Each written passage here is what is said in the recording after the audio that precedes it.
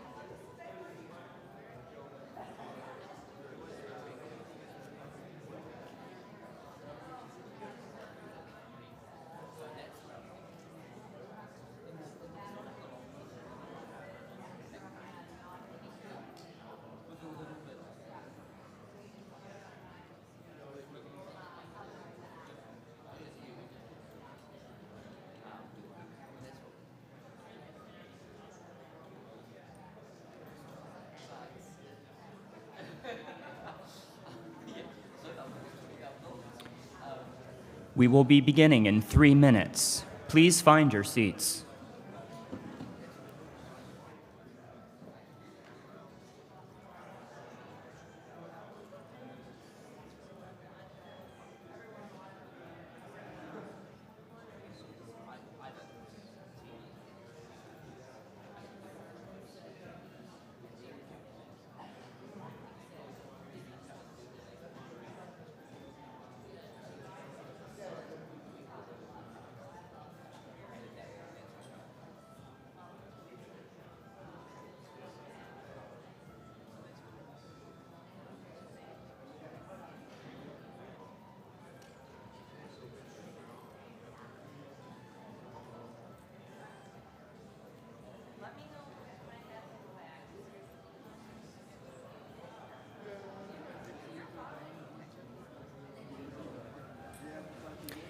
Day 2 of the Global Free Speech Summit will be beginning in 2 minutes. Please find your seats.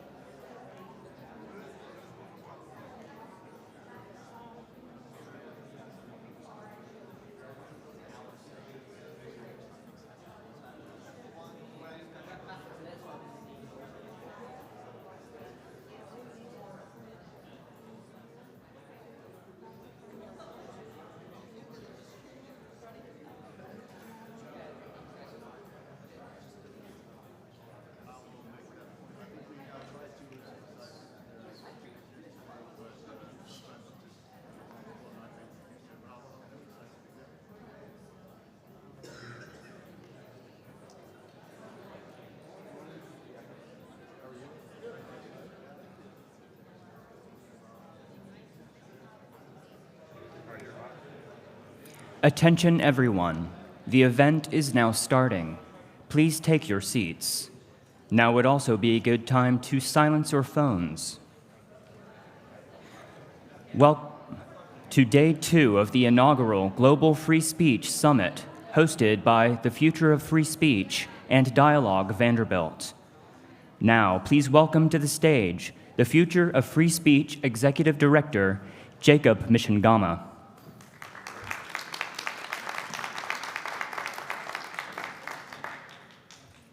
Good morning, everyone, and welcome back to Day 2 of today's Global Free Speech Summit. I hope you enjoyed Day 1 as much as I did. We had a lot of inspiring talks and debates. We also tweaked the algorithm to give you some drama and keep you hooked.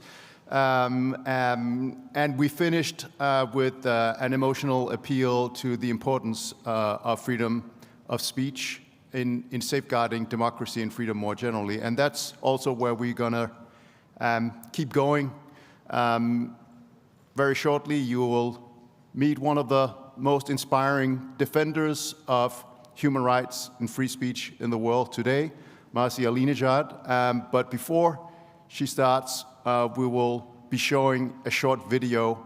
But again, welcome back, and also welcome to the debate students who are here for a debate competition. It's great to see you all around. I will be judging that tomorrow, so you can bribe me in the breaks. But welcome back, and yeah, I think we're ready for the video.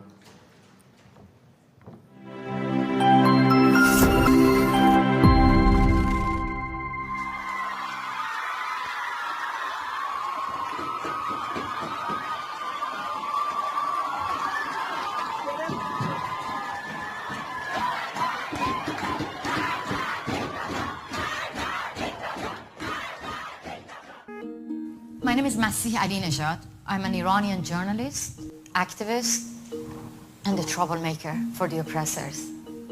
When Masih Alinejad first heard the news of the attack on author Salman Rushdie, she had more reason than most to be concerned.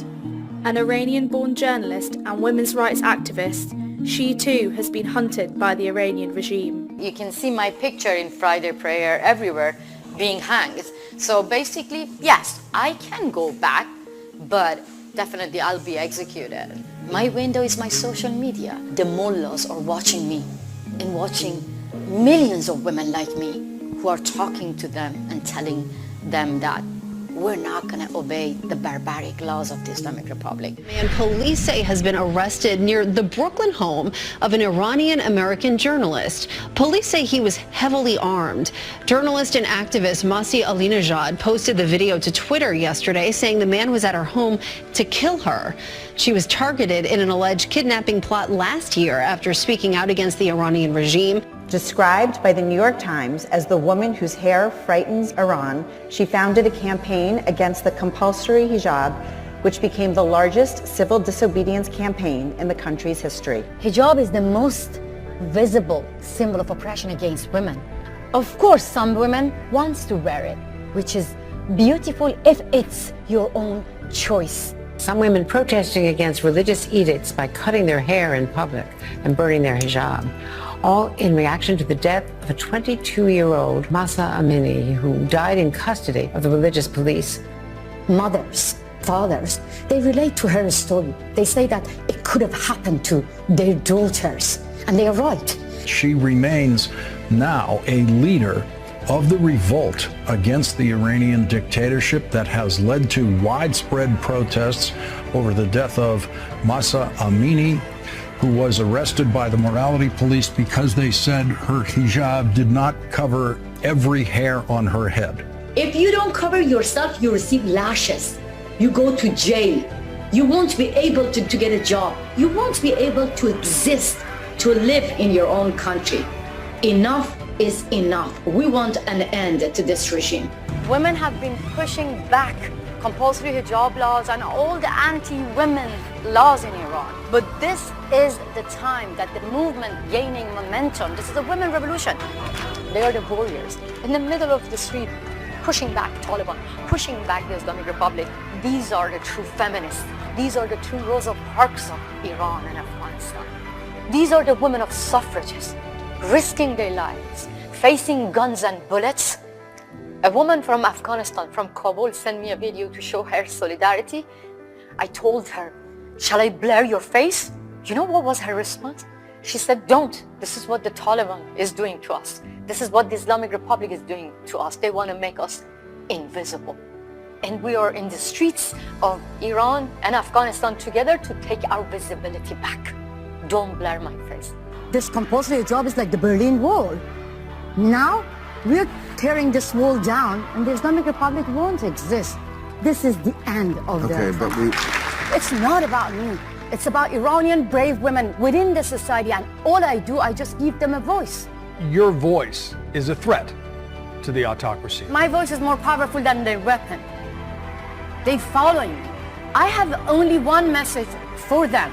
Can I use your camera and talk to them? Please. Go ahead. Which camera? I know that they're listening to me. This one. I want to tell you, گورتونو گم کنید. Go to hell. I'm not scared of you. I have only one life. You can kill me, but you cannot kill the idea. The idea is just fighting for freedom and dignity.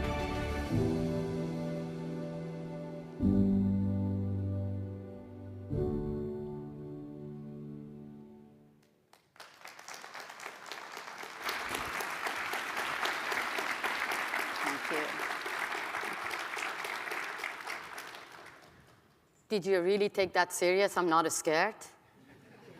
I'm fucking scared of the killers. That's the truth.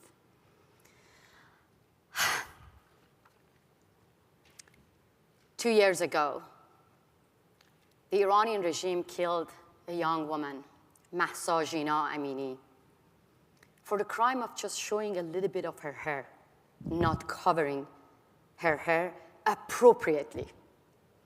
But 2 months earlier, as you saw, the same regime hired a gangster and sent him to New York.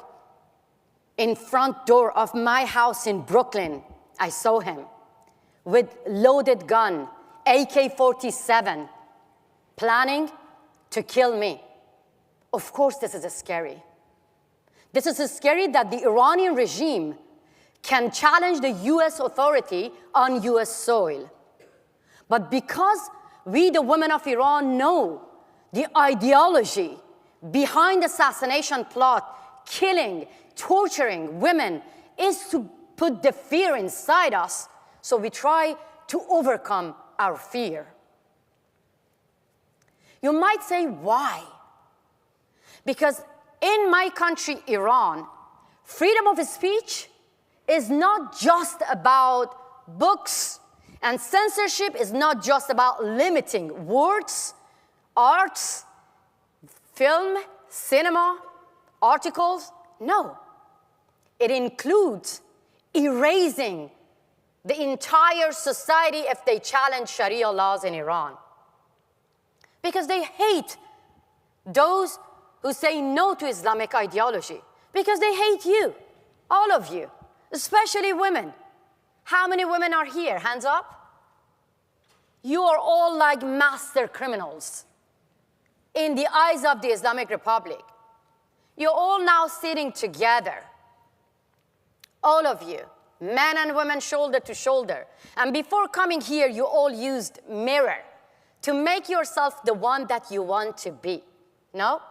But the Iranian regime made sure that every single morning, people want to go out, they have to make themselves, using the mirror, to choose the lifestyle that imposed on us by the regime. So that's why they want to get rid of any of those who dare to choose their own lifestyle. So we are here in Nashville, which is my first time being here in this beautiful city, to celebrate freedom of speech. But in my country, people are paying a huge price for fighting to gain the same freedom of speech that we take it for granted here.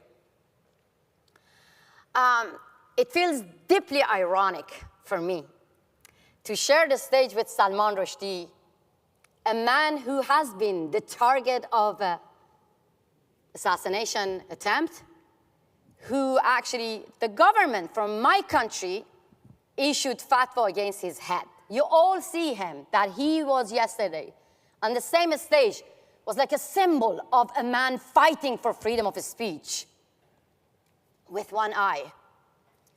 And I was only 12 years old when, as you said, Ayatollah Khomeini, as we, the people of Iran, say, the dictator of the Islamic Republic, issued the fatwa against Salman Rushdie.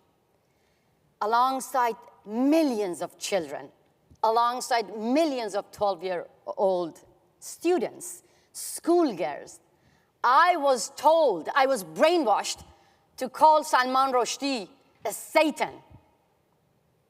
And guess what? After years, now the same regime that targeted Salman Rushdie called me a Satan too. Yes, I want to actually show you an absurd video.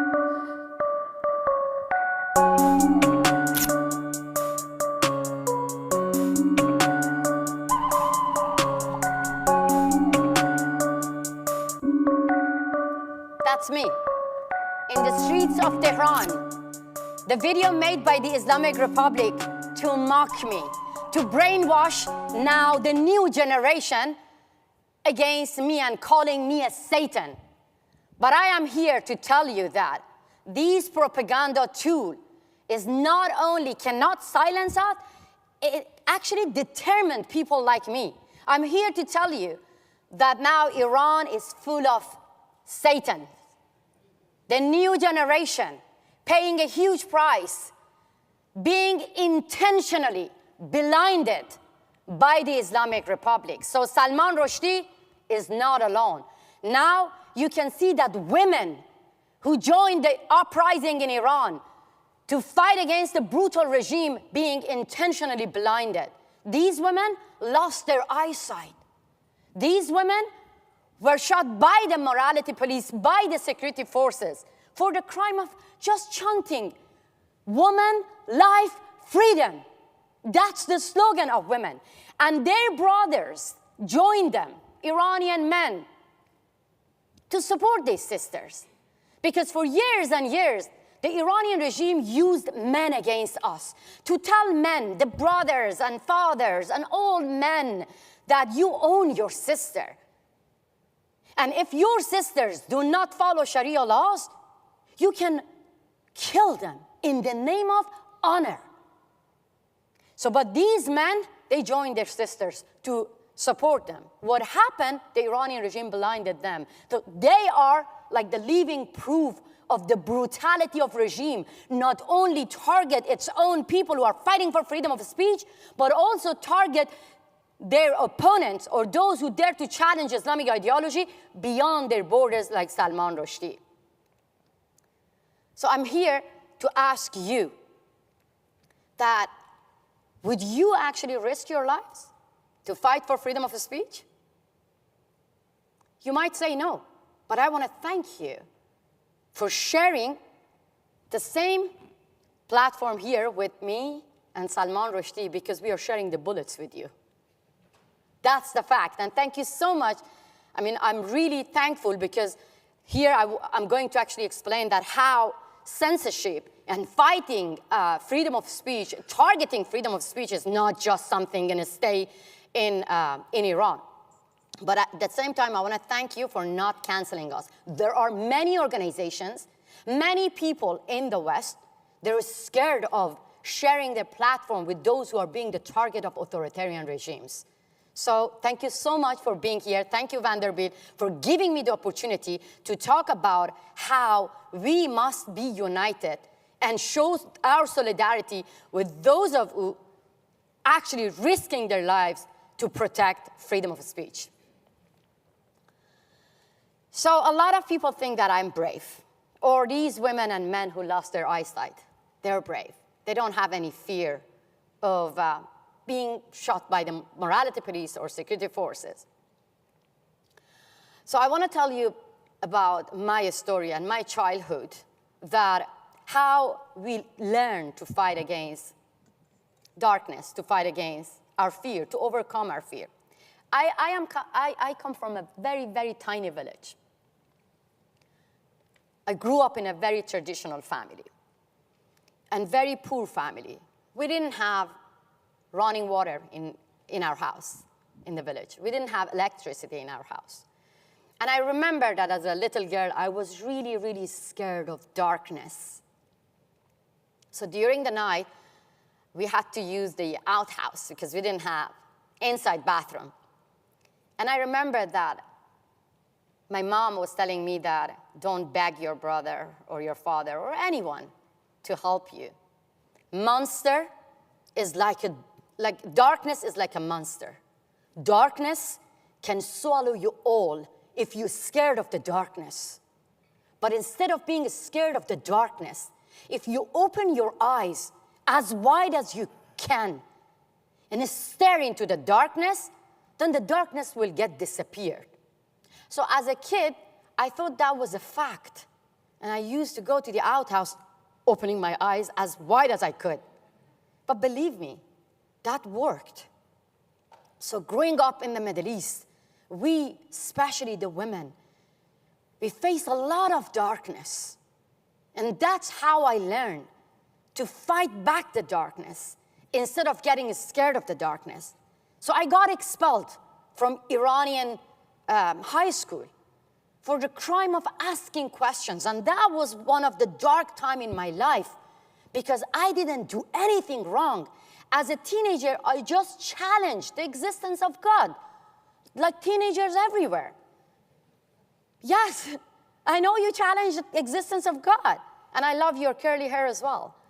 That was a crime for me to have a curly hair like this.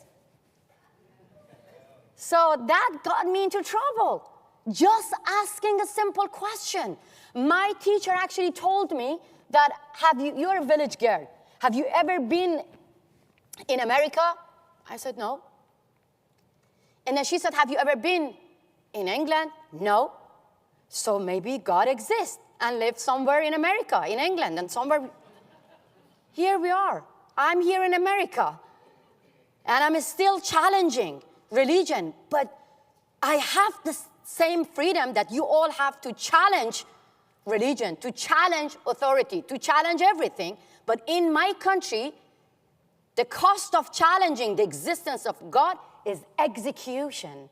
You get killed. So I got kicked out from high school. I decided to be a parliamentary journalist. So I just asked so many questions about politicians. And as you see, I have a loud voice. Very simple questions. I put myself into trouble again. Very, very simple question. Women are banned from singing solo. Can you believe that? So I was asking the politicians, why? Why singing solo is banned for us? For instance, I asked the former president, have you ever heard of a woman singing? He said, yes, I heard a woman citing Quran. I said, no, I mean a real singing, like Beyonce. Like we have so many, Celine Dion in Iran. We have so many well-known singers who all were forced to leave Iran. And I said, have you ever heard of them? He said, no. And he started to explain the logic behind the fatwa that banned women from singing. And I'm going to actually tell you, the fatwa says that my voice, women's voice, can get men excited and men get aroused. And I said to the former president of the Islamic Republic, okay, let me try. I want to sing and see. Agar Khoda mara begiryani man asmanat ra begham begiryanam. How many of you got aroused here? Yeah. I know you are laughing. I know we are laughing against the absurd and like ridiculous fatwa that ban women from singing. But that's the reality in Iran. We cannot even question about it. Right now that I'm talking to you, women's voice being erased from everywhere. And Zara Ismaili, a young woman, is in prison for the crime of singing one of the well-known songs of Lady Gaga. This is a crime in Iran. So as you know, because of my loud voice and asking too much question, I got kicked out from my homeland at the end, from Iran. Not just a high school, not from a parliament. I was a parliamentary journalist. I exposed the corruption, and I got kicked out from parliament. And at the end, from my beautiful homeland, Iran. But that didn't made me to go in my isolation behind the curtain and keep silent at all. It's not in my DNA to keep silent. So in 2014, I decided to use my social media and created a campaign against compulsory veiling. For many of you, you might say that it's just a small piece of cloth. It's not a big deal.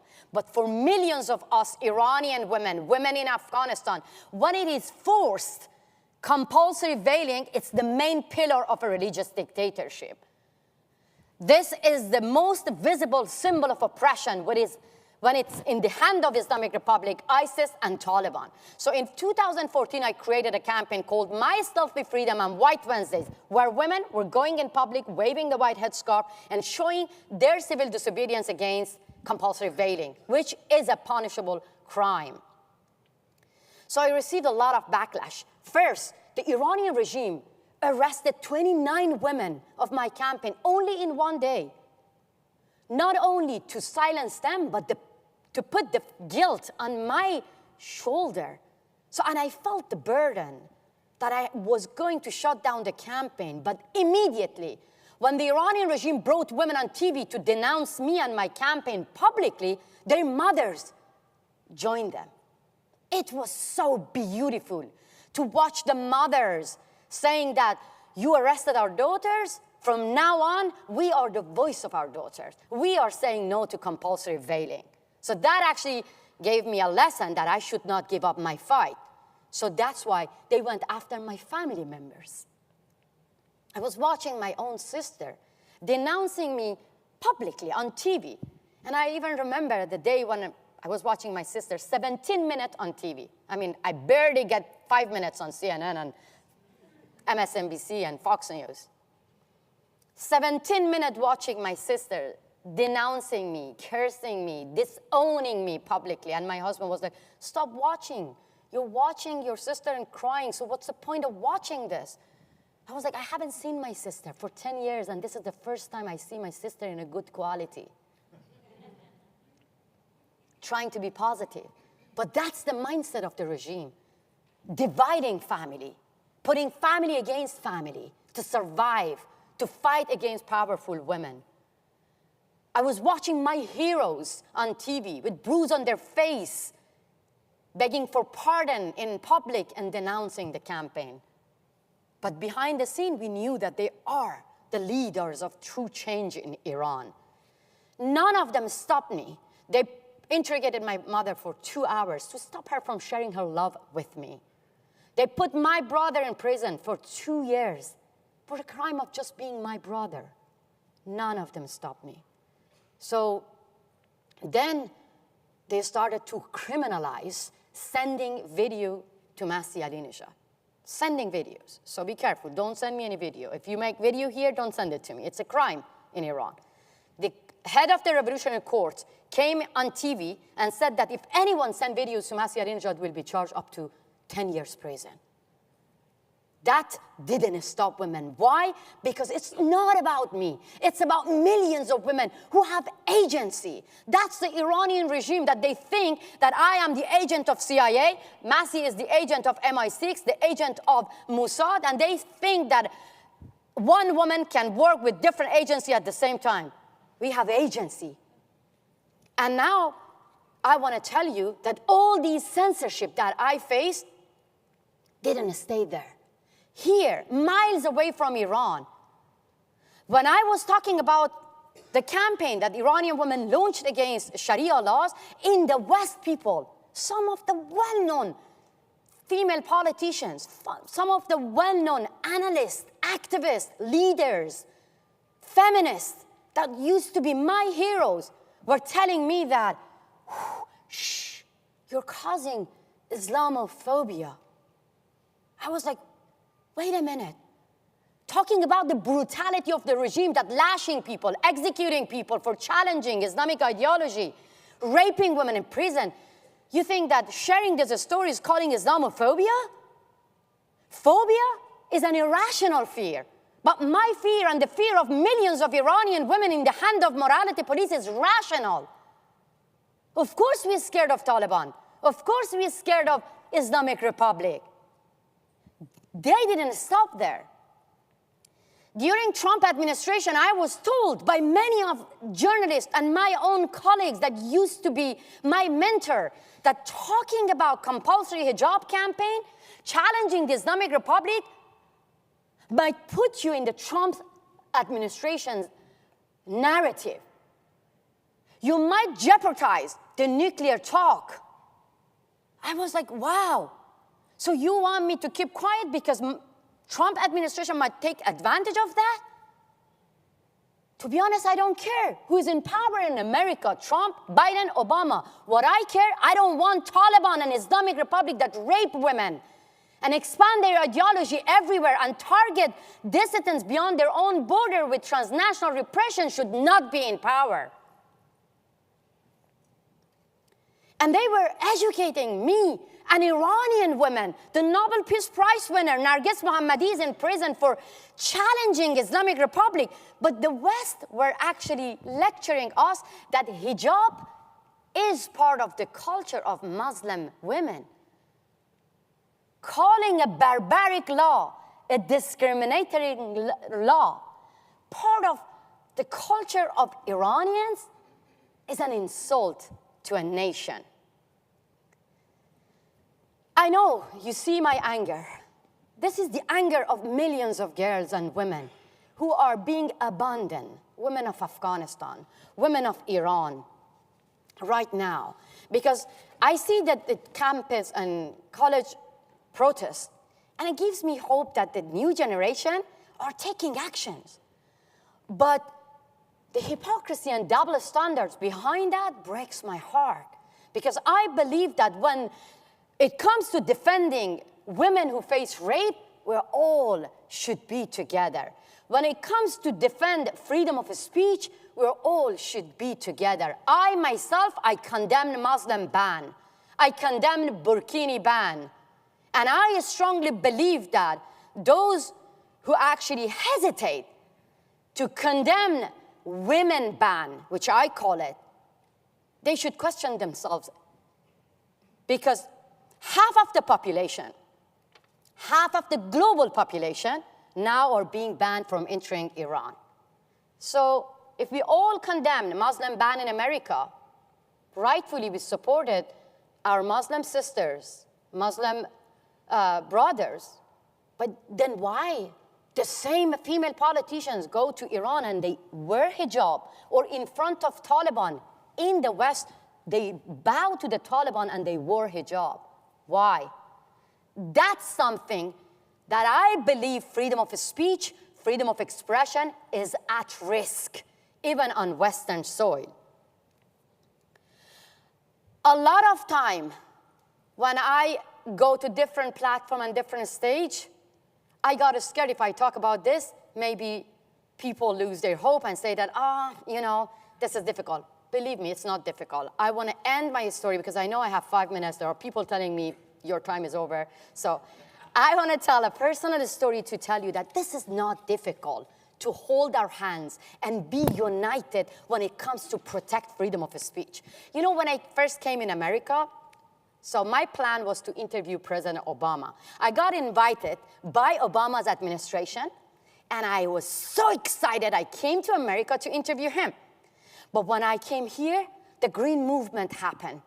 So the Iranian regime shut down the newspaper that I worked for. They killed more than 100 people. So Obama's administration got cold feet that if we give you interview, then we might send a signal to Islamic Republic that American government support the Green Movement. There's nothing wrong about this if you support a peaceful movement. But they didn't want to get involved. So I didn't get Obama, as it's now clear, but instead I got my husband. Yes, the best deal an Iranian can get from Americans.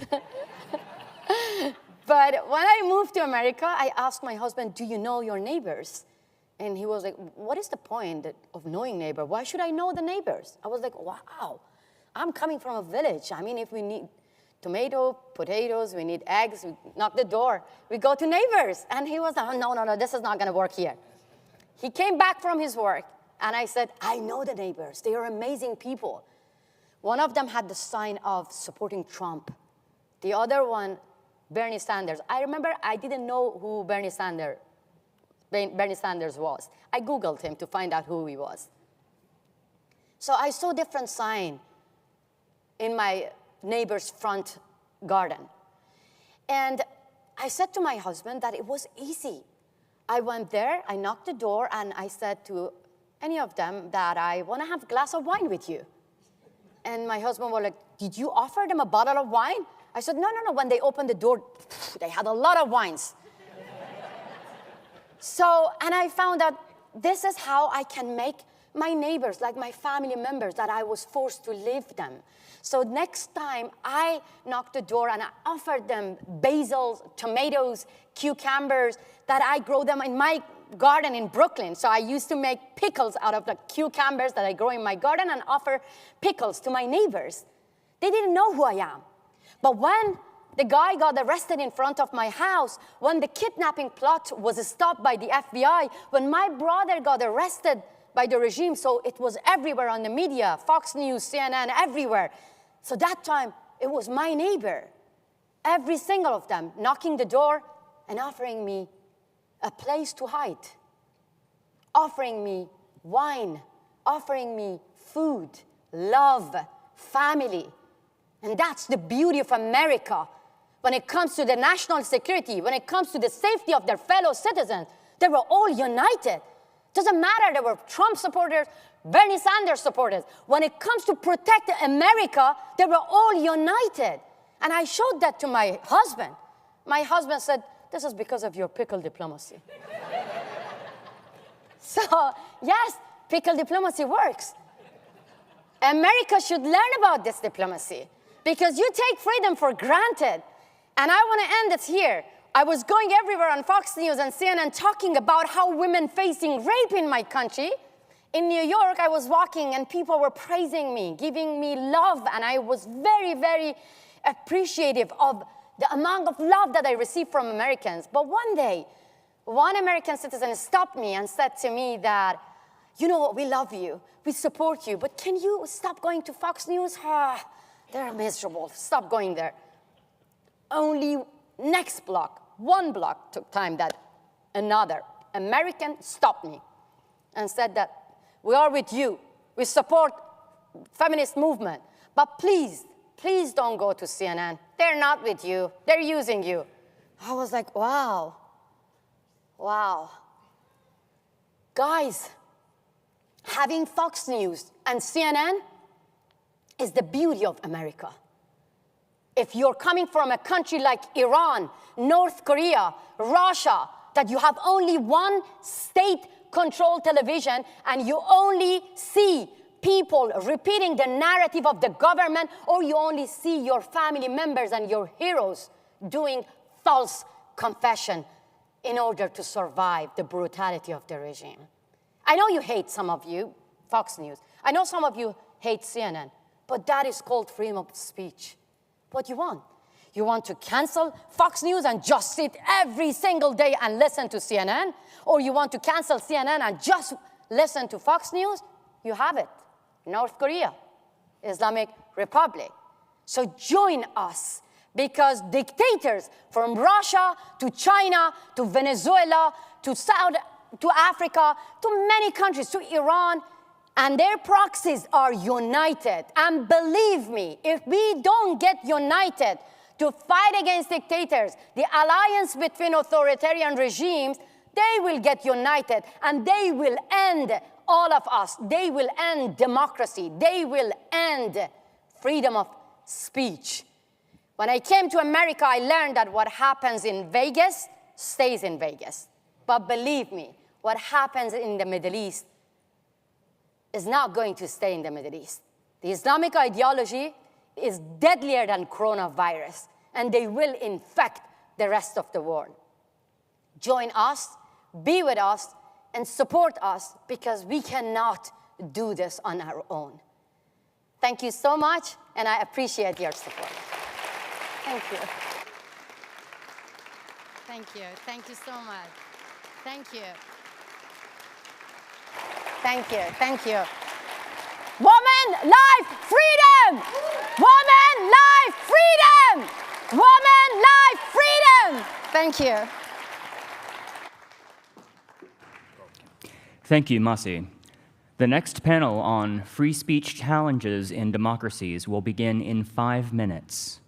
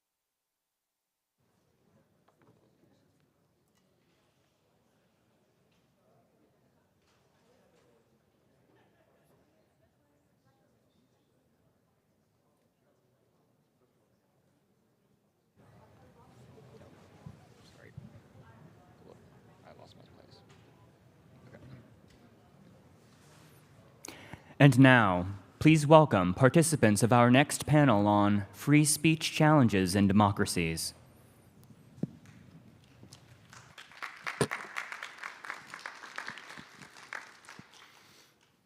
Good morning, Nashville. I am Jonas Brødre-Plesner. I have the pleasure of moderating this next session on free speech challenges in democracies. I think we're all mesmerized, captivated, and energized by listening to Masih Alinejad. I was, at least. We will try to, our small degree, all of us, to keep up that momentum, that sort of fight for free speech. Yes, okay, that's a bit challenge. I'll give it to one of the others, that one of you is welcome to sing as part of this as well. You've seen it done on stage, so I might not be the one, but thanks for the Chancellor's encouragement. So we're going to speak about free speech in different countries. I have here next to me a really great panel. I have Rana Ayyub from the Washington Post, Indian journalist and author of the Gujarat Files. I've actually been reading it here, so I recommend it to everybody. It did dispel a lot of my illusions about India as the world's greatest democracy, but you can speak to us much more sort of succinctly about that. I have next Jakob Machangama. I think in this room he maybe needs not too much introduction, but still the executive director of the Future of Free Speech Initiative, and in many ways our host today. And you have also written a mammoth of a book that I really encourage, that it's just called Free Speech. Although as Rushdie said yesterday, the wonder of bookstores is there even more books. So I was about to say that you have said the definitive word about free speech, but there's still freedom of choice to read other books as well. But it's a great book. I have Szabolcs Pányi, investigative editor from Central European Investigations, WeSquare, out of Hungary, Budapest-based investigative journalist, focused on uncovering corruption, Russian and Chinese influence, and cyber surveillance in Central Europe. You're also a member of the Pegasus Project, uncovering spyware abuses back in 2021.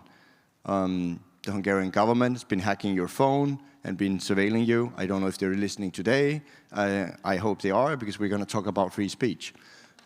We have, last but not least, and Guilherme During Cunha Pereira from Gazeta do Povo from Brazil, and Chief Executive Officer of Grupo Paranaense de Comunicação.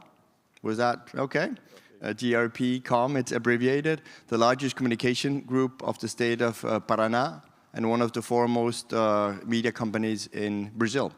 And you're going to speak us about, of course, also free speech in Brazil.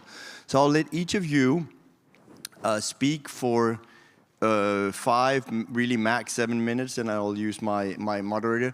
The reason for that is that we don't just go with like 3 minutes very shortly, is because it's so different situations in the country. So you need to give us a little bit of background. Me, for example, reading Rana's book, there's a lot I didn't know about. I even actually had to look up precisely where the state of Gujarat is, where I've never been. So I think we need that sort of context. But I also will use my time as moderator to try to tease together, also as we had yesterday, some of the discussions, what is actually free speech? What are the boundaries we want on, like, what can government do? How do we curb disinformation? Should governments even be involved in that? Should tech companies? So I think some of these things will also be really interesting for also the debate for all of us. But now I really want us to turn first to Rana to explain about the situation in India, what you see as sort of the biggest challenge for free speech. All of you are allowed also to give grades if you want. This is free speech up here, so if you want to be provocative and give a grade to your country, you're welcome as well. Rana, the word is yours. Thank you, Jonas. Good morning, everyone. The challenge about speaking about India, especially, this is the second day of this summit, is that how does one speak about the world's largest democracy in the context of free speech? Because the illusion and the myth around the world is that we are the world's largest democracy, and free speech is inherent to our nature. Nobody views India and talks about India in the same breath that we have spoken about other countries since yesterday. Nobody sees India in the same breath. The truth is that we, Dem, and other democratic indices have labeled India as a country on the verge of an autocracy, that we are the world's largest democracy with 1.4 billion people, where free press is now an illusion.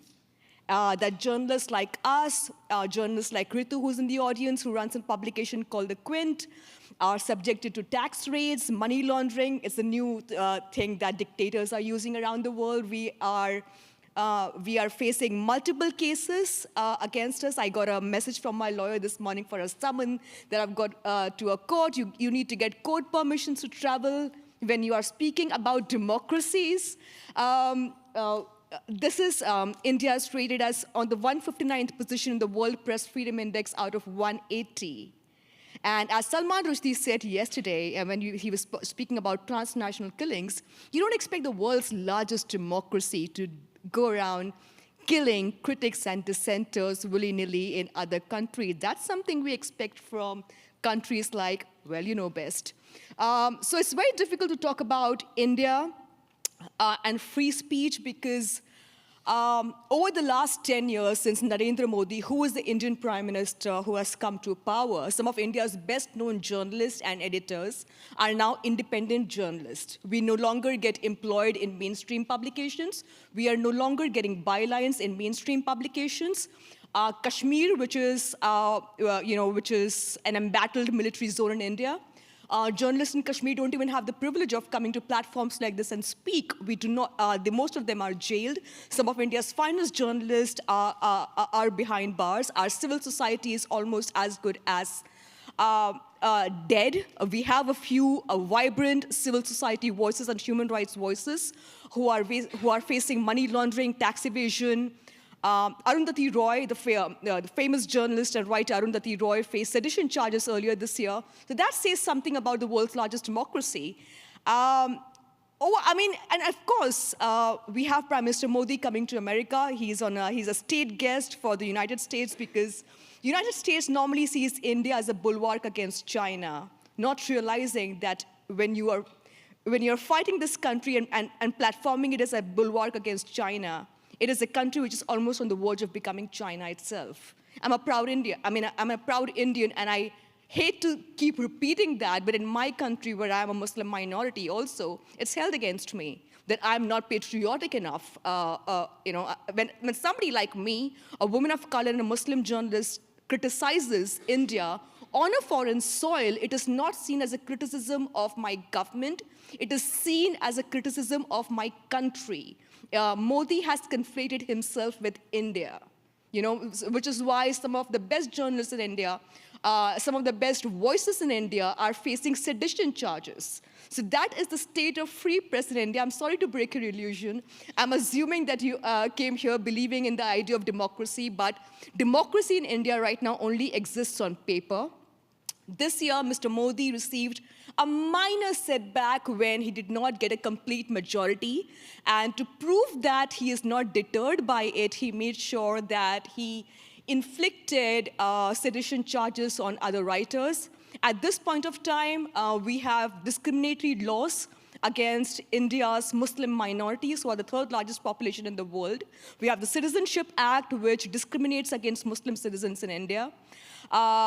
That's what democracy looks like. And like I said, it's extremely critical to talk about a country like India in the realm of free speech, because we talk about Iran, we talk about other countries, we talk about dictatorships, but we don't speak about India in the same narrative. And it's important to tell the world the story of what's happening in India to the Indian democracy and the voices that are being suppressed. Thank you, Rana. I might, though, just ask a follow-up question, because you were able to do this in India and get this published, and it was really fascinating undercover investigative journalism you did, posing as a filmmaker from the US, coming back to India. And so amazing feat of journalism. So it kind of makes me a little bit optimistic as well, saying you were able to do this. I must tell you, though, that it's a self-published book because nobody was willing to publish that book. So I took a loan and I self-published that book, and it is now a bestseller in 14 languages. We have sold 730,000 copies in 14 languages. But the fact is that mainstream publications in India pretended that this book did not exist. I wrote an open letter asking the Supreme Court of India to take cognizance of this book and the findings of this book. When I went, I went undercover. I wore multiple cameras on my body, pretending to be a Hindu nationalist girl from an institute, a film institute in LA, and I went to Gujarat, met ministers in the Modi government who were then accused of inciting a genocide of 1,000 Muslims in the year 2002. And none of those officials would speak before commissions of inquiry for fear of being hounded. So I had to go undercover as this woman who hated Muslims, who hated Islam, and then I infiltrated the rank and file of the Modi government with cameras on my body for 8 months through circumstances that I do not wish to recount because it made me get psychiatric treatment later. And anybody, when I go to journalism institutes right now, a lot of journalism students tell us how do we go undercover? And I tell them, do not do that. It ruins your life like nothing else. It has ruined my life psychologically, but again, it's a small price to pay to expose what a regime can do to silence minorities and dissenting voices. So this book was self-published, and till today, people pretend it does not exist. Thank you, Rana. Good on you. That's why I wanted to bring it out, because I've read it and I've sort of followed through your writing, what you've gone through with that. I'll turn now to Jacob next on it. You will go, I think, more and make an analysis of, you're of course Dane by origin, but of particularly in Europe more broadly, the state of play on free speech, and particularly also how government regulation actually can be a sort of hindrance to free speech. Yes. So one of the tragedies of India, if you may allow, is Gandhi said that freedom of expression and association were the two lungs that were absolutely necessary for liberty, and he was prosecuted for sedition under a British Colonial Sedition Act, and we see the same thing in Hong Kong. So that's just a historic curiosity, which sort of shows the backsliding, if you like. But one of the issues that I see in European democracies, the situation is far better than in India. It's in most European countries, the situation is far better than in Hungary. It's better than in Brazil. But we are seeing, I think there used to be a time where you had sort of quite bright lines between speech restrictions in open democracies and authoritarian states. I think it's becoming more blurred. And I think we're seeing a movement where we don't have sedition laws as such, but laws against hate speech, terrorism, and so on, and now most worryingly, disinformation, come to serve as sedition laws. So let me give you an example. What are the optics of an Israeli Jewish woman being arrested by the police for peaceful protest in Berlin? Like, you don't need a lot of historical awareness to say that's not a good optics, but that's the reality today. So an Israeli woman who lived in Germany for 20 years, who was a pro-Palestinian, walked into a square in Berlin with a sign that said, as an Israeli Jew, stop the genocide in Gaza, and was arrested by police. She's been arrested on three occasions, had her sign confiscated on the basis of hate speech, because Germany's reaction to the aftermath of October 7th has been to basically ban pro-Palestinian protests and basically say that if you chant from the river to the sea, that is hate speech, that you can be convicted. And what we also see in a country in Germany is that there's an increasing fear about the consequences of social media. So it's not uncommon now in Germany, and again, the historical parallels are a bit troubling. It's not uncommon now in Germany for the police to show up in your apartment at early morning, raid your house, arrest you, confiscate your tablet and your laptop if you've written something on social media that contravenes the rather expansive list of prohibitions on speech in German law. So this can be hate speech. It can even be insulting politicians. So a famous example was someone who wrote of a politician who had broken COVID rules that he was a dick, and police show up in your apartment. That's not something that you would associate with an open democracy. Only a few weeks ago, an American living in Germany was convicted for using anti-constitutional symbols because he published a book critical of COVID policies which had a swastika on a face mask. Now, quite clearly, this was not something who was advocating Nazism. It was someone who made a hyperbolic comparison between COVID policies and Nazism, but that's a pretty common trick to use the so-called Nazi card, but that's a criminal prosecution. France, France is the is where the 1789 Declaration of the Rights of Man and Citizen was born. But we also see in France a closing of permissible speech. So under President Macron, 34 organizations, civil society organizations, have been banned by decree. So that's more than under any other president in the lifetime of the Fifth Republic. And what happens when an association is banned by decree is that it's signed by the president, the prime minister, and the minister of interior. Out of these 34 cases, only one has been overturned by the courts. And so who are these organizations? So one of them was like a Muslim organization who accused the French government of being anti-Muslim and Islamophobic. And the government said, well, these are sort of incite hatred against the state. And also, on the Facebook account of this organization, there were anti-Semitic stuff written by third-party users, so not the organization itself. And the government said, well, you didn't remove them, you didn't moderate them, and therefore we can close you down. But this has not only happened to Muslim organizations, it also happened to sort of conservative right-wing organizations, to anti-fascist organizations, and so on. So that's, again, something which is quite worrying, because it gives a lot of power to governments to narrow the permissible limits of dissent. Again, it's important to note that Germany and France still have, you can still be very critical of the government. You have peaceful transfer of power. You have great media organizations that do critical investigations of what's going on. But the trend is very much towards that voices that are seen as too extreme can now be punished. And I'll maybe end with what I think is a very symbolic shift. So that's my own country, our country, Jonas, Denmark. So Denmark, as some of you might know, is one of the most secular liberal countries in the world.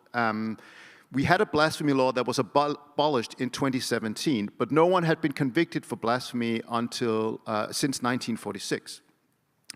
But then there were these far-right protesters who burned Qurans around the country. And, I'm not a fan of book burnings, but it's still, in my opinion, a symbolic protest against ideas that you don't like. But what happened was that a number of countries, including Saudi Arabia, Iran, of course, put pressure on the Danish government to say, you have to do something about this. And Denmark suddenly did a shift. Jonas's boss, Anders Fogh Rasmussen, our former prime minister, you might remember at a time where a Danish newspaper published cartoons of the Prophet Muhammad, there was huge pressure on Denmark to do something about it. The Danish government said, no, we're not going to cave in. But now the Danish government caved in and passed this law saying you cannot desecrate religious text in public, which is punishable by 2 years. So that's a shift where you see that authoritarian states now have the power to impose their norms on open democracies like Denmark caving in for something that no one has been punished for a very long time. So that is the trajectory. We can get more into sort of some of the stuff that's coming out of the European Union, but I know that will be touched upon in some of the panels on social media, AI, Digital Services Act, and so on. But that's the trajectory that I see in many European governments, that there's a fear really of free speech, that it's seen as a threat more than a defense of basic democracy. And I think that's quite a dangerous development, because we don't have to scratch the first surface of history to see that there's not it's not a natural law that Western democracy will have free speech and democracy. Thanks, Jacob. Really good example, and I thought very concrete on sort of the boundaries of free speech. Personally, I agree completely with the assessment of the sort of caving in of the Danish government on the new law. I'm a little bit more in doubt on the examples on chanting from the river to the sea, which I can, and maybe I show my biases here, also see as a sort of call for the annihilation of the state of Israel.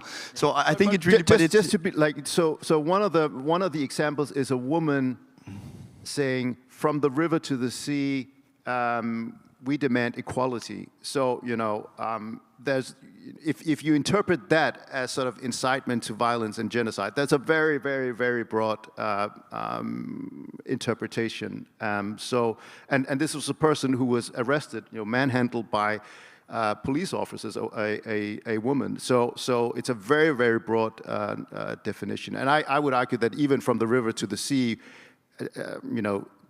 should not meet the requirement of incitement to violence or genocide. No, and I love your unwavering commitment to freedom of speech and passing the Voltaire test always. Of even if it's something we disagree a lot with, then we should be able to hear it. Let's now turn to Shavo Panic and speak about Hungary and your own experiences, and of course how you see the situation for free speech in your country and with your own experiences as a journalist. Thank you for having me, and thank you for inviting me, and thank you for being interested. Hungary is a case, so actually I feel like I should sit in a panel between this panel and our next panel. Actually, a couple of years ago, the European Parliament passed a resolution with an overwhelming majority saying that Hungary is not actually a democracy anymore. It's called like a hybrid regime of electoral autocracy, which means that we still do have free elections, but these are not fair elections because the state uses its own resources to campaign on behalf of the ruling party. And what I'm going to talk about mostly is media capture, which is really integral to the rule of Prime Minister Viktor Orbán in Hungary. And this is basically a strategy of staying in power that he's trying to export to other countries, not just in Europe, but also his having his tentacles all around the world, although Hungary is just a country of 10 million people.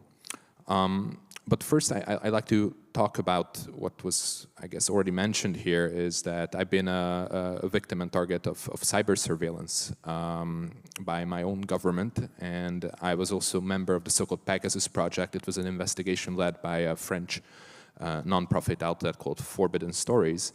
From the United States, I think it was the Washington Post who participated in this investigation. And basically what happened is that there was a leak of 50,000 phone numbers, which were selected as targets by different clients of NSO Group, an Israeli spyware company, who was selling this tool that can infiltrate your phone, take full control, use it as a covered listening device, even turn on the camera remotely. So this Israeli company, with an approval from the Israeli Ministry of Defense, sold this tool to a handful of countries, democracies, autocracies, and what we got hold of is basically the list of targets from, of course, a very specific time frame in the 2017, 18, 19 years. And what we found out is that although Hungary only had, I don't know, like more than 300 phone numbers participating in this target list, but apart from my phone number, we identified at least 5 or 6 other journalists, mostly investigative journalists, and also media company owners. And what we uncovered is that although Hungary is a member of the European Union and NATO, there are certain international agreements that officially the Hungarian government is following, but below the surface in a very sneaky way. So it's very important that this type of oppression is sneaky. It's not using force. Journalists are not getting jailed. We're not getting beaten up on the street. There are no hitmen sent after us because there's no need for it. What we figured out is that it basically fit the pattern. What we already knew about the regime in Hungary is that they are not in the business of trying to kill journalists. They are in the business of trying to kill the stories by putting a spyware on journalists' phones so that they can identify our sources and possibly they can intimidate our sources and can prevent whistleblowers from contacting journalists and leak us stories about abuses of power or corruption. But what they can also do is that basically they can find dirt on media company owners, those who still own certain media outlets that publish critical outlets about the government. Since 2010, when Viktor Orban came to power, what he did in a very strategic way is media capture. What we've seen in my country is that the state used its own resources, meaning state-owned banks, which then gave loans to proxies to seemingly independent businessmen who use these state resources to buy up previously free media and then turn into propaganda.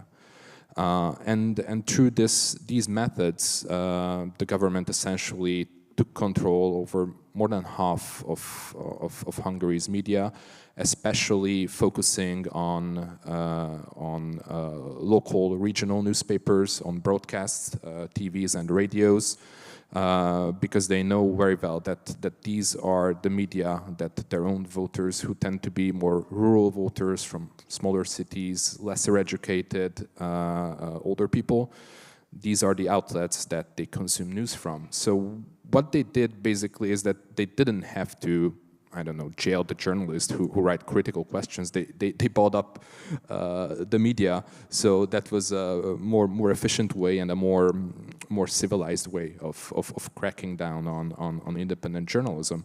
And then, of course, when they saw that there's still independent reporting happening, that's mostly on the online sphere in my country, then, of course, they deployed spywares against investigative journalists such as myself, just to make sure that they get a heads up of what I'm working on, and also to make sure that they can identify our sources and discourage people from sharing crucial information with us. But more than that, and this is something where we've seen a bigger shift from democracy to an autocratic regime, is that the government of Viktor Orban started to copy-paste Kremlin methods that we see now all over the region, basically trying to stigmatize independent journalists and also NGOs, human rights activists and lawyers as foreign agents, as mostly agents of the United States, agents of the CIA, and agents of probably the most famous Hungarian person besides Viktor Orban, agents of George Soros.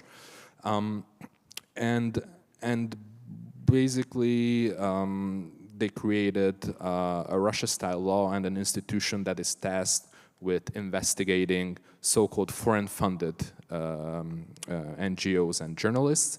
The whole idea is that we're going to be publicly labeled as foreign agents because, as I said, the government made sure that they can buy up all the large mainstream media outlets. So obviously, what independent journalists could do after this is that we're relying more and more on funding coming from the European Union or from the United States. So now they are going after the financial resources of independent journalism. And of course, again, it's not like we're banned from publishing anything that we want. It's not like we're getting prosecuted for what we write, but these are methods that undermine both the basics of how an independent journalist works, that I work with sources. When I meet with someone who wants to leak something to me, obviously, I'm not revealing that person's identity, but when there's a spyware on my phone, then obviously that puts him or her in jeopardy. And also they're going after the financial foundations, the economic foundations of independent journalism by trying to cut us off from any kind of funding from outside of Hungary. And this is basically a position where we're at right now. I'm not saying that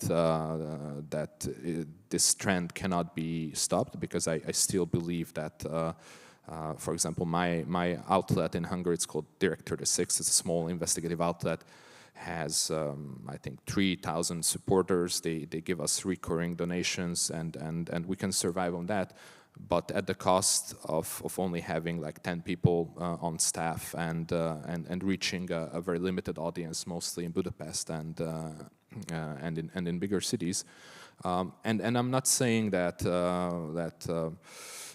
this has to be like this, but the problem is that, as it was said, as in the case of India, there are always other diplomatic, more important issues that basically overrule other countries' perspectives when it comes to Hungary. The European Union should have stopped what's going on in Hungary, which is called democratic backsliding.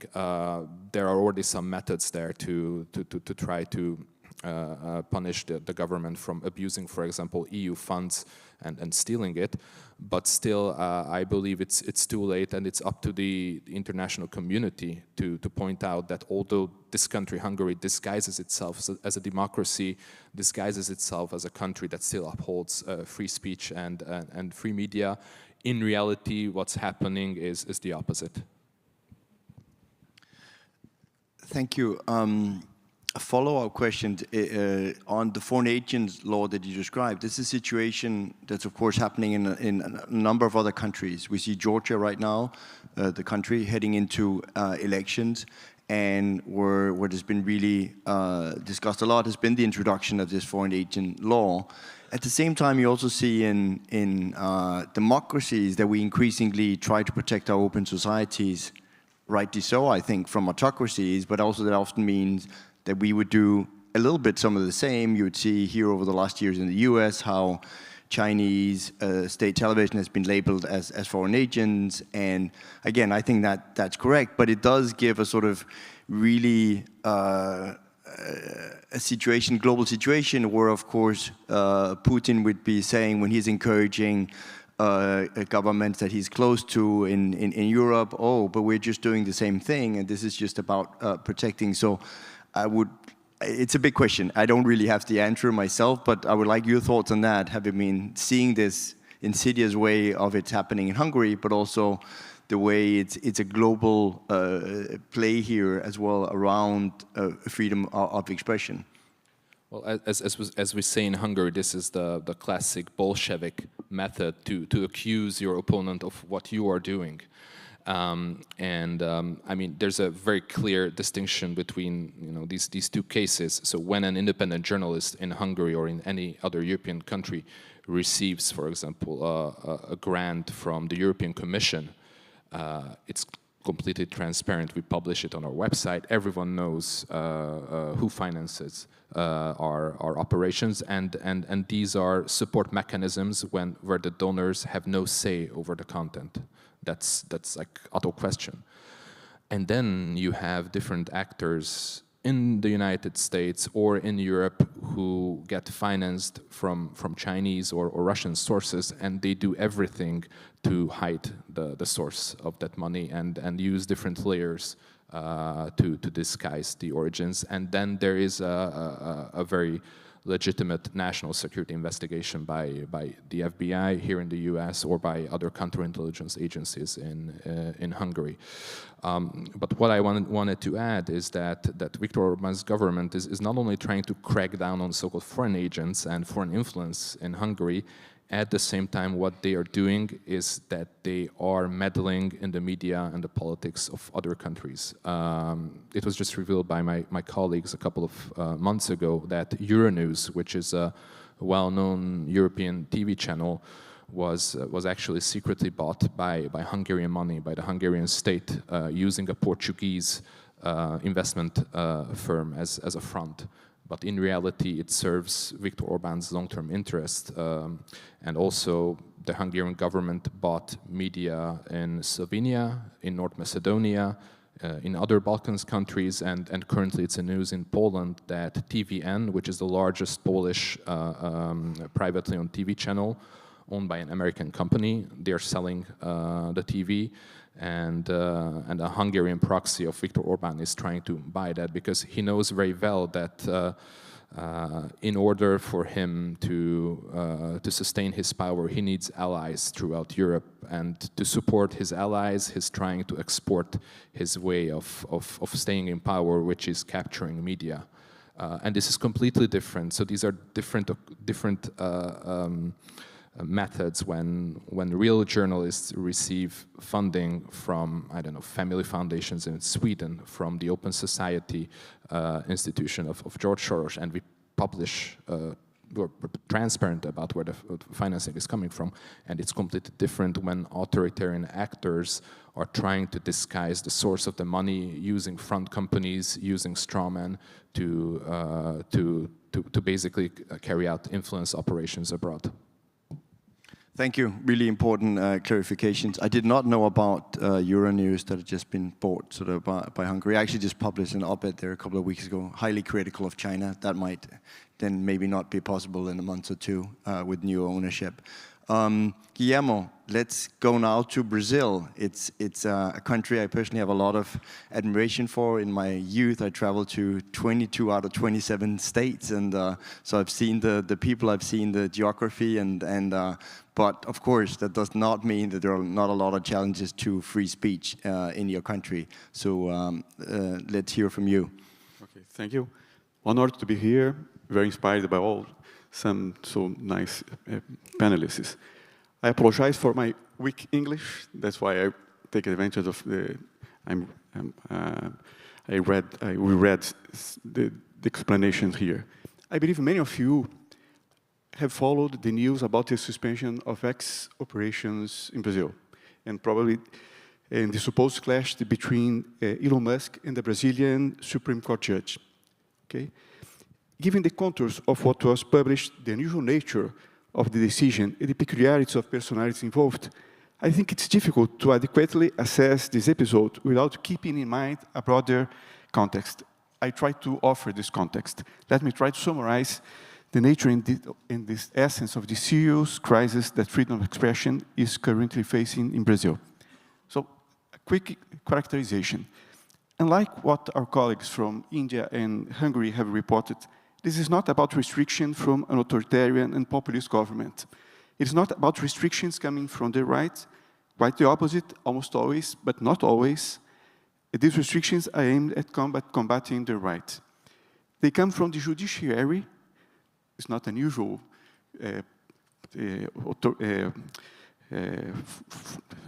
origin from these kinds of restrictions. The Supreme Court enjoy, at least to a certain extent, the agreement and complicity of a significant part of the opinion makers, including traditional media outlets. This reflects a broader trend seen throughout the Western world, a growing distrust in freedom of expression as a truly important value, which, even though not absolute, deserves robust protection.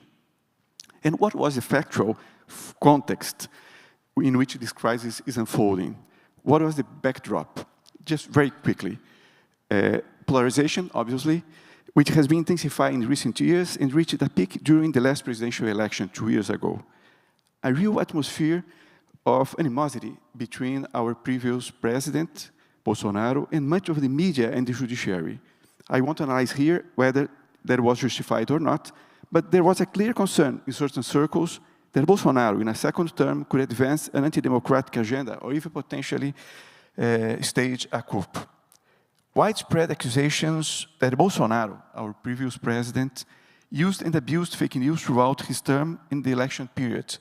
In addition, the media echoed a general fear of fake news, considered by then perhaps as the most serious problem facing democracies today. At the same time, for some years now, long before this political clash, universities and media outlets had already been expressing concern about hate speech. And there was, and this is still, it's an ongoing debate in society about the regulation of social media and other digital platforms. But precisely, specifically, what were the concrete decisions? What are the concrete decisions made by the higher courts that have affronted or are affronting freedom of expression, to be very precise? To understand the whole situation, it's important to mention the first decision. It was a decision taken 5 years ago. The Supreme Court opened a sui generis criminal investigation, which is still open, targeting fake news against the court. In reality, it also targets critical opinions, criticism about the court. One judge, Alexandre de Moraes, the same one involved in the Masih case, is simultaneously the victim investigator, accuser, and judge. Under his authority, for all Brazilians. Anything posted on social media can be the subject of this inquiry. A general ongoing investigative power over all Brazilians. For example, a group of prominent national businessmen was engaged in a group of messages, specifically they had a group in WhatsApp. In it, they exchanged ideas about what would be better for the country, whether Lula or Bolsonaro, with some even stating they would prefer a coup. They would prefer a coup rather than having Lula again in power. A journalist who managed to join the group published the conversation in a newspaper. Alexandre de Moraes ordered search and seizure operations at their homes, confiscating all phones and computers. A year later, he reversed the decision, admitting there was insufficient cause for such measures. All these businessmen, once active on social media fell silent. Cancellation of Brazil's biggest podcaster, a third case. I'm just taking some of the numerous cases that we have had recently. In a show discussing the limits of democracy alongside two congressmen, he said, "I think a Nazi party could exist." He didn't defend Nazism. He is obviously against it, but argued for the possibility that a Nazi party could exist in a democracy. YouTube and other social networks canceled him and demonetized him. The Brazilian judiciary subsequently deemed the platform's actions non-abusive and additionally revoked his passport. He now lives in the US and he was not a right-wing activist. Restriction of parliamentary immunity.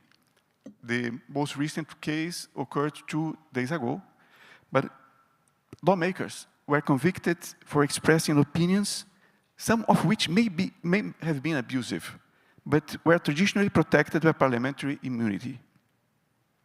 During the election campaign 2 years ago, countless decisions violated basic principles of Brazilian law, such as the prohibition of prior censorship, explicitly stated in the Constitution, the prohibition of excessive sanctions due to the risk of a chilling effect, for instance, the banning of social media profiles, even of political parties during the electoral period, confusion between facts and opinion, and disregard for due legal process. Most, though not all, of the victims are right-wing politicians and influencers, a small minority of whom could be considered far-right. We are talking about a significant number, dozens, perhaps hundreds of cancelled profiles. The victims have no access to case files and do not know why they were cancelled or are being investigated. Everything is always justified by the argument that protecting democracy requires these exceptions to normal standards. And there is a deafening silence from organizations that traditionally defend freedom of expression, the Brazilian Bar Association, newspapers, the journalist associations, etc. In the post-electoral period, this new repressive standard was normalized and even institutionalized through normative creation. Without constitutional authority, the Electoral Court issued a number of resolutions changing our legal standards. Numerous politicians and influencers were cancelled. This is the context in which access suspension in Brazil occurred. Returning then to this surreal case, briefly, it was a single judge decision, later upheld by the full court, which overturned several legal principles. First of all, Alexandre de Moraes issued a secret order for X. So in the beginning of the situation, Alexandre de Moraes issued a secret order for X to cancel a number of profiles under penalty of a fine, without stating the reason for the cancellations. He hinted that X should cancel them, not as a judicial order, but voluntarily for violating the platform's terms of use, and threatened the rest of X's legal representative in Brazil. X chose to defy the order, refused to violate citizens' and clients' fundamental rights, and closed its Brazilian office to avoid sanctions against Brazilian employees. In my opinion, all sound decisions. What followed, however, was a horror show. I'll point out just one. In this decision, Alexandre de Moraes did the unthinkable. He prohibited all Brazilians from using X through technological means like a VPN, imposing a restriction on 210 million people, none of whom were parties to the case or even notified under penalty of a fine. A legal regression of centuries. Brazilian Constitution and also sound criminal procedure principles being completely overturned. The Brazilian Constitution also states that no one shall be obliged to do or refrain from doing something except by virtue of law, which is obviously not the case.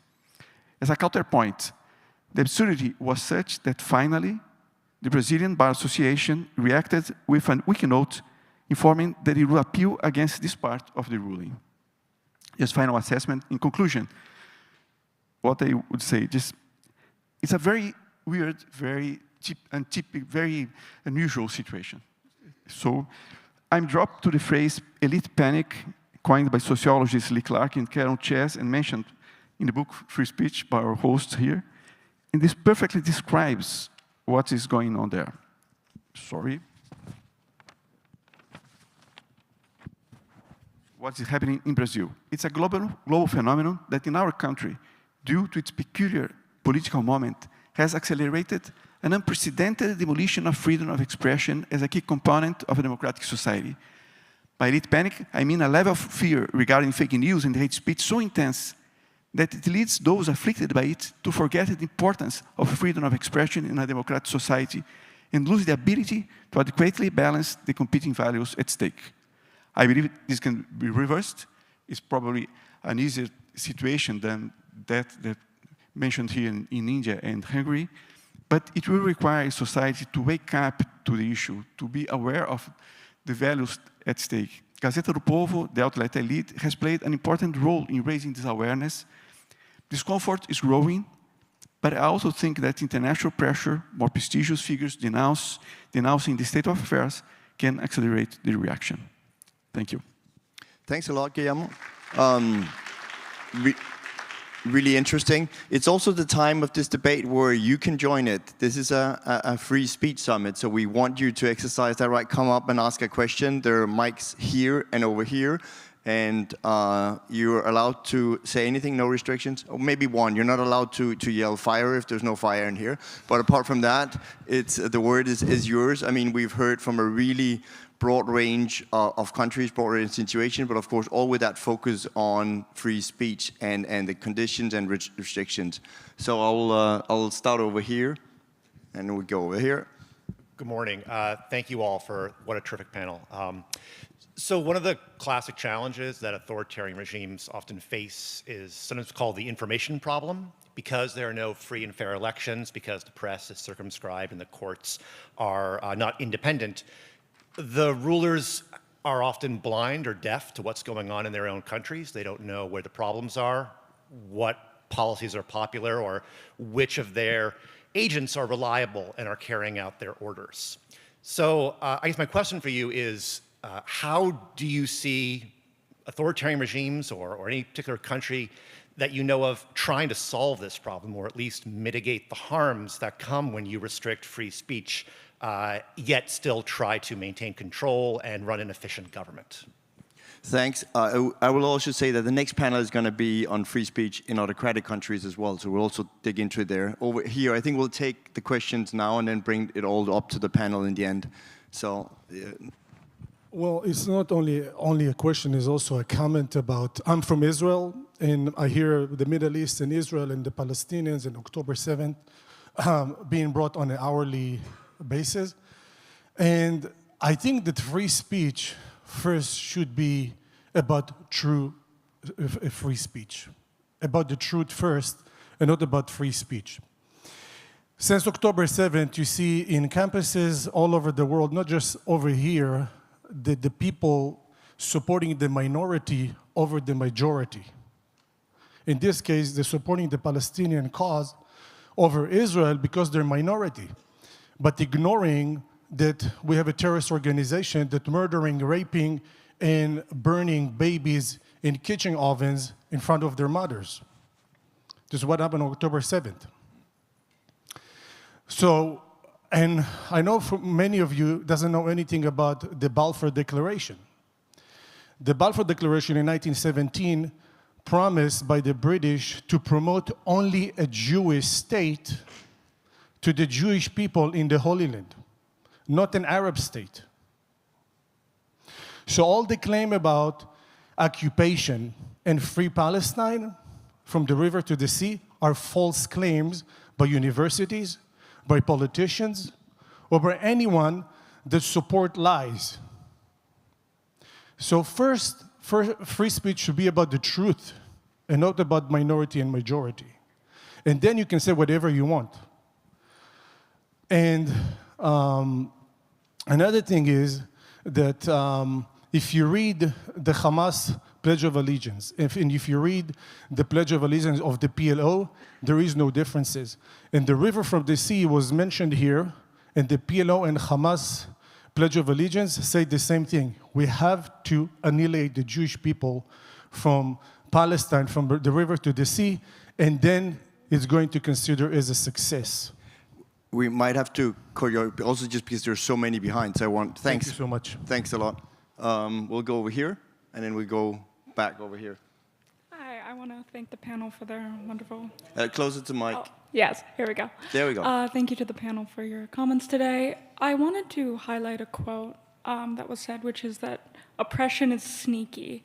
And I think that throughout the panel we heard different stories of oppression being something that was crept up versus imposed, as was in Brazil. And I was wondering what the panel would comment on as far as how much of oppression is built through the apathy of citizens in that kind of more sneaky way versus how much of it is a result of government strong-arming and opposition. And then in the context of that answer, how much is it the responsibility of the individual citizen to actively fight on a day-to-day level against oppression, and how much are citizens able to do that depending on the techniques used by growing authoritarian governments?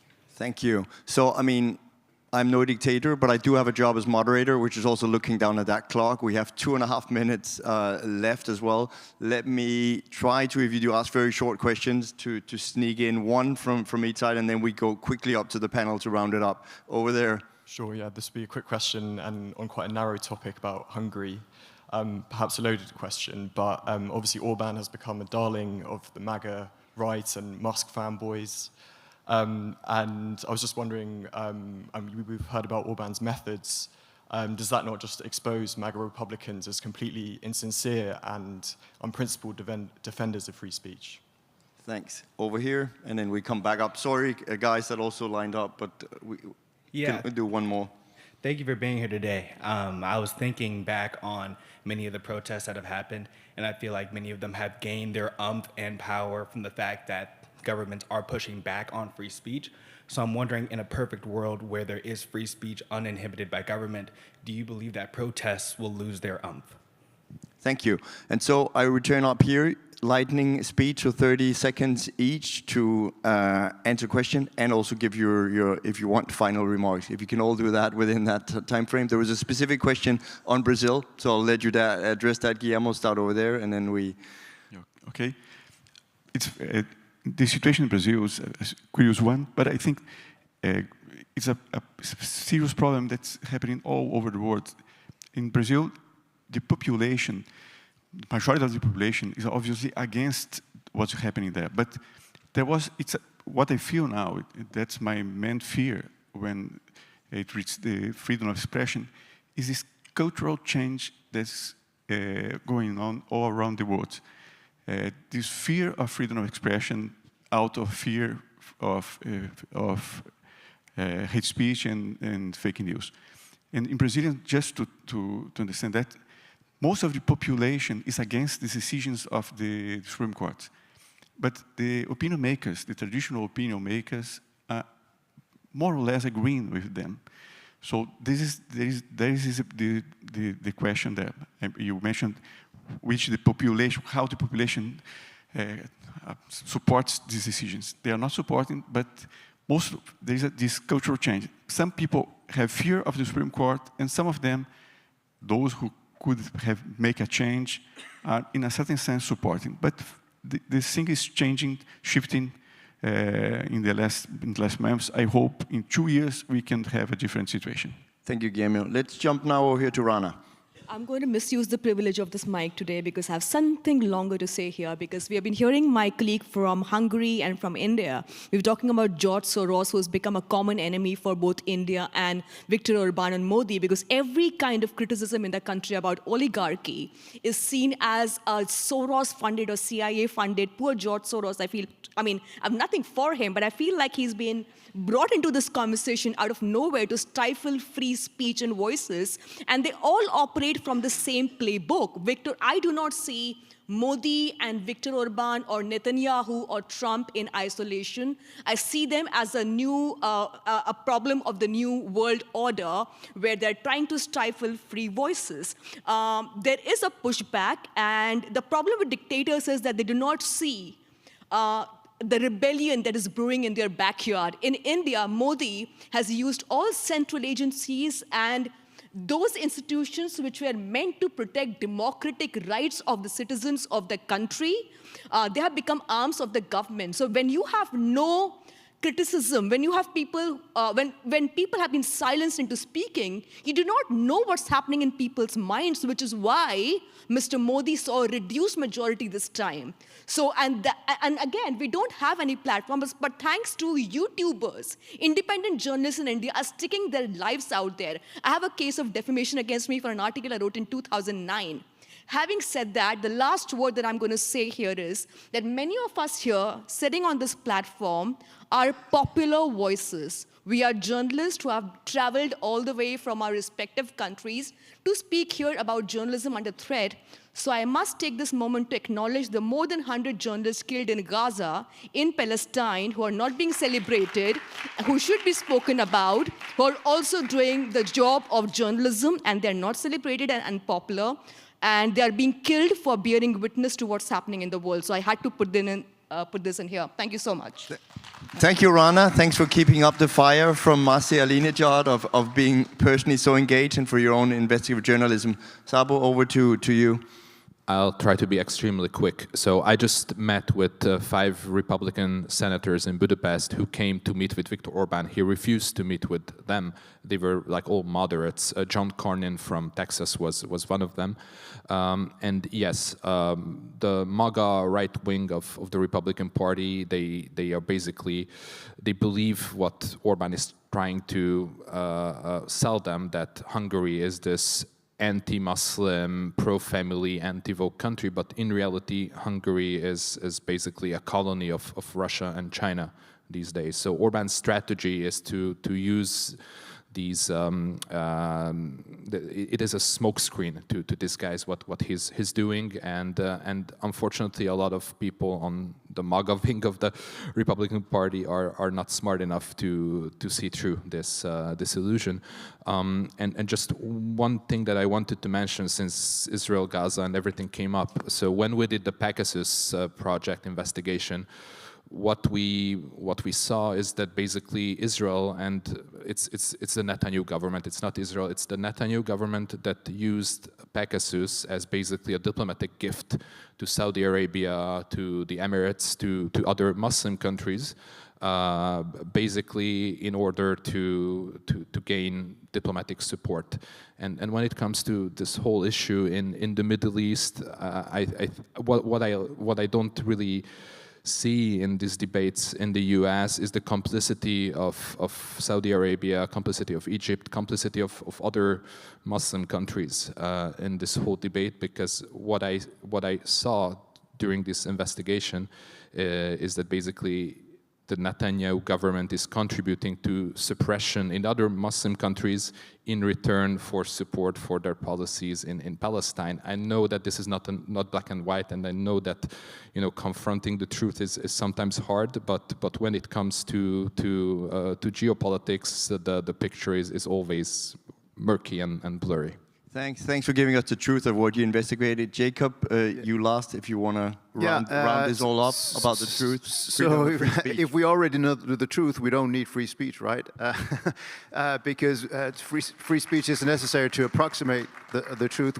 No one ever gets the last word. So I don't believe anyone should have the right to determine the truth. That's a core function of free speech. When it comes to apathy, this is actually my biggest fear in open democracies, is that there's no public pushback against these things. It's seen as sort of reasonable. There maybe they went too far in this case, but there's no general sense that things are moving in the wrong direction. And so what I fear is that in 20 years, the environment is going to be very different. And I would say I'm actually surprised that Orban and others are not just doing what is being doing in France and Germany, sort of more aggressively arresting and prosecuting people under the pretext of saying, well, you know, more than 1,000 people have been arrested for social media posts in Germany, so why don't we do the same? And that's obviously a distinct possibility. So without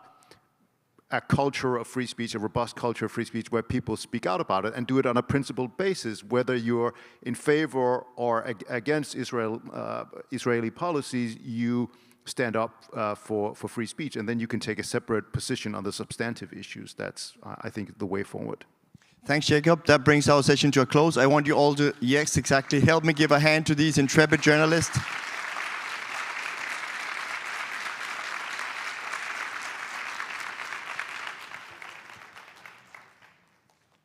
Thank you, panelists.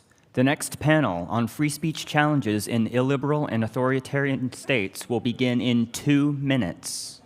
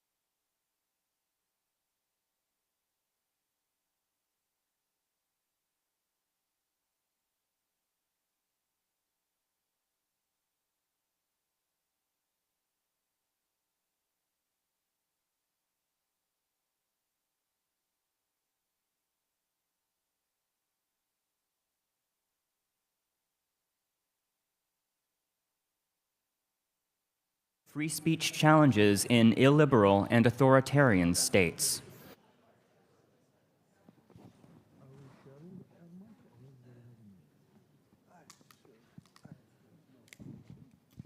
Teamwork. Thank you.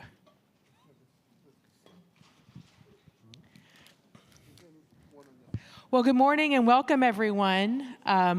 We are looking forward to a lively discussion on free speech challenges to illiberal and authoritarian states. My name is Salman.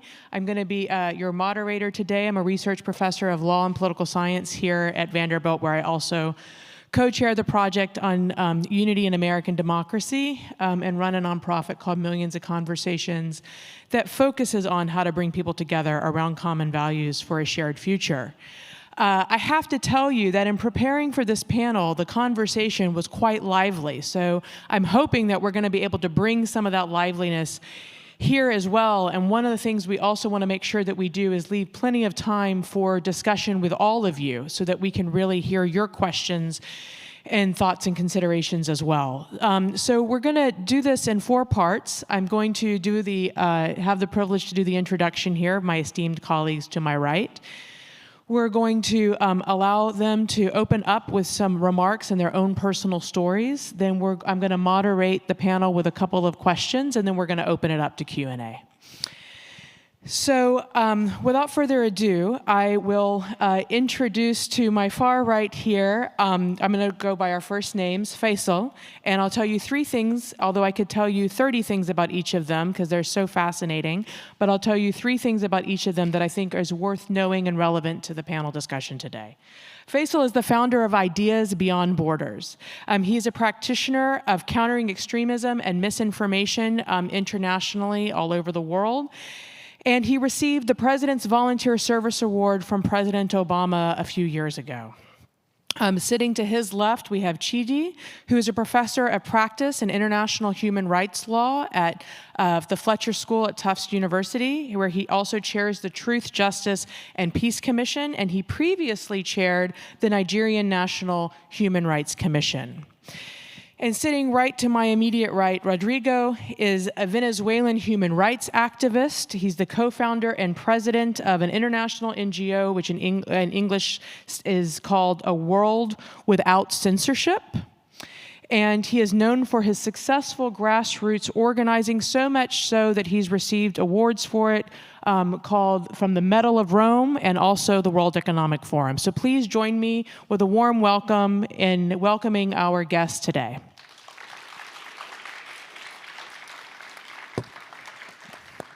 Thank you. So if we could start with your introductory remarks for each of you. Faisal, we'll start with you. And let's answer 2 questions, please. The first question is, what are the core values of free speech from where you sit? And can you give us a relevant story or personal story about where you witnessed free speech being curtailed or the demise of free speech that led to a slipping into an authoritarian state? Well, thank you so much, Salman, for the introduction. Thank you all for being here. Unfortunately, I did not, the history of Iraq, when I was born in 1991, so my first experience with Iraq was the US invasion of Iraq, and before that was the regime of Saddam Hussein. So my first experience with authoritarianism was during the sanctions and during the kind of the period between the first Gulf War and the second Gulf War, was that the Iraqi government, the Saddam Hussein government, has pretty much banned most of media, and there were only 2 channels, one run by Saddam Hussein and the other one run by his son. So when I was growing up, my dad and I used to be at like around 1 or 2 in the morning listening to radio being broadcasted to us from Jordan, Kuwait, and neighboring countries. The most famous one was Monte Carlo, which is a French channel that used to broadcast into Iraq about opposition voices and kind of the life of opposition to Saddam Hussein outside of Iraq. And then also Radio Sawa, which was actually part of the US Agency for Global Media, or like the Voice of America type. So that was kind of my first experience of actually, for us to seek information, you actually had to work hard for it. If you are connected more to the government, which was the ruling party, the Ba'ath Party, You were able to, on satellite television, you were able actually to have freedom of speech. So in a way, freedom of speech and access to information is very much connected to the hierarchy and the allegiance you have to the political establishment. And then that regime was removed in 2003, as many of you know. But then the country descended from, I call it like we went from 1984 to Brave New World. So we went from absolute authoritarianism, of controlled authoritarianism, into a place in we don't know what the truth, or actually any centralized form of information. So each kind of the country descended into a civil war, and each kind of neighborhood and each province had its own media channel, to the way that even if there was any attack or suicide bombing or any form of terrorism, you can talk to 10 different peoples who have 10 different sources of information, and they can tell you completely different stories about what happened.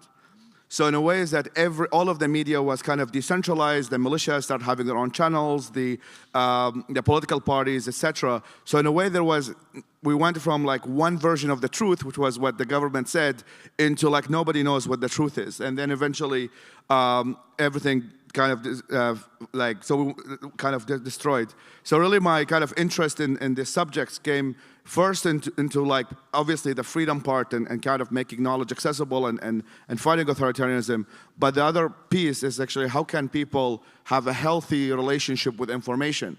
And that's where actually a lot of our work is really focused on media literacy and critical thinking, in which we don't tell people what to think, but how to think, which is like there's all of these thousands of media sources, and each one of them is telling you a different story about what happened. How can you actually know what's true and what's false? And unfortunately, that work is not liked by some of these militias. So some of my team and I are on couple death lists and death threats, but it's a work that I think needs to be done. And thank you so much for having me. Thank you.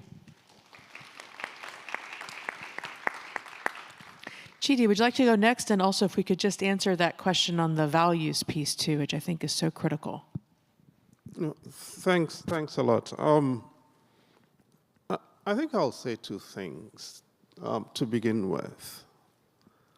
One is just looking at this panel.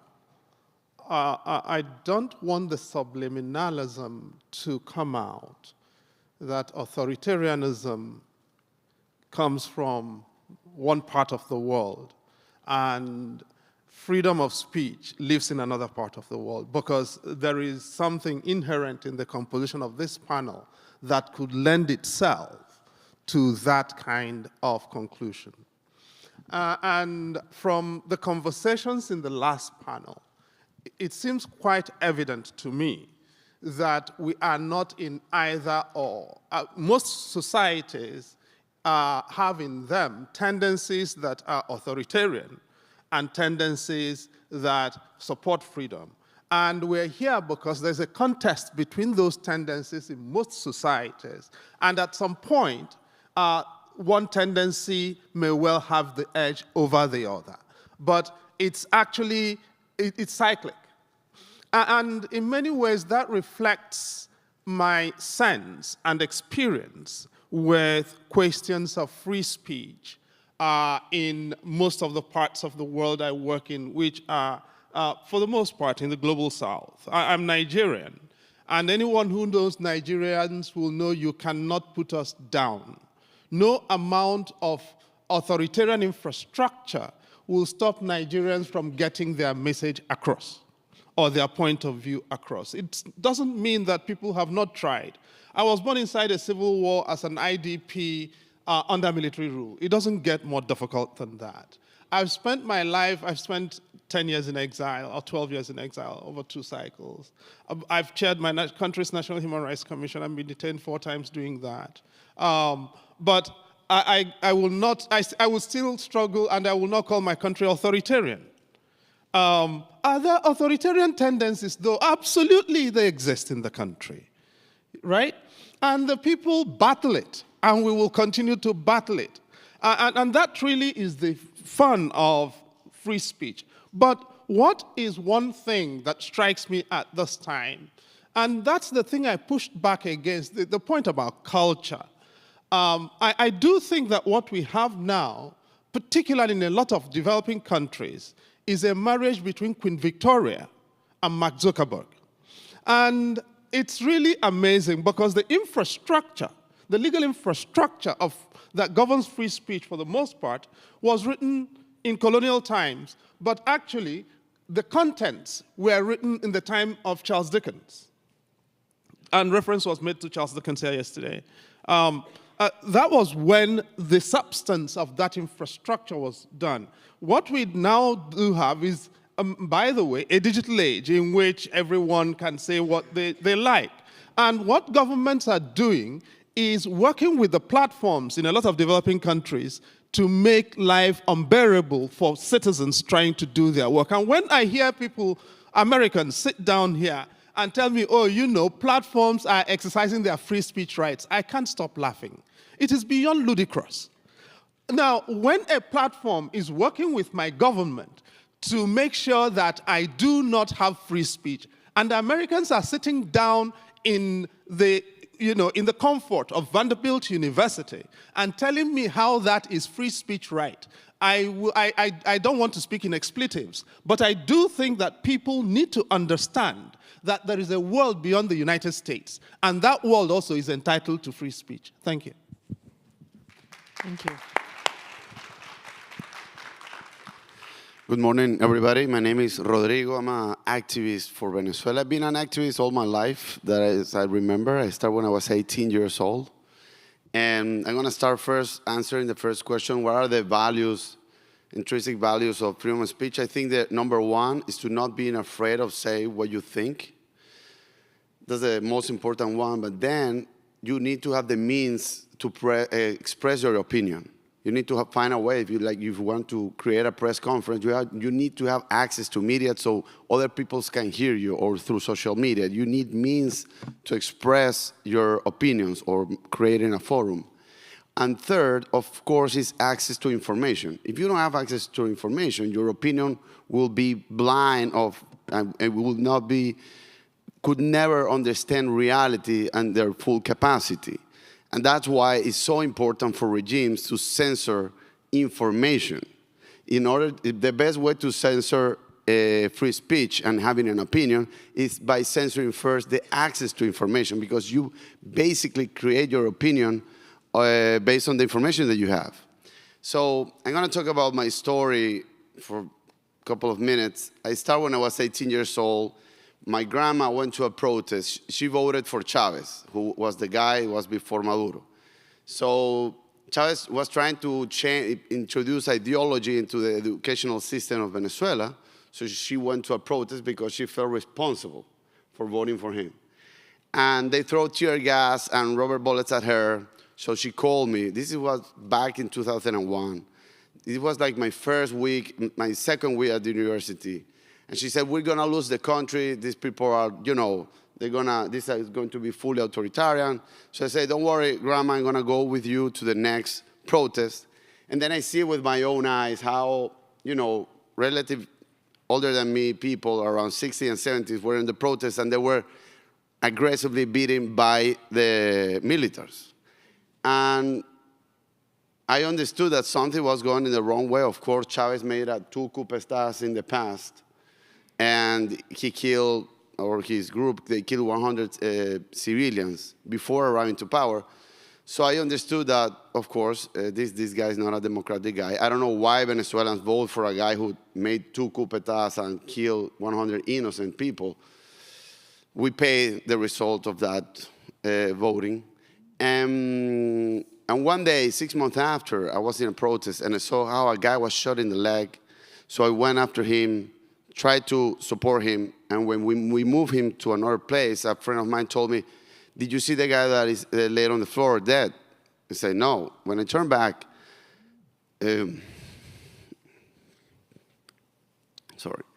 I just saw a guy laid on the floor dead, almost exactly the same place that I was. And I just hit me in the face and said, that could have been me. So, of course, we left that protest. And since then, I tried to honor this person. Because I said, I don't know who this guy was going to be. And I needed to honor this person to fulfill his mission, the reason why he died for, the freedom of Venezuela. Of course, I never thought I was going to last that long. So 23 years after, I'm still in the fight. I always thought that this year was going to be the year that we were going to win this fight, and actually had happened the opposite. As you might know, Venezuela have the largest refugee crisis in the world right now. We were the richest nation of South America, and we are, or compared with, in some index with Haiti in the levels of poverty, and also with lack of medicines and scarcity of food. And everything that happened in Venezuela is related to the reduction of freedom of expression. We're going to talk about that later. But me as an activist, I can say that I have seen with my own eyes how a strong democracy can be completely destroyed through the destruction of freedom of expression as the main objective of the dictatorship. And then the rest as a result of that. So I want to start with that. Wow. Very powerful. Thank you. So each of you, what I'm hearing is you have risked your lives, and you've seen others risk their lives in the name of defending free speech. Why? Why is it so important? Why is it so fundamental? I mean, you touched on it a little bit, Rodrigo, but what is it about free speech? Why is it in the First Amendment in the Constitution of the United States, for example? I mean, I see it as the seed of everything else. I mean, when people are, if people are, I mean, it depends on which kind of school you go to free speech from, but I come from the kind of the liberal school, and it's focused on the idea of the individual, and the individual have the right for them to express their beliefs and believe whatever they want, and etc. So I think is that when you have that, then in a way that we can have externalities of innovation and the ability for you to thrive in a kind of a global economy. So I think I see the ability for people to thrive, not just as a kind of a good ideal where people can, but we're seeing it right now is that the more countries that actually have more freedom tend to have the freedom for them to be more innovative. That being said, in the Middle East, we actually did a very interesting bargain, which that some countries have rate very high on economic freedom, and that's where the United Arab Emirates and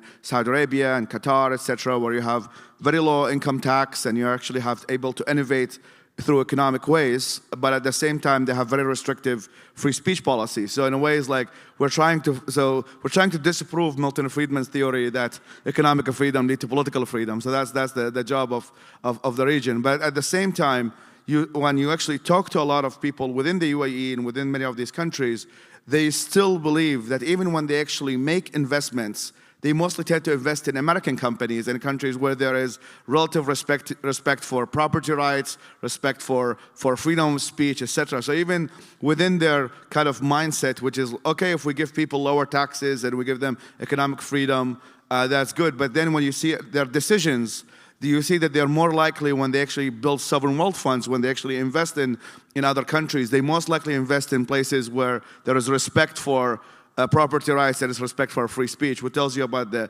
contradiction. So I think is that it's the concept is realized, but I can go to the kind of the history of the region. I mean, Jacob has written a chapter on the kind of the Islamic history or within the Abbasid Caliphate there was some relative freedom on some situations. But I think there's now, as the war happens now in Gaza and Lebanon and other places, there's a very famous Arabic proverb that says, "La sawt ya'lu ala sawt al-ma'raka," which means that there should be no voice above the voice of the battle. So when there is a war, there you have to shut up. So technically that's the summary of it, which is George W. Bush have used to some extent when he says you're either with us or against us. But the problem with the Middle East is that we have been at war for 5,000 years. So in a way is that you actually don't have the ability to speak up your mind much, because every time you want to speak up about something, they tell you, well, there's war happening and you have to shut down your mouth. Well, some kind of relative differences. Freedom House does a good job on kind of differentiating between places like Tunisia, where kind of considered the birthplace of the Arab Spring, that had some relative freedom, in Lebanon, compared to other places like Iran and Syria, where there's actually almost non-existent laws that protect free speech. So that being said, people are seeing that with, Arab Spring and other places are kind of resemblance that there is some elements within society that is yearning for freedom, and there is always a competition between those who are in the authoritarian space who actually have good arguments of trying to provide economic security, trying to provide safety, etc., and that's what makes them appealing compared to us, the chaotic people who are fighting for freedom. Thank you. Chidi. Do I have to add to that? I can just adopt what he has said as mine and move Do whatever you want to. You can say whatever. Yeah, you want. so because I'm sure there are lots of other things to cover. Okay. But I don't want to. I really don't want to. I totally adopt what's been said, and I don't think the only thing I want to add, probably just so that I don't totally become a waste of time here, is that the civic commons is worth defending. Okay? Free speech is not just about the fact that, as we heard this morning, we can communicate with our neighbors. And sometimes, before you get those neighbors, you can get a life partner. No. It's also about the fact, actually, that, we all live in communities where commons exist. And those commons are necessary for our respective lives to have meaning. And if nobody defends those commons, our lives are worthless.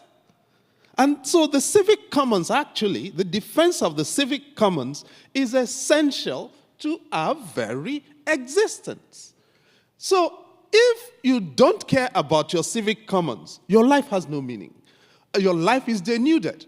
And to that extent, it's not just about intersubjectivities. There is a self-interest in asserting the defense of the civic commons. For me, that is where it ends. And wherever you identify as your place, you've got to commit with everything you've got to making sure that civic commons is viable for you. So to be provocative on that, and some of the things that you've said earlier too, so just to kind of to frame that, the reason I asked that question is that there are a lot of people right now who are saying that they feel safer under an authoritarian context than a democratic one, because they'll point to freedom of speech and say, look what happens to societies that have it. You'll look at research or polls that were done 5 years ago of people saying, would you rather be under the American superpower that's a democracy or a Chinese superpower that's authoritarian? And the majority of people answered US, American. They did the same poll about a year ago, and people were moving towards China because they said they felt safer, and look at how many people have died in a democratic state than an authoritarian one. So I'm putting that frame there because it's part of the debate and part of the discussion that's happening right now of where people will say, is freedom of speech actually the better way? I think there are two challenges with framing it that way. One is identifying freedom of speech with America. Let's get into exactly. it. So that reductionism doesn't work. So critique it. Please, critique Americans. It's not possible to identify freedom of speech with America. America does not give anybody freedom of speech. Why? Because it doesn't. Why not? What business does America have with my freedom of speech? No, I know. I thought you meant it has no business of speech of governing freedom of speech in the United States. That's for Americans to decide. It's not my problem. I'm dealing with freedom of speech in my place. So Americans have to sort out their country. I'm sorting out my country. It's as simple as that. Right, agreed. So this is not my problem. America is not my problem. Okay? I've got a Nigerian problem. And the United States is not going to fix my Nigerian problem. And I'm not going to fix the United States problem. So that's number one. Number two is the idea of an implicit trade-off between speech rights and safety and security. Speech rights are safety and security rights. That's the first thing. I need, when you're in trouble, the first thing you do is scream.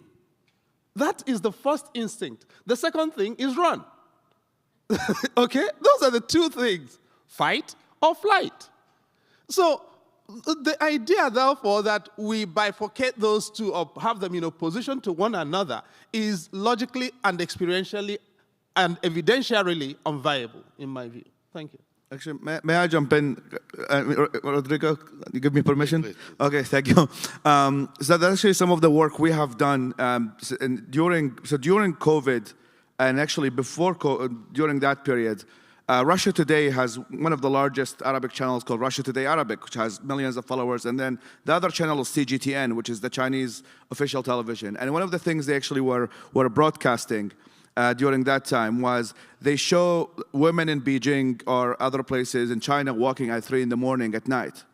And then they show protests of Black Lives Matter and like Walgreens being destroyed and things like that. And through that, they were actually sending messages of saying, what type of world do you want to live in? Do you want to, and they were obviously targeting Middle Eastern cultures with this message because Middle Eastern cultures tend to be more conservative and more kind of protective of women's dignity and honor and things like that. And they had, what was interesting about that they had Chinese journalists who spoke fluent Arabic. It was really smart, Arabic is not the easiest language to be fluent at. And as a result, they went viral because everybody was like, who are these Chinese people speaking fluent Arabic? So that's actually how the video went viral. And then within the messages, it was, there are 2 walls here. One is women can walk free in the morning at 3 in the morning, and then everybody's driving Lamborghinis and Porsche, which I call Lamborghini authoritarianism. So that's the thing that they were pushing. And then they show what America was. It's like they show videos of Baltimore and Washington, D.C., and crime and homeless people. And then they were giving the people the choice. And I would say that in the Middle East where we work, I mean, actually, I do care about freedom in America because it does affect what's happening elsewhere.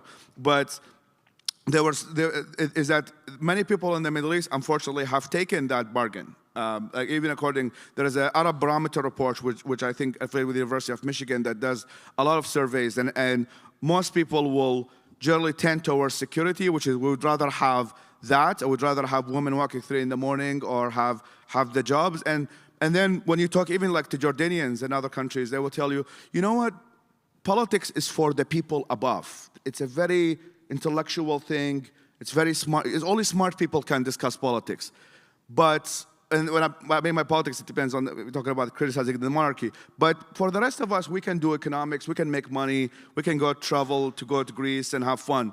However, in the Middle East, we have a lot of culture of politics, so it's very difficult. But at the same time, that's, I would say, the bargain that, at least according to polls, which are obviously hardly to be accurate when you're working in places where there is a lot of authoritarianism, but there is a lot of technology now with anonymous surveys and stuff like that where you can actually gather some info. So yes, I mean, the message is working. I mean, I can tell you that the message of China, let's say it as an example of Lamborghini authoritarianism, because China is not selling the North Korean model. They're not selling that everybody gonna have famine and starving in the street. They're selling that you can have a very safe life, a very good job, and you can travel around the world and be safe. They're not selling the old school Soviet Union socialism where you see a line in the Soviet Union looking for bread. They're actually selling a prosperity and authoritarianism, or what they call social cohesion or security. And I think those of us who believe in the larger freedom model need to do a better job in communicating that you can be free and rich at the same time. I think that should be the message of the free world. Rodrigo, please. Try to answer in the 2 questions. First, why we fight for freedom, why we put ourselves at risk. At the beginning, for freedom of speech. At the beginning, I started my fight for as I mentioned, for the for democracy in my country. And then I understood the importance of freedom of speech, because first I saw it that is the only human rights that allow you to defend the other human rights. So you have this transversal effect. So you have to be in a position that you have to be more protected in that sense, because it's the only one to help you to defend the rest of your human rights. And once you take that out from the table, everything will go down like a domino effect. So, and going back to what happened in Venezuela, the destruction of the regime never had political prisoners, maybe 1 or 2, until they have full control of the media. They never tried to change the constitution until they have full control of the media. We never have economical crisis until they have full control of the media. All the disaster that came into Venezuela occurred after they controlled the media. I understand that in the past because there was a huge protest at the beginning, well, the same day that this person was killed in front of me. And they lose power for 3 days, and they understood how powerful media is to mobilize people. So before they continue the authoritarian road, first they try to gain when they recovered power in 3 days after, because mistakes of the position, of course. They first try to gain popularity again.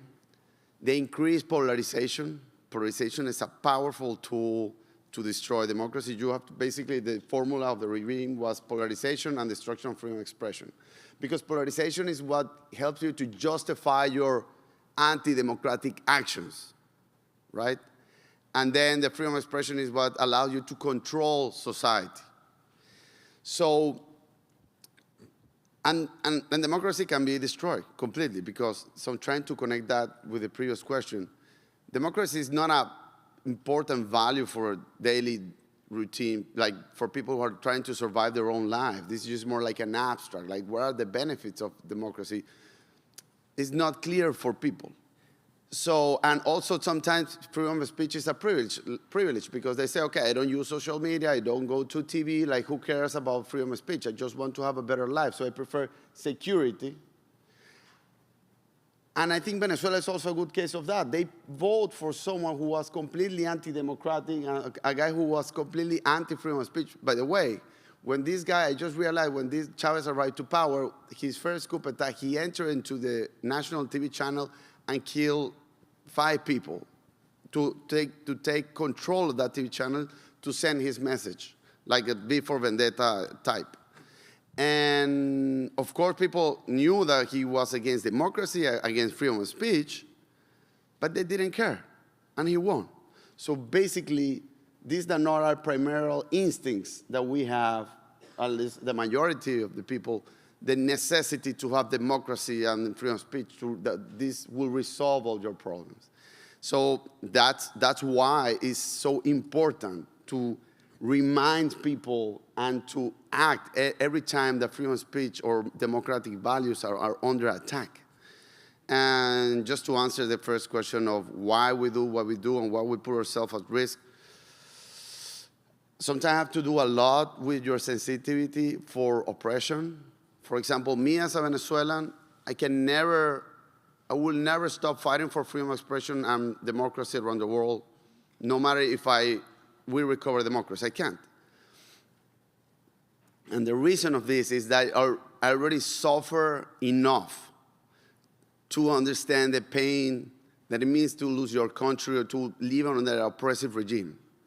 So basically, I'm just like cheering for the moment when we finally recover democracy, to start using all this knowledge of how we recover democracy and start to apply it in other countries like Nicaragua, Cuba, and many other countries around the world. At least it will be a useful way to implement all that I have learned, but also a great way to honor, what it means to lose your country and what it means to believe under authoritarian regime. Yeah, I mean, I like that Rodrigo has a strong emotional resonance with this. I think, which actually brings back to my point. We need to do a very good job explaining why these values are important to begin with. And for us, like part of our work is like now with the kind of the use of technology, you can do a lot of A/B testing. So you can send 10 videos to multiple audiences, and then you can actually get feedback loops and what works and what resonates, and you can kind of measure not the impact, but how people respond to messages. And one of actually really interesting kind of videos that we did about democracy that sort of work, which was that, I'm sure here we're talking about liberal democracy. So there's also a different, Shadi Hamid, who's the author of the Brookings Institute, made the case that liberal democracies are important. And that actually what happened in Iraq is that liberal democracy was mostly used as a kind of a mob rule, of majority rule, of using the vote against the minority, and that is what led to, so when America tried to bomb democracy into Iraq, which obviously did not work, as many of you know, it built a democracy that was not a liberal democracy. It was actually a democracy that is, the Shias, who are the majority, used to actually gain power to kill and discriminate against the Sunnis and other places. But back to the kind of the concept of kind of how to make people care, Many people in the Middle East, as you know, have lived a lot of wars, and unfortunately the conversation about war is daily to us. And we did these kind of 2 videos that were really interesting, which was about the war in Ukraine and about the difference when you have feedback loops in the military circle when you don't have feedback loops. And the Russian military doesn't have feedback loops. It's actually a very hierarchy-oriented, it's authoritarian army of authoritarian countries. So everything actually has to go all the way up, in which everything has to be approved by the chain of command for things to happen. America is actually very different. The chain of command within America, loopholes within or kind of feedback loops within American military is actually very different, in which the sergeant can actually make decision even if the general has not actually approved it or he needs to approve it. And then through that, we actually showed that if you create a system that when there are healthy feedback loops, you would actually understand better war and understand life than if you have a centralized model in which all the decision has to be made from the chain of command and above. And then we made like comparison of like, this is what you have in different countries in the Middle East where you actually have one chain of command and there is absolutely no feedback loop. And the video went so viral of people actually understanding that democracy is actually as simply as having a feedback loop between the society and the governance. I think it's like we can, with the uses of technology and now with artificial intelligence and some of the new tools, we can actually understand better what works and what resonates. Because as Rodrigo said, when most of the people care about, not to generalize, I sound like elite by saying most of the people, but I mean, generally speaking, people want have food for their families and want to have a good life. And for them, this kind of very like abstract ideas of freedom and democracy and blah, blah, is not going to actually touch many of them. But if we actually showed the benefits individually of how that, even when we had success, not only hijack the panel, we had success with a lot of religious minorities within Iraq because we showed them that actually democratic ideas, a liberal democracy is beneficial to them. And that's where we are able to actually build a coalition within the Iraqi government that actually supports these values because they saw it as beneficial to them, not just an abstract ideas and mumbo jumbo. Thank you. Chidi. If I may add one or two things. You know, a dog doesn't just want to chew bones. A dog needs to bark, okay? And a barking dog, a dog that doesn't bark is not a dog in many ways. So, you know, the old joke about the Algerian and the Tunisian dog, which met at the boundary, you know, the Algerian dog trying to go to Tunisia, and asked, and he said he wanted to go eat food. This was under the Ben Jedid administration. And the Tunisian dog trying to head to Algeria, where there was some hunger, and the Algerian dog asked him, what the hell are you going to that forlorn place to do? And the Tunisian dog said, the Tunisian dog under Zinabdin, I need to go to bark, right? So that right to bark is really what we're talking about here. But there is a second dimension to that which I think is important right now. And which for me is for me the normative intellectual challenge with the tenor of the conversation since yesterday.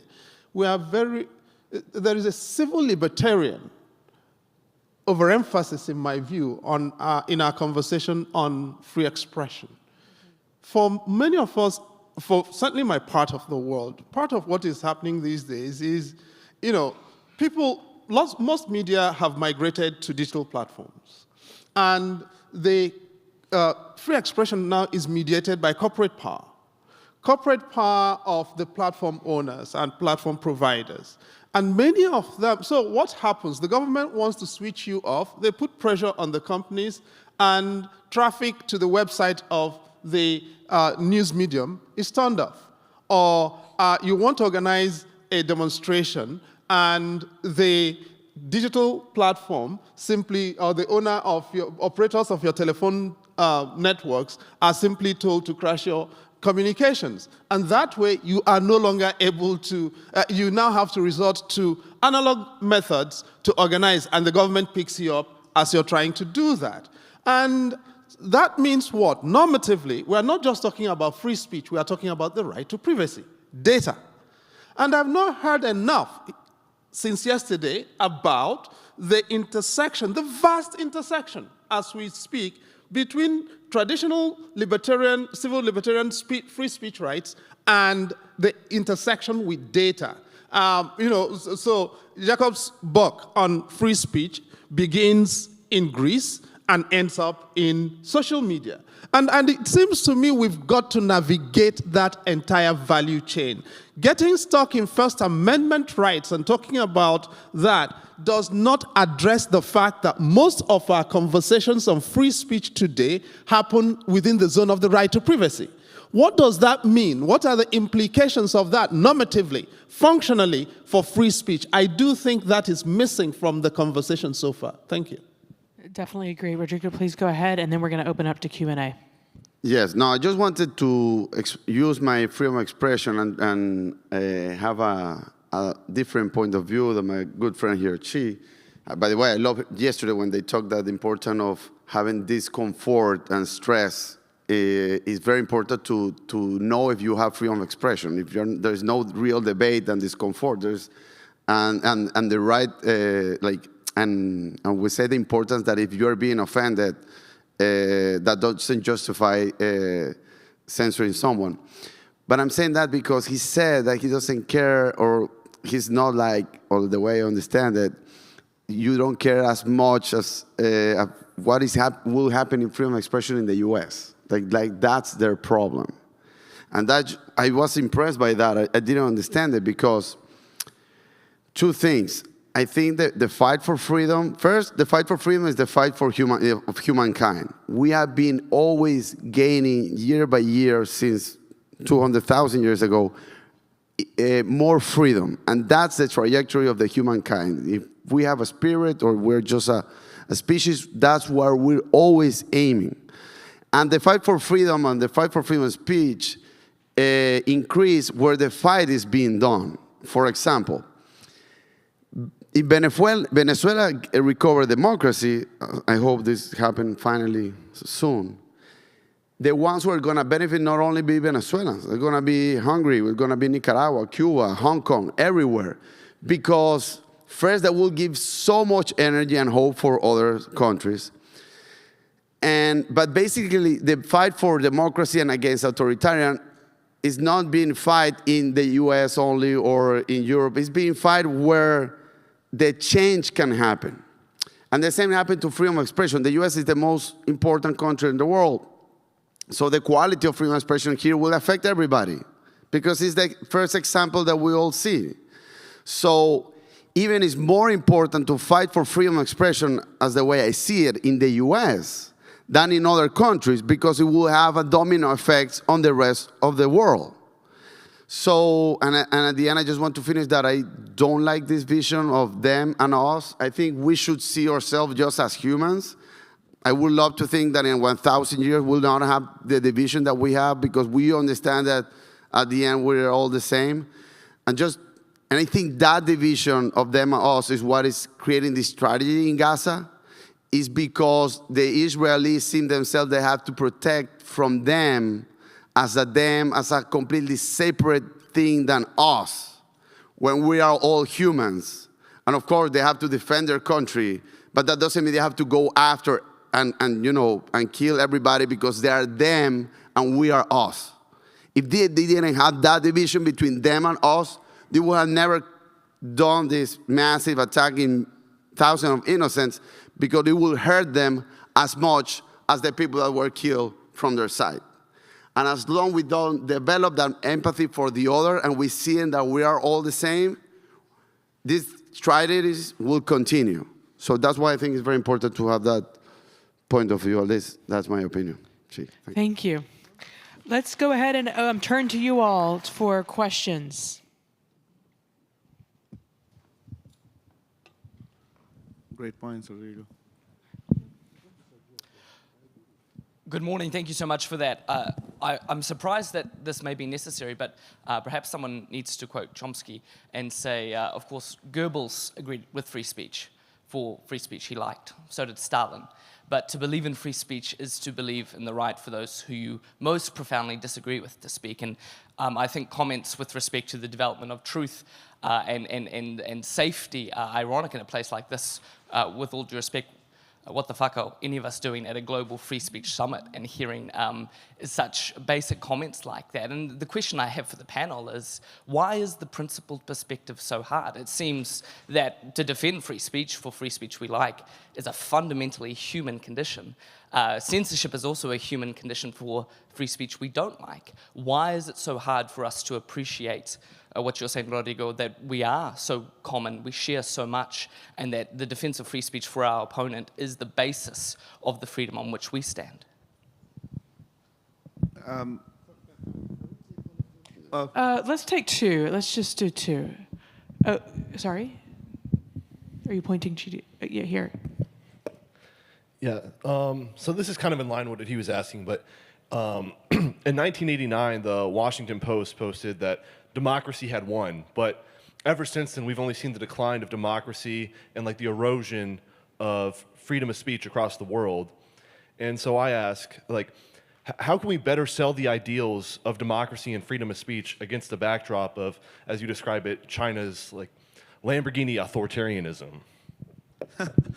Maybe I could jump in. And actually, kind of to add what Rodrigo is, I mean, I remember my first kind of exposure to the concept of freedom of speech was reading a badly translated version of On Liberty by John Stuart Mill in Arabic. And when I read it, my first interpretation was not that freedom of speech was just for white people. It was a universal concept that needs to be defended. And when he goes into kind of the rights of minorities and the fact that it protects dissent opinion. So I think it's like we do need to do a very good job of really dismantling these concepts from the West or America and things like that, and look at them from the universality of these concepts and the importance of these concepts for the beneficiary of mankind, and humankind, and now being exclusive, humankind. So I think that's what I think, because of the complex geopolitical history between countries in the Middle East and the West, or Africa and the West, etc., of wars and colonialism and things like that, one of the main challenges happen for people like us is that we immediately get accused of kind of being agents of the West or agents of the CIA or the Zionist entity and things like that. So I think it's like we need to do a better job. And I think we're trying to crack the codes of really trying to, I'm really learning, not to use the word enemy, but I'm really learning a lot from China. It's like, the fact is that you have to sell your idea of how it's beneficial to the people. And how it's the fact that minority opinions, if they're respected, they're beneficial. How does the freedom of speech and the culture of freedom of speech leads to innovation and successful economies? So we actually have to do a better job in really, and instead of talking about the theoretical, instead of like, oh, you have to be Western and you have to follow what the West, every country gonna follow its own history and its own path. But that's, I think, the way to go in succeeding in creating the world that post-Berlin Wall fall. And if we could just be a little bit brief in our answers so that we could try to get to everybody. Thank you. Sorry. Judy, you picked up the microphone, so. No, by the way, Rodrigo and I, on that point you made last, we totally agree. But the fact of the matter is that free speech is a very deeply political, in the way I conceive it, is deeply political and deeply civic. And civic constructions are not transplanted from one context to the other. So we can have free speech in the context of transnational solidarity. That's different from free speech as a civic construction. Only American citizens can vote in American elections. Full stop, I'm not one. Now, so talking about the other issues, really, there isn't, I'd rather pass on that because I think the point has been made, yes. And we have little time. Let's go over here, please. My name's Nadia. I'm from the Free Speech Union in New Zealand, and while we come up against fights against censorship on a weekly and sometimes daily basis, I think we have a lot more freedom than some of the examples that we've been given. But I think that's exactly why we've got to fight against censorship now, and I think it should be a motivation to fight against it. But sometimes the people we communicate to say, yeah, but we won't end up as bad as other countries. From your experience of bearing the cost of losing free speech, what would you say to those people that write off the examples of censorship that we see? Let me get one more question too. Yeah. Hi, I'm an undergraduate student from China, and I definitely agree with all the things you've mentioned. But I still remember my parents and all the educational system told us in school that freedom of speech is actually a Western concept and it's not our right. I only noticed and realized that it's also our right after I came to Vanderbilt. And also the government always brings up the idea of foreign power when we try to protest on this problem. So I have these questions like, how can we argue against this idea? Maybe not towards the government because it's more a political stuff, but how do we raise awareness in China to try to tell people that freedom of speech is also our right? Thank you. Let me go ahead and get, just because of the time, the rest of the questions, and then we'll combine them. Yaniv Rega, Randolph Macon College. Thank you. I'd like to re-echo the question of why is it that people nowadays or the belief in freedom of speech and classical liberal values is dissipating? Do you think that it has to do something with maybe the idea that people are simply losing faith in the presuppositions that we have under freedom of speech? Like, for example, the assumption that people are actually able to respectfully disagree with each other and come to some agreement instead of just being radicalized by each other. Like the assumption that the people arguing actually want the best for each other and for the community. Like the assumption that we have these civic commons to actually have these conversations in the first place. Thank you. Okay, and two more questions here.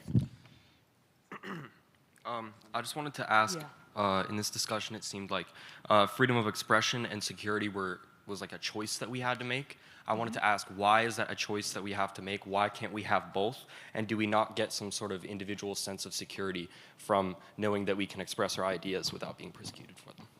Thank you. Thank you. Yeah, I just wanted to ask, so you mentioned that freedom of speech is not like a primal human value. Sometimes we're willing to give it up for other things like security.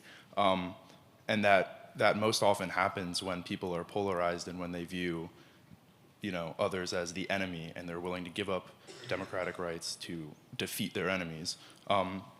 You also mentioned that we're living in an increasingly digitized age, where these social media platforms tend to have business models that increasingly polarize people to keep them engaged on their platforms.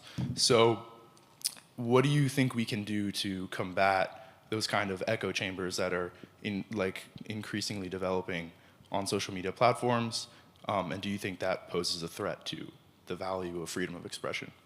Thank you. So just to summarize, okay, last question, yeah. Two questions for Rodrigo. Do you know that Hamas using babies and children as human shield? And do you know that the Israeli Air Force, for example, were stopped many times for bombing and killing terrorists because there were children and women around, and they were stopped killing it. So that's the two questions. The comment is Israel does not kill everyone.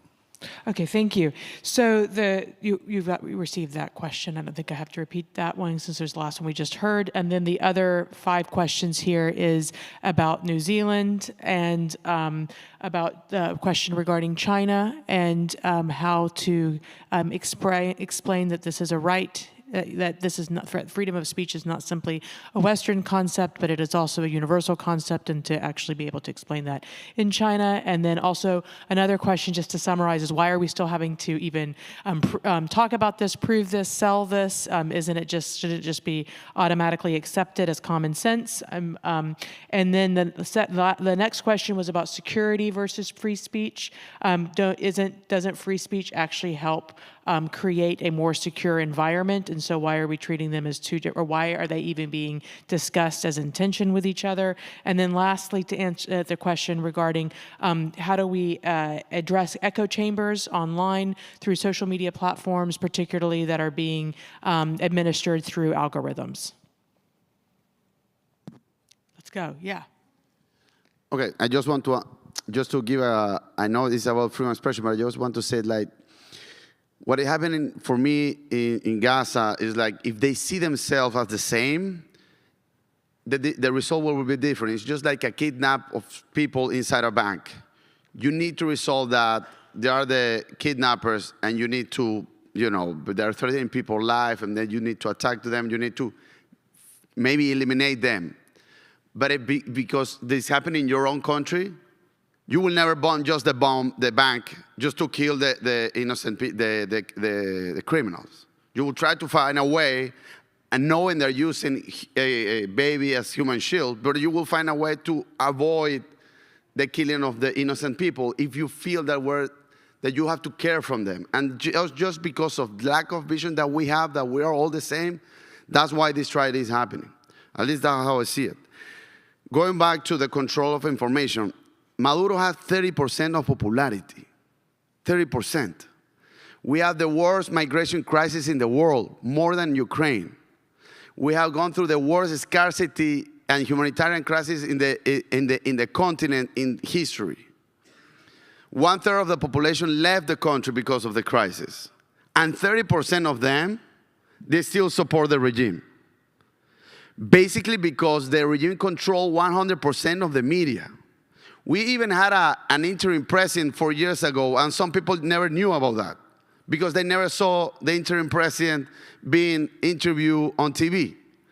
We just conduct a campaign right now with zero money. We won by 70%, but 30% of the people still believe that everything that is happening is because of the US. And the reason of this is because they control your access for information. So at the end, just to answer the question about China, how are you going to explain all this information to people? The problem that you have at the beginning is that you cannot access people. You cannot have these debates and inform people the importance of freedom of speech. You cannot access to free media to talk about this. So as soon as you control the access to information, you just have destroyed the freedom of speech because people will never have known the reality that is happening in your own country. So at the end, your opinion, it doesn't worth as it should be because basically you don't know what is really happening in your country. And that's how you control society. That's what happened in Venezuela. Okay, I'll just say one thing because it's not going to be possible to respond to all the questions. But at the heart of all of this is capable citizenship. And capable citizenship comes with having citizens who have a capacity for information, to process things, and to be able to act with autonomy and agency, make their own decisions. From the part of the world that I come from, that also means, and when you listen to Salman yesterday, he said, free speech is also the right of the reader. But there cannot be a reader if you can't read. Okay? That sentence assumed that everybody can read, which is not true. I come from a country in which over 20 million children are out of school. There are out-of-school children there's a crisis of out-of-school children in the world. And by the way, no competition intended, but Sudan has the worst forced displacement crisis in the world at the moment. Over 11 million Sudanese out of school because of the war and out of home. Now, we've got to restore education to a pride of place in every conversation about free speech. Thank you. I'm going to be the briefest. I'll try to be the briefest. Just to answer kind of comment. I mean, Mauritania in 1980 was the last country that outlawed slavery. So think about that. We have been around for roughly 200,000 years as Homo sapiens, and the last country that outlawed slavery was only 40 years ago. So that tells you that the values of freedom are not common sense. So actually everything that we have, that we think of as human rights and freedom of expression, all of these values that we hold dear are not common sense. And there is a lot of work needs to be done to fight for them. On the China situation, I know it's obviously each kind of place is unique, but I can tell you what we found successful is that you want to, number one, show how it's important and relevant to the culture, and how can you find examples within the culture and within neighboring cultures that actually can resonate? Because for a message to go across, it has to resonate with the audience. And that's something that, so you can use the example of Taiwan, which is kind of nearby, but also has some relative freedom of speech compared to China, so that will be more beneficial. And I can tell you within kind of larger regions in Asia or in Africa is that we actually do have a significant amount of successful examples in kind of passing human legislation, expanding freedom. So I think we do have a lot to play with, and I think we should double down on that instead of utilizing Western examples that can be countered easily. Well, thank you so much. And if you have just a few minutes to spend some time afterwards outside in the hall for people who have burning questions or didn't feel their questions were answered, please stay with us. And thank you all. Please join me in giving a round of applause for our panelists. Thank you, sir. Thank you. Thank you. Thank you, panelists. The next presenter will showcase the Ground News app and discuss technology for good momentarily.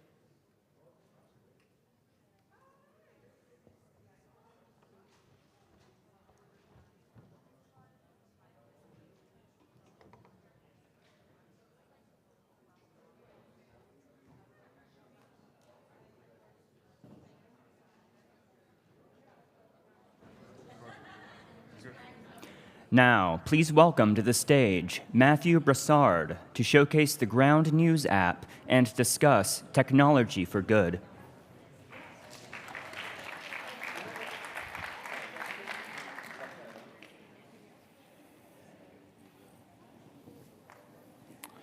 Hello, everyone. Thank you all for joining. I'm honored to be here with you all this time. My name is Matthew Brassard. I am the head of marketing and growth at Ground News. And by a show of hands, who here is a Ground News reader?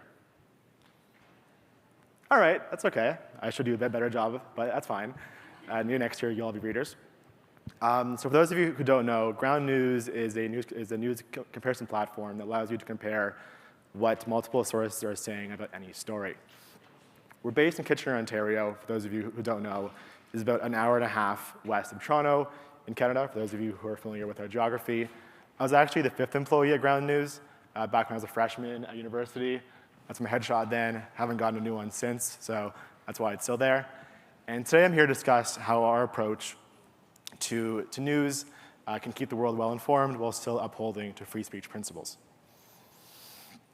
So the current state of news is quite chaotic. We have a major US election in 3 weeks, multiple wars. So before I kind of go into the current moment and why we're here, I kind of want to bring it back a long time to 1440.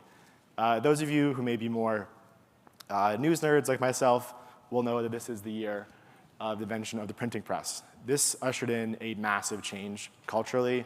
The scientific revolution, the European Renaissance, this changed how we communicate as a society. Fast forward a few more 100 years, the invention of the machine-powered printing press. This gave rise to what we know now to be the daily paper. Example of that is the Delaware Gazette, which is actually still a paper today. These papers more reported on the hard political news of the day and were mostly given in locals. Quickly, that gave rise to the penny press, which, as the name suggests, is newspaper printed on a cheaper broadsheet. The difference, though, is these papers covered more stories of scandal and murder and adventure rather than the hard, dry political news. So in a way, they were kind of the first version of clickbait. After that, the powers that be kind of saw the immense sway that these papers held. So there started to be explicitly partisan newspapers. Example of that being the St. Louis Globe-Democrat, a paper that at the time exclusively carried Democratic talking points. So really the idea of clickbait and bias in news isn't exactly new, as was the problem in the 1800s. Fast forward a few hundred years, the invention of the radio. This really changed, again, how we see the world, as the radio was a way that we could communicate without the logistical restrictions of newsprint and the demands that come with that. Next, we have the invention of the TV, and around 40 years after that. TVs are in the house of every American, but the relative high cost of TV production meant that Americans still had a low choice of what they could see on TV, as most content was created by 3 corporations, which may sound familiar. Fast forward 40 more years, CNN really changed this by ushering in the advent of the 24-hour news cycle, which still remains with us today. The advent of the internet made it even faster. There's 3 major eras of the internet. The first era is called the Web 1 era. This was mostly read-only. So you would go online, you would read the news, you wouldn't really participate. And because of this and the relative slow joining of most news sites to the internet, there actually was relatively little choice of what to read in the early days of the internet beyond a few sites and a few blogs. After that, we had the social media era of the internet. This was the more innocent version where you'd go on Facebook and you would see stories that either your friends would share or pages that you chose to follow explicitly would share. Which brings us to where we are today, which I call the age of the algorithm. The algorithm is all-powerful in a way that it can often determine if you're hired, if you're fired, how much you're paid, and fundamentally changes the way that we see the world and ourselves. So just to show how much this has changed the sources we know and sources we trust, I want to walk through a little experiment here. So the rulers of the Web 2 era, which are widely seen as Facebook and Twitter, let's look at what news sources were followed the most. So what are the biggest news sources on this platform? And then we'll also go through the current most followed news source on the king of the current era, which is TikTok. So in your heads, try to guess. I guarantee you will all be wrong, but you can try. Which sources were the most followed? So first, on Facebook, with 63 million followers, we have BBC, a news source you should all know and you may trust. On Twitter, with 60 million followers, a news source you also may know and may trust, CNN. And on TikTok, with 13 million followers, is News Daddy. So just like how much this algorithm has changed how we trust and see the news is immense in ways that we haven't yet seen, or that we are seeing now. So how we get our news has changed radically, but I'd argue that we as people haven't. And this has led to some bad outcomes. This chart was from Gallup, it was actually recently reported, but trust in media, all-time low, not really a new headline. But as you can see, it really has increased since the algorithm age, especially in independents and conservatives. Well, it still is kind of flat for Democrats, but it is dropping. And while Americans do value the role of media in democracy, they are losing faith of it as a neutral operator. So here's kind of where we come in. Ground News was founded in 2018 by Harlan Carr. She was a former NASA engineer that worked on the New Horizons mission to Pluto. She worked in space for a while, mostly in satellites. And she kind of had this epiphany when she was working in Europe at this company, where she realized that we could see pipes that were leaking from space. So we had this like godlike technology, but we can't agree on body cam footage or what's in the news. So there was this disconnect in, again, the immense power that we wield as a species, but also the way that we argue seemed to be getting worse. The Ground started as a way to address a simple problem. We see way too much content, way too fast. And also the question that sparked that is, why do I have to read 10 different news sites and have 10 different tabs open to get a stronger view, to get a full view of what's happening in the news? So at first, again, it was about collecting multiple articles and putting them in one place so you'd get a fuller view of what's happening. But as an engineer-led company, we wanted to see what data can we give readers so they can better contextualize the news they see. So we chose 3 primary vectors. The first one is political bias. So from a far left to a far right, every news source on Ground News has a political bias rating. Secondly, factuality, which looks at the reporting history of a news source as a whole, not on an article level. It looks at stuff like retractions, headline, choices of words in headlines, that kind of thing. Lastly is ownership. It's who owns the news source, what's the category, are they government owned, are they independent, are they owned by a media conglomerate, that kind of thing. These ratings come from 3 agencies. They're not made by us. They're done by All Sides, Ad Fontes, and Media Bias Fact Check, for those of you who know those companies.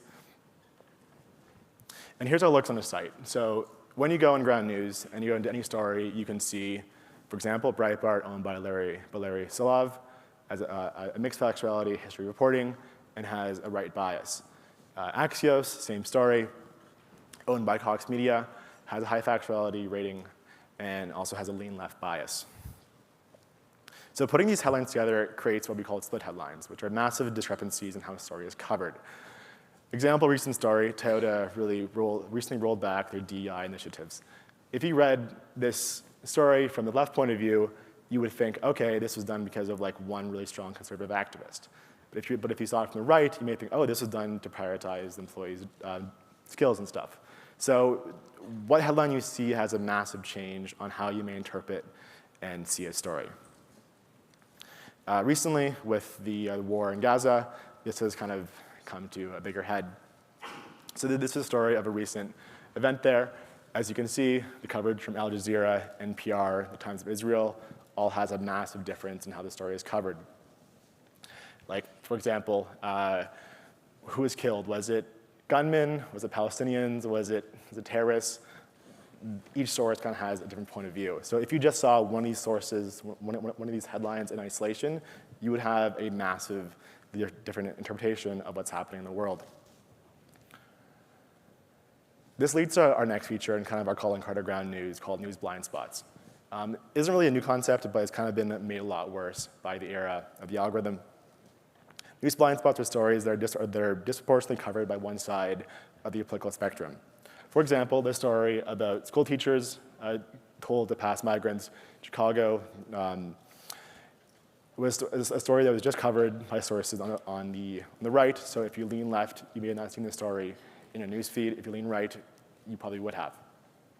Opposite side, big story, California suing Exxon, claiming the oil giant to sue the public about plastic. If you leaned right, you may have not seen the story in your news feed, or if you lean left, you probably would have. So news blind spots, in a way, can explain partially how we can have such a different understanding of reality from people who have different beliefs. Because a lot of time, if you spend news a lot of time online, especially on these algorithm-powered feeds, you kind of are in a way. And reading blind spots is a way to step into the news reality of the other and kind of understand and have a chance to walk a mile in somebody else's news. So we can only do this effectively if we have a large variety of news sources. Ground News is actually the world's biggest news platform in terms of content.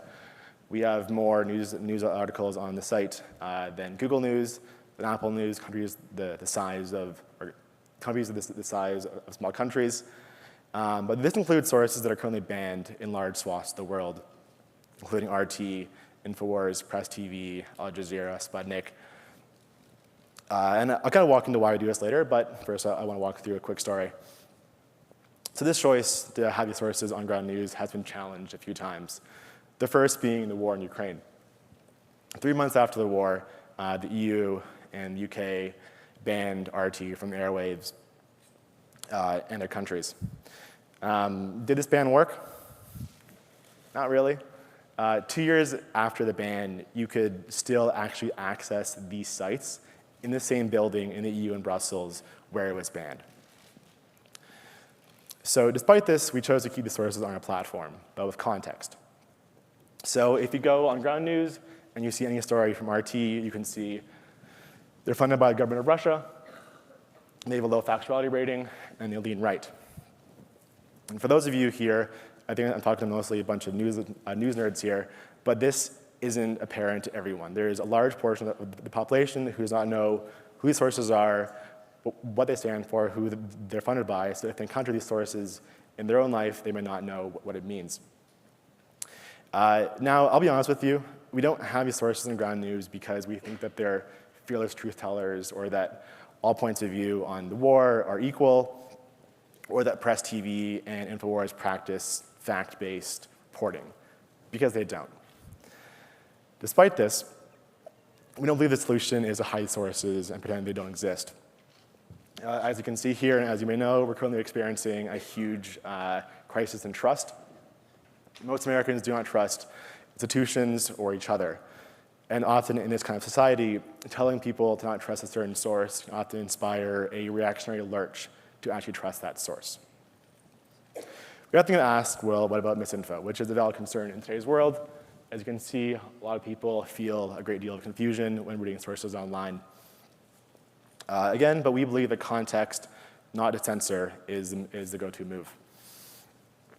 So for example, this story was reported on Ground News by a few fringe sources. Readers who see this story on Ground News can see a few things. First off, they can see it's covered from just sources on the far right, which will give you that kind of context. Next, you'll see it's covered by sources who have a bad history of reporting with high factuality. And you also get a warning saying this story is just being covered by sources that do have a low factuality. So when readers can see the story on not Ground News, they can see these sources with that context. So we kind of, in a way, we see ourselves as the free market of news. Our solution isn't to be the arbiters of truth, but to help readers analyze news coverage through direct comparison. And we can only do this if we have a large variety of news sources. Readers should be given the chance to consume info with context. So who reads Ground News? Good question. We don't actually track who reads Ground News. We don't believe in a lot of those kind of implicit bias tracking that a lot of people in news use. And of course, we are nonpartisan. But of course, that doesn't stop us from being labeled. Some folks think that we lean right because we care about free speech. Some think that we lean left because we're based in Canada.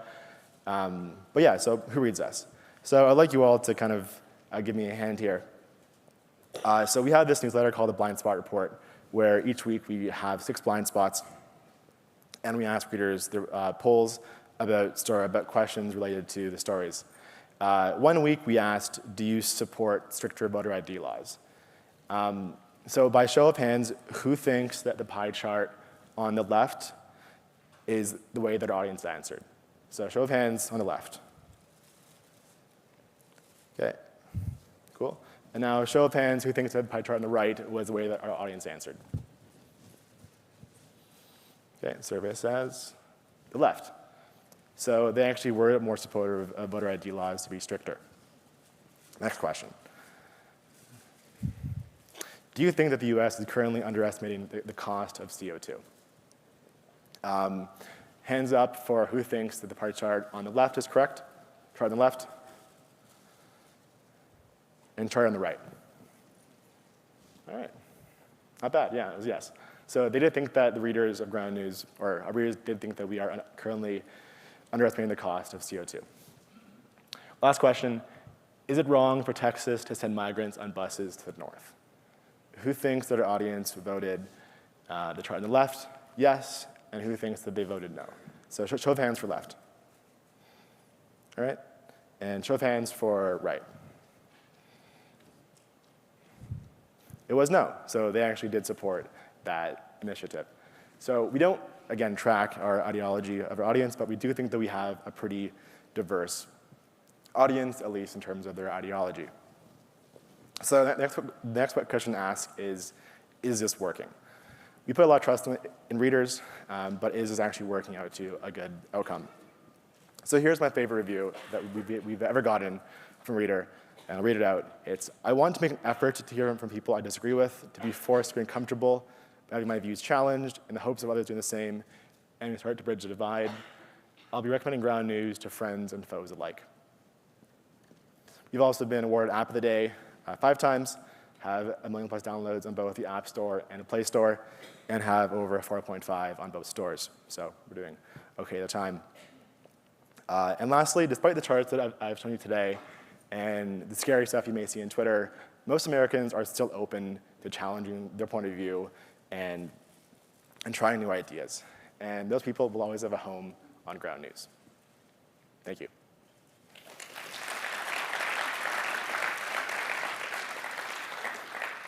Any questions are welcome? If you have to stand at the microphone. No worries. I think you were first, yeah. My first question is about the left and right spectrum. Yeah. This is focusing on US, right? This is news catered to the US. We actually are international, but about 70% of our audience is based in the US. Okay. Is the far right, far left European far left, like far right and far left, or is it American Republican Democrat? Yeah, good question. So the agencies that do the ratings, they are based in America, but they employ like a diverse set of reviewers in terms of like ideology, where they're from. So, but they also still do get a bit of an American centricness to it, and there also isn't really a way to put a source like RT on a American left-right spectrum, because like, you know, there's different points of view for laws and for rules. So to kind of answer your question, it is based on an international point of view, but it doesn't always translate directly to the US. Thank you. Yep, left. Hi. So I have a lot of friends who, like most of us here, like, you know, dismiss sources as being biased. So this is a wonderful product to address that. But like you said, certain people also question whether you guys lean left or lean right. How do you convince people to use Ground News when they then question the bias of Ground News? How do you convince them that you guys are unbiased? I guess in a way we don't. We don't have, like, we have marketing. We work with a lot of people on YouTube. That's our main, you know, marketing channel right now is YouTubers and creators. But we're completely nonpartisan in the sense, like, we don't actually produce original content, and we don't have, like, you know, this like columnist channel where we talk about stories. So we don't ever really opine on stories ourselves. So because of that, there isn't a lot of vectors that people can see us by and judge us by in terms of like what we actually produce. So we found that kind of like being quiet in that sense is better. And once they're on the product, they can see, okay, well, like they have all these sorts of sources, these stories, they're diverse, so they can kind of see themselves. So that's how we address that. Thank you. No worries. Yep. Hello. First of all, I just want to commend you on the great work that you guys do. But my question kind of goes along with what he was asking. I want to know more about what are the strategies that you take. You have mentioned that you have a diverse workplace, but what are the strategies you take to make sure that you guys are not biased in sharing these sources, and how do you respond to critiques that you may have been biased in your reporting? Yeah. I guess similar to the last question, like we do try to not give, or we just don't give our point of view on certain things. Like we do separate our work from the platform. Like I'm a human, I have biases, everyone here has biases. But the platform is designed in a way where we don't really give our original point of view on things. So we don't ever inject our personal bias into anything on the platform, which is, again, like, we're mostly a team of engineers. We have a few people who work for us in marketing, who used to be in journalism, and who used to be in that kind of area. But by design and by origin, we're mostly tech nerds and engineers. So we tried to make this platform to be fully agnostic of like our point of view. Thank you. No worries. Yep. Hi, first of all, again, wonderful product. I've been a long-time user and really a fan of what you guys have made there. I guess more just out of personal curiosity, you had mentioned that there was this idea that you want to incorporate maybe the seen as less reliable sources. And I was wondering what the internal conversation, because I mentioned there was one, within the founding members was like when you were talking about, do we include sources like Breitbart, like RT? Yeah, probably the most interesting one was Russia, because that was now, 2.5 years ago when the invasion started. And people were obviously very upset, tensions were very high, and the EU acted kind of quickly in banning it.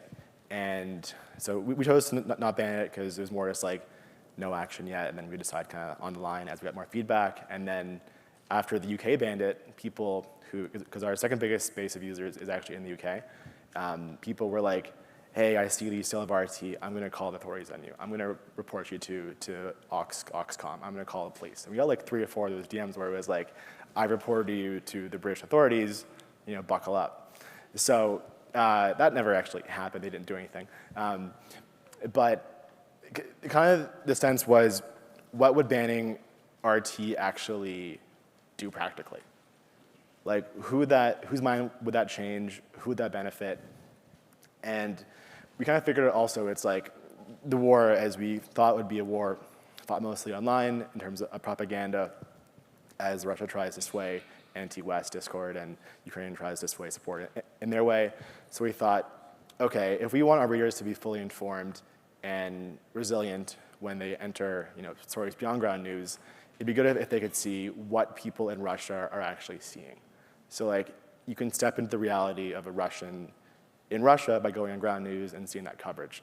So the kind of thought there was banning it wouldn't sway any opinions, and by keeping it, people can better empathize with kind of the plight of Russians in Russia. So that's kind of the morale that led to that. That's really interesting. Thank you so much. No worries. Yep. Hi, and thank you so much for being here. My question is, what has been like the hardest barrier to competing with like larger media and news outlets such as Fox or CNN? Yeah, good question. Like one thing is like they're both billion-dollar companies. Like CNN is owned by I think Comcast, and Fox News is owned by News Corp, which have massive market caps. But also in a way like they aren't really our competitor. CNN is more so cable, Fox News is also more so cable. So it's more like we have to convince people that there is a new way of reading news. Like the previous way of reading news, reading it from one source, it was kind of how people have read news the past decades, centuries. So it's more so the challenge is like, how do we convince them to build new habits? So it's like you see the story that may be biased, you say, okay, I want to read this from like multiple points of view. So the biggest thing was how do we cause that kind of change in habit versus more so where it's like they see us as similar to CNN and Fox News. It's like, how do they adopt this new paradigm of reading news? So that's probably been the biggest challenge for us so far. Thank you so much. No worries. Yep. How long has it been since people counted on one source for local news, say, the newspaper, and trusted it? Sorry, how long has it been? Yeah. I mean, it's still happening today. I think that like the concept of like a news desert, unfortunately there is a lot of places in America and also in Canada where there isn't a local paper to serve you. So if you're in a news desert, then it's not looking too good for you. But I think that a lot of people still trust local media. I don't have the chart here, but there's a chart that shows like what parts of the media people distrust and trust. And the lowest part is cable news. And then it's national news, and then actually pretty high, I think it's like 60-ish% trust their local paper. So there still is a lot of trust within a community member and their like local daily paper in that sense. So it still exists. I'm so old, I started my journalism career as a newspaper reporter in a small town. And I covered a it was a school board meeting. And one member of the board seemed to be being kind of a jerk. And I threw a little slap at him into my report. And as soon as the editor saw this, they distribute the papers before they went out. He called me up and said, "Don't you ever do that again." And I said, "Okay." And I did not. But I am finding myself, what you're proposing is people read all kinds of different sources to get something that doesn't try to tip them, and I respect that. But honestly, I haven't voted for either presidential candidate in 2 elections now, and I'm not sure I'm voting in this one. Do you see that? Do I see like a disengagement? Yeah. Yeah, I think people... Unwillingness to participate in these kind of silly conversations in many cases. Yeah, I think people are checking out in a way. We actually have readers who left us for the election but are going to come back after. So I think there is people who are like that out there. It may well be. What do you have a long-term plan for information we get online? We're talking about misinformation, disinformation, malinformation, all that stuff. Is that stuff calculable? Yeah, it is a long term. We do want to be the default way to consume news, so that kind of is worked into those plans. Okay. Cool. And, thank you. Sorry, or yes. I just have a question about selection. How does the organization make a decision about what articles you're going to show? Because you could go all over the place and have tons. So how do you do that? Yeah, we have pretty powerful ways to curate news. So I think on the average day, we curate around 85,000 sources or articles, which is grouped into a story. So all reporting on one topic goes into one story. And we sort that on a feed based off of mostly the size of coverage. So if a story has 400 articles about it, it'll usually go first. If a source has 250, it'll go second. So it's based mostly off of the size and the veracity of the reporting is how we kind of sort articles in that sense. When you say veracity, how do you determine that? We do bake, I believe, high factuality sources a bit more, so they carry a bit more weight in the coverage, so we don't just service always fringe stuff, so that does work into that calculation. Thank you. Problem. Cool, and I think we're out of time, unfortunately, but I'll be in the back room if you want to chat. I'm here all day, so thank you.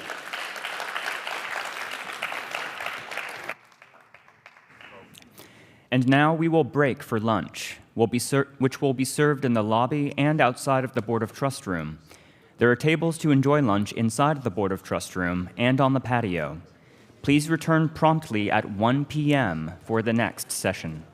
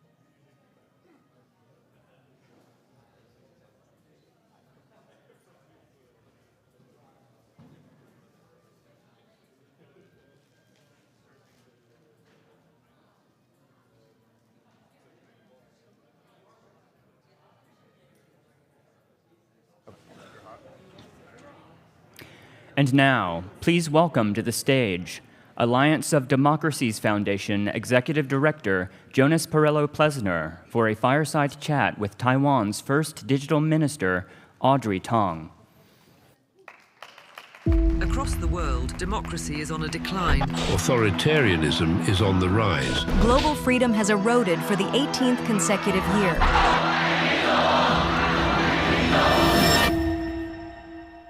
Audrey Tang, what is your greatest hope for democracy across the globe? That people see democracy as a social technology, something that people can construct together, that they can improve in the here and now. We can code up political systems.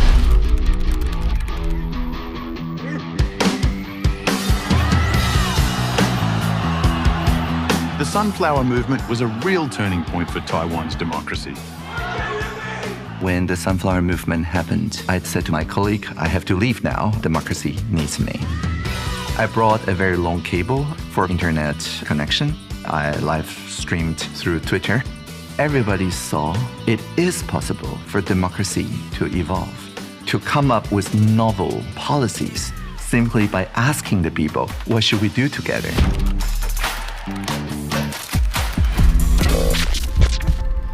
I was born with a heart defect, and one day I just fainted. I woke up in a hospital, and they told me the hole in my heart has grown. I could die. This awareness that everything can be reset tomorrow reminds me of Taiwanese democracy. We can't lose our democracy just with a couple missiles. I think there's a lot that the world can learn from Taiwan.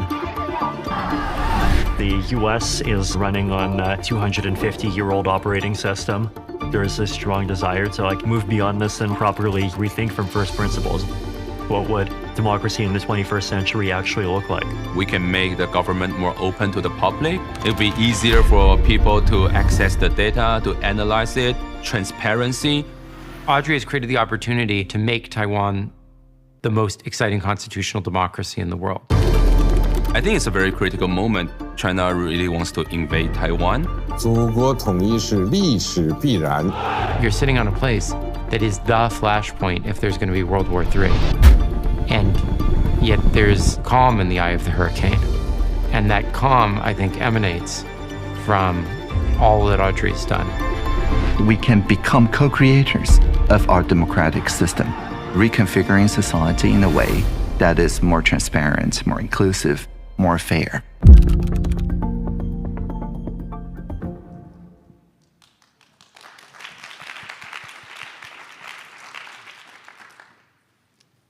Welcome, everybody.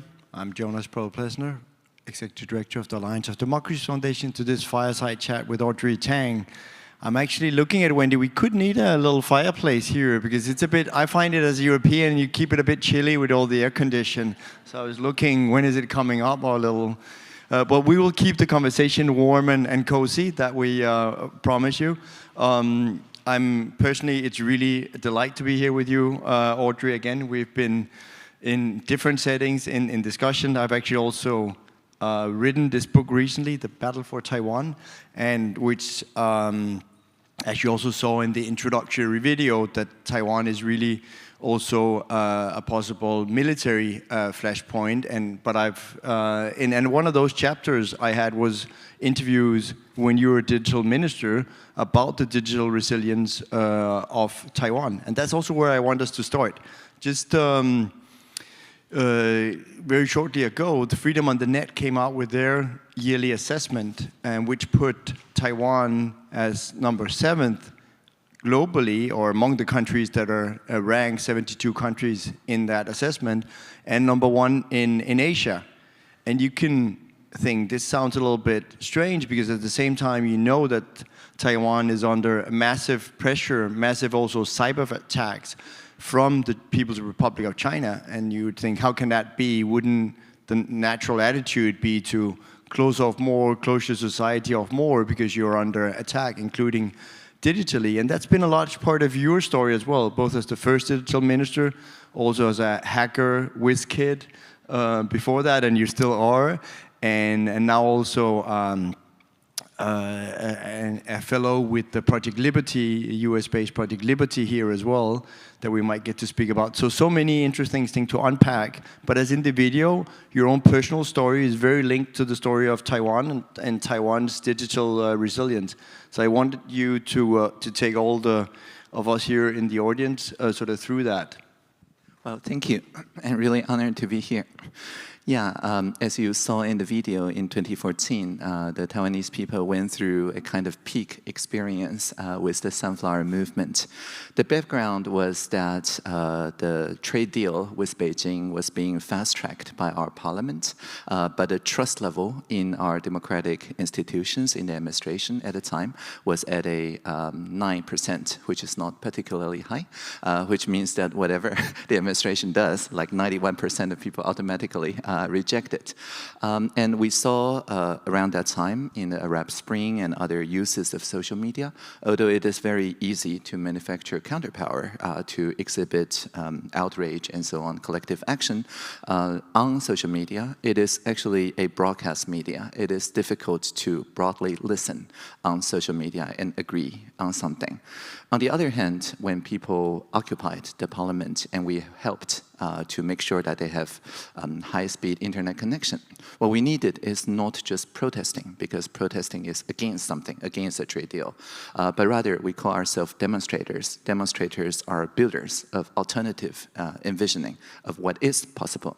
So by occupying the parliament and demonstrating in a thoroughly non-violent way for 3 weeks, what we did is that with 500,000 people on the street and many more online, we constructed broad listening systems so that when you physically or online goes to the occupied parliament, you can choose one of the 20 or so non-government organizations, civil society organizations, to participate in group-based dialogue. So instead of like social media, that amplifies one single viral voice.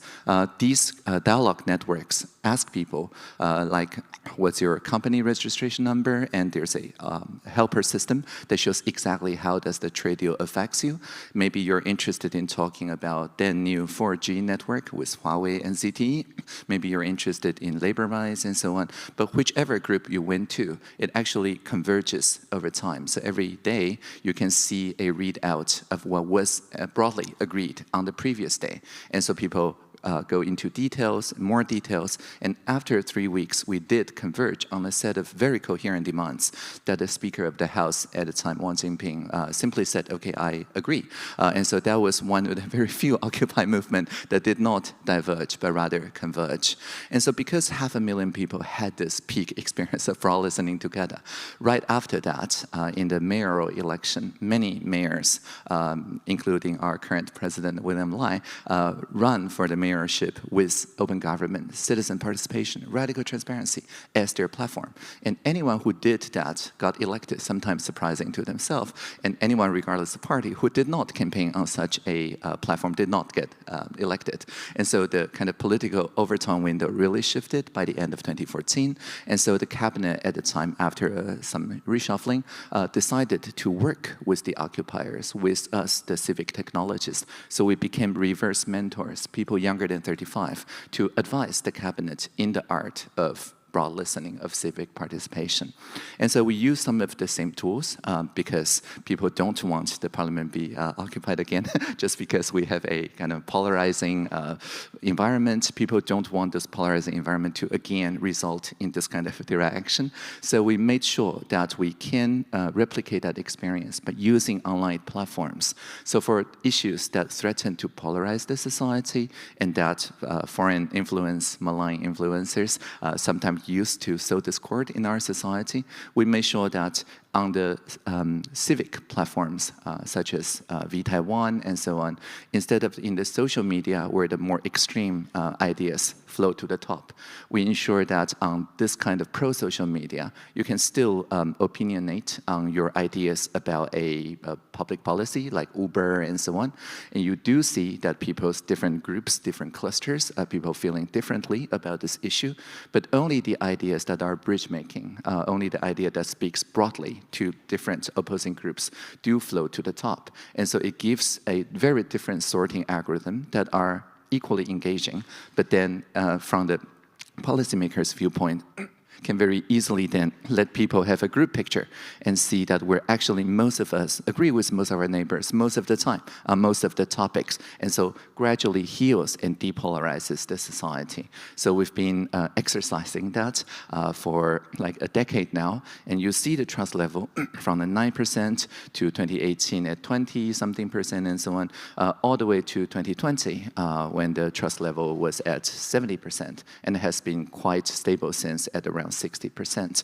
And so it's not like people have to blindly trust the democratic institutions, but the point here is that if we do make bridge making and broad listening kind of the alternate pro-social media to the more anti-social corner of social media, we can depolarize the society in a very systematic way. Thank you, Audrey.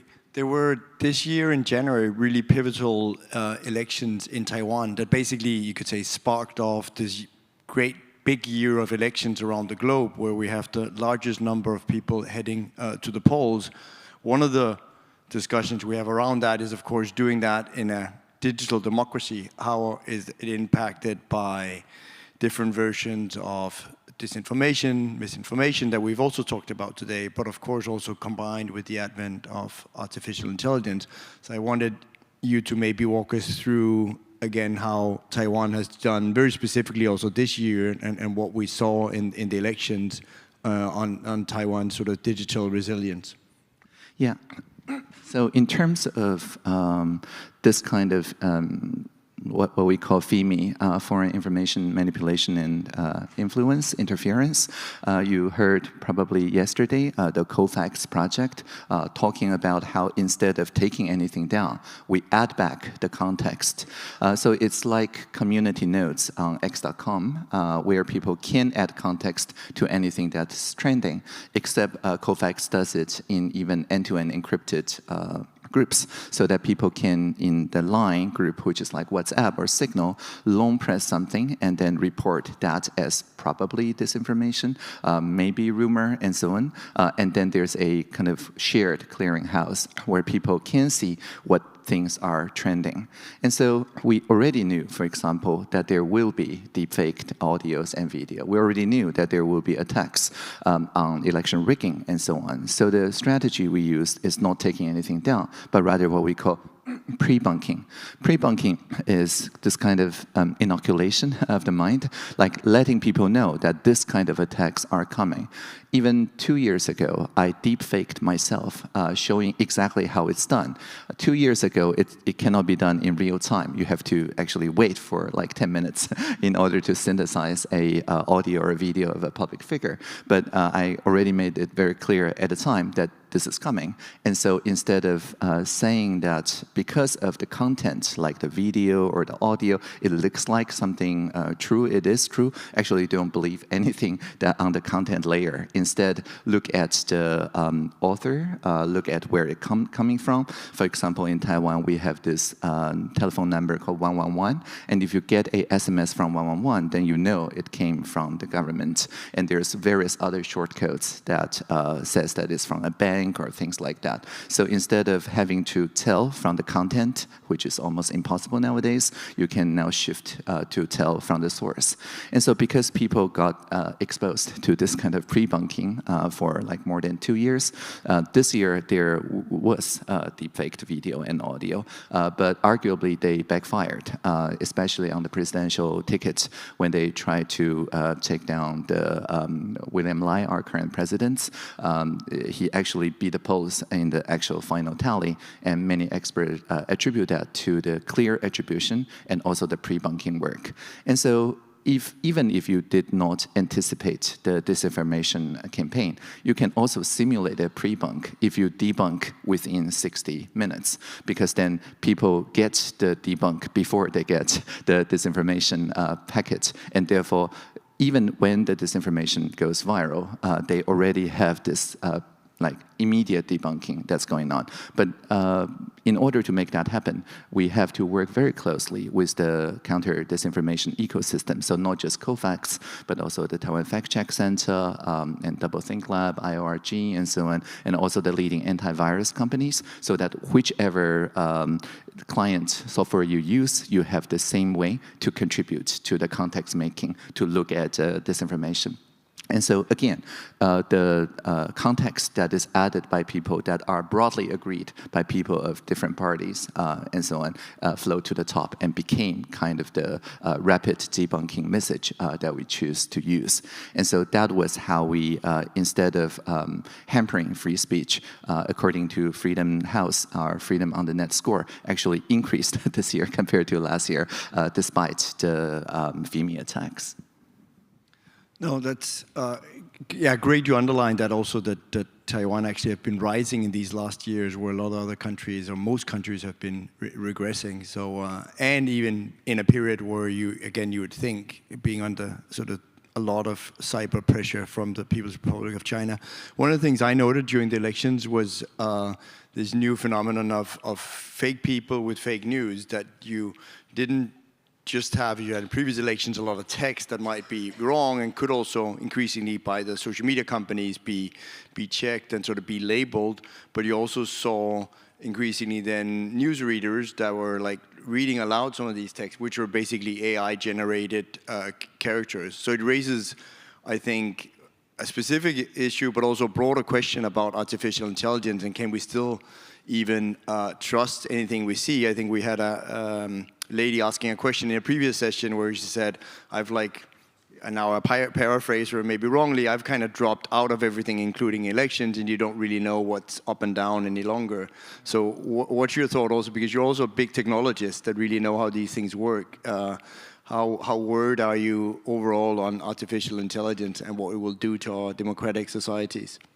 Yeah, I mean, it is not just in elections, but also in non-election times. There's deep-faked celebrities selling crypto scams or things like that. It's the advertisement platforms nowadays really need a very different default. Previously, we assume it's a human until you see like 6 fingers or something. But now you have to assume that everything is a bot unless there's some way to prove that it is a person. And this is an insight that is akin, the result of a broad listening exercise. Earlier this year in Taiwan, we assembled what's called an alignment assembly, which is a way to ask people in the face of those deepfakes and so on, what duties, what responsibilities should the social media platforms play in Taiwan?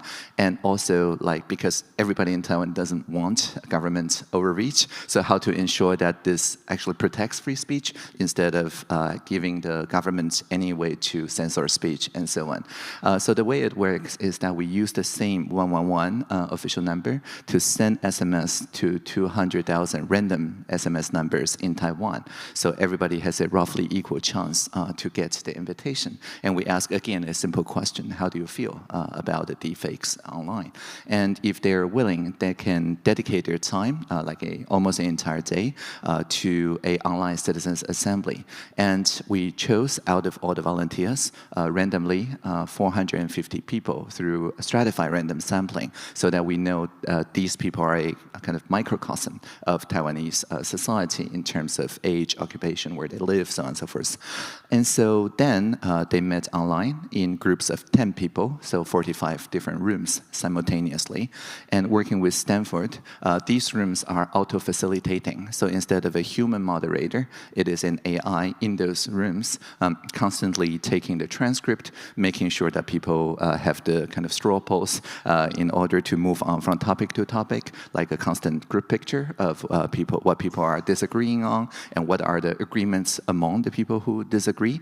And something that a human facilitator, very difficult to do, is to have language models in real time analyze the 45 different rooms to find the kind of piecemeal piece of the puzzle, and then put them together into like large narratives that we know that are bridging across those 45 rooms, and then read them out back at the plenary. So for example, there's this coherent statement that says any social media platform that runs advertisements, if it shows like Audrey, then they need to secure the digital signature of Audrey. And if the platforms did not do that, and if the platform reaches more than 5% of population in Taiwan, and somebody get conned for $1 million, then that platform needs to be liable for that $1 million. Because people say if you fine them, they will just pay the fine. But if they are liable to all the scam damage and so on, they will implement actually the public key signature. And the great thing about this is that it is not content specific. It is not about censoring. It is not about looking at the content. It is just making sure that if says that somebody says that, you need to have the infrastructure that shows somebody did sign off on it. And so that became law just a few months after the online alignment assembly, because the great thing about this kind of deliberative setting is that we can show to all the three parties, none of which have a majority in the parliament, that this is like the will of the people. People did come up with those ideas, and so those were fast-tracked, like the Digital Signature Act. There wasn't even a 1 month cooling period. It was just fast-tracked by our parliament. So I think if we do have this way to continuously poll people, and this polling is a deliberative one, it both depolarizes people, but also allows this kind of regulation to evolve at a speed of technology so that people can expect their democratic process upgrades as fast as their phones or things like that. Thanks, Audrey. I also wanted to touch upon Ukraine and what you can learn on their digital resilience and what we can learn from the war. And I'm sure that Xi Jinping is military-wise studying very much Russia's full-scale invasion and taking his notes for when it comes to his prestige project of incorporating Taiwan into the People's Republic of China. But on the digital side, which is also a question I asked you in the book, The Battle for Taiwan, and it was really, what do you take away on the digital side from the Ukraine war and for Taiwan's digital protection? Yeah, there's a lot of what we call gray zone operations. So for example, a few months ago, the subsea cables that connect the Matsu Island and Taiwan proper, there were two of them, and a fishing vessel and a cargo vessel, both flying the PRC flag. Within 1 week, accidentally dropped anchor, accidentally kept moving, accidentally destroy internet. And so they're like, oh, this is an accident, we're sorry. And so the point I'm making is that all these are ways for them to continuously see what the global international community's response will be, what are the kind of responses in Taiwan. And so we learned very early on, and especially during the Kiev situation, that we need to maintain connectivity through a plurality of providers. We cannot just put the egg in one single basket, so not just subsea cables, but also microwave connections, but also satellites. In terms of satellites, we work with both the OneWeb system from the UK, but also SES from Luxembourg, and so on. So the idea is that there's like redundancy in everything. So like if the subsea cables are cut, then the connectivity from the foreign correspondents, international correspondents in Taiwan to the world will be very limited. And so we need to secure that bandwidth so that when the Kiev, the unprovoked attack from Russia to Kiev happened, I stayed up all night in Taipei, just scrolling the Kiev Independent website to see the press coverage. And so I think the idea here is that any domestic communication need to route through the domestic data centers that we worked with, not just Google, which already have a data center region in Taiwan, but also Microsoft and next quarter Amazon, so that whatever video conference tools that people use in Taiwan, as long as both sides are in Taiwan, they don't have to route through international like Japan and back. And so only when all the domestic communications, regardless of which cloud provider, are local, can we reserve the very limited satellite bandwidth to the international correspondents, to the journalists, and so on, so the world learns exactly what is going on. It is just like the Sunflower Movement. When we live stream whatever that's happening in the parliament, it makes sure that people who care about what is happening continue to pay attention and therefore de-escalate the situation. And I know on the satellites as well, you're trying to, the same as you were saying, secure different providers as well. I mean, we saw with Ukraine that they have been very reliant on initially, generously enough, that Elon Musk offered free Starlink access, but then he, of course, later had new ideas on the war in Ukraine, and I think that you have mentioned as well, it's important for Taiwan, therefore, not to have all the eggs in one basket. Yeah, so in cybersecurity, there's this idea of assume breach. So whichever vendor that you use, you can assume that one of them is probably already breached. And so in this situation, what's called defense in depth means that you must use, like, ideally 3 or more different vendors in each layers of the system, so that even if one of the vendors are breached or defunct or somehow not working, then the attackers do not gain the ability to laterally move across different layers of the technological stack, but will be stopped by the other 2 vendors in the same layer of the stack. This is a free speech summit, so we again want to hear your thoughts, so you can start lining up to sort of ask questions. I will, meanwhile, go on with another question, which would be on, we had it over dinner as well last night, about TikTok. So in your new role as a senior project fellow with Project Liberty, that's also a part of their efforts, is to see if we can move from TikTok to a sort of free talk. And I think that's also something that will also, for the younger party, the audience that basically watches a lot of their news through TikTok. So that whole discussion of the fact that it's controlled by a PRC company, ByteDance initially, what does that mean? And what's here the process in the US for seeing a disinvestment of TikTok and maybe lead something completely different sort of model of social media? Yeah, there's a study, I think last year, about TikTok being a product market trap, meaning that if people use TikTok, more than 60% of them actually would like not to use TikTok, but not just themselves, but everybody else stop using TikTok. But if it's just you quitting TikTok, but your classmates and so on keep using it, researchers found that then the researchers have to pay them like $59 or something a month in order to compensate for that loss. But if there is a way to make sure that everybody quits using TikTok around you, then a lot of people are willing to pay like $29 per month so that everybody quits. So it's basically a kind of lose-lose scheme for everyone, but anyone who migrates out first lose more, so nobody wants to migrate out first. And so it's a very interesting phenomena. So the idea of people's bid of TikTok is to solve this from a technical standpoint, because really the lock-in happens because the only way to consume TikTok content that somebody posts on the platform is to use TikTok and its recommendation algorithms to access it. But it is not like that for example, podcast. You can post on a platform and consume on another platform. Email, instant messaging nowadays with the Digital Market Act from the EU, they're all interoperable. And so the idea of the people's bid is to buy TikTok US and then make sure that anyone can launch a different viewing experience, use a different recommendation algorithm. We already know from research that if you sort not by addictiveness, but rather by bridge-making potential, like which videos, which content are more likely, so that people on both sides of the aisle of the political ideologies will find that as kind of healing or bridging or constructive and so on.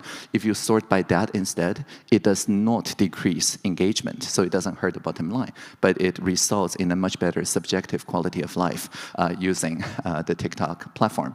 And so the idea of interoperability is that you can then switch out to these different experiences without losing your social graph, without losing the existing social relationships. So that becomes a race to the top. comes to the experience instead of race to the bottom. So that is the people's bid. And if you're interested, feel free to look at people's bid in Project Liberty and also maybe endorse the work. Thanks, Audrey, for it, because I think it's really exciting and could be, if this works out, one of the biggest revolution in the sort of internet and the social media space that we've seen in decades. So I really hope that that this project pans out. Jacob, first question. Yeah, thank you so much. This is deeply inspiring. So 1986, 87 is where Taiwan transitions from a quite brutal authoritarian state to what is now a leading democracy. Do you think that recent history of authoritarianism is what makes Taiwanese society and you much more aware of the dangers of censorship than maybe democracies that have been so for a longer time and that maybe take freedoms for granted? Definitely. Thank you for the question. I was born into, indeed, a dictatorship, right? Military law. And the martial law era really showed the Taiwanese people that whatever the excuse the administration uses, at the end of the day, if you do not have the checks and balances, then it just encroaches the personal freedoms. And there's a lot of very good reasons, but at the end of the day, none of these reasons matter. So the Taiwanese people fought very hard to get the freedom of speech and expression and assembly, association, and so on. So every time that we see a new threat, like the foreign information manipulation and interference and so on, like even the government, the ministries, even contemplating a little bit about censorship or about lockdowns or takedowns or shutdowns and so on, that's immediately met with the people who are 40 years or older that still remember the martial law, saying that, oh, the government is trying to grab power again, and definitely no, right? So it kind of limits our solution space to that. Only through more open, more inclusive, more transparent, more bridge-making ways can we solve these challenges heads-on. We cannot take the easy route of democratic backsliding because, again, a majority of voters still remember the martial law and definitely did not want to go back there. So I totally agree. Thank you. And a question over here.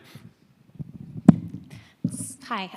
Thank you so much. I agree this is such an inspiring talk, and I'm wondering if you can comment on the extent to which you think that maybe some of the algorithms aiming towards social bridging, are those culturally specific? Like I see that, and I'm interested in the research that you've done that suggests that people will migrate to that and that it won't necessarily hurt the bottom line, because certainly in the US with a more sort of like individualistic sort of set of value systems, that seems, you know, challenging to imagine that it will be politically expedient for people to want to embrace that sort of like social bridging, whereas in a place like with Taiwan, where there might be a more sort of like communitarian value system that is sort of historically traced politically.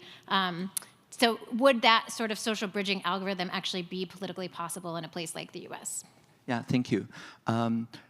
So the actual working systems of those bridging systems, which, by the way, the research can be found at the website bridging.systems, very convenient, is, as I mentioned, Twitter. And the community notes, which used to be called Birdwatch when X was called Twitter, is open source. And so all these are available for independent analysis. And the way it works is exactly like the Taiwanese system of V-Taiwan, of the Polish system in 2015. So it looks like this in the initial prototype. Like for the Uber conversation, you will go to the V-Taiwan website. It will ask you like one simple question: how do you feel about the UberX situation?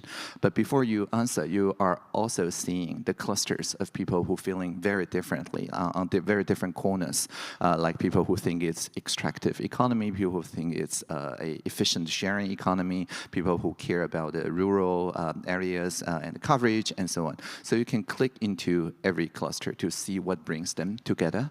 And then you can also say whether you resonate or not with a fellow citizen's sentiments. And once you do that, it shows another sentiment, shows another sentiment, and so on. So there is no reply button, and there's no energy drain, sink for the trolling to happen, because if there is a reply button, then people just waste time arguing back and forth on the one divisive point. But because there's no reply button, so there's only upvote and downvote, so very quickly you see your avatar moving to the place where people are resonating with your feelings, but you also see that which are the kind of bridge-making statements that brings those different islands closer. So there's a good visualization of that. Now, the community notes on Twitter has also spread now on YouTube, I believe. They also have this kind of community notes. So we do know that it doesn't really matter which culture or which country you're in, as long as there is this kind of k-means clustering identified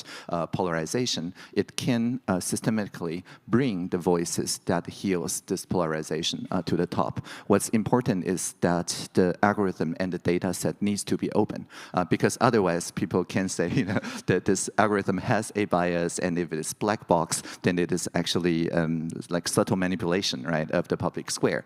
So which is why, of course, all of these public interest technologies need to be open source. Yeah.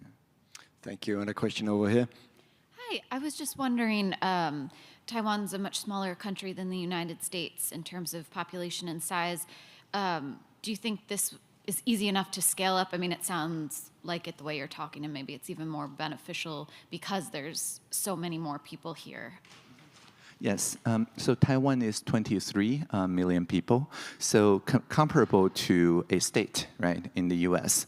So from what we found, that it's easier usually for a governor, for a state to start such a exercise. Like we work very closely with GovLab, with Beth Novak, who is also Chief Innovation Officer in New Jersey. So New Jersey is a like medium, small-ish size state, so that they can also do this kind of assemblies. Or like in Oregon, I believe there's also a culture of citizens' assemblies. And so if you add technology to it, it can just scale this broad listening.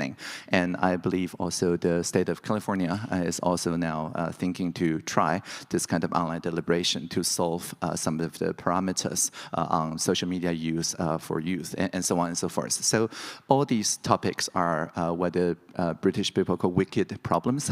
Like there is no easy solution from unilateral action, that you have to have a group picture so that people know that what everybody else is thinking, and then take coordinated action. And I do believe that Taiwan with 23 million people showed that it is possible to work on that scale. And so like the individual states in the US is what I expect this action will happen. Yeah.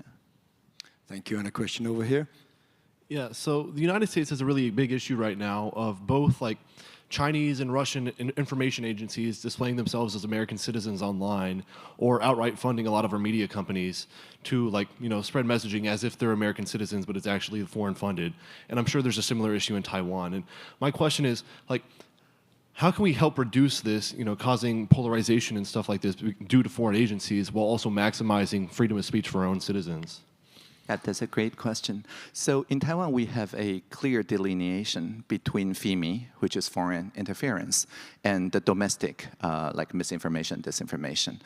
The reason why to make this distinction is that this part, the domestic part, is handled entirely in the civil society, right, with COFAX, the fact-checking ecosystem, and so on, whereas FIMI should be attributed as quickly as possible. Now, in Taiwan, it's easier to tell because we only have the subsea cables that connects Taiwan to the foreign connections. So like from a technical standpoint, it's much easier to say, oh, it's foreign because it came through the subsea cables.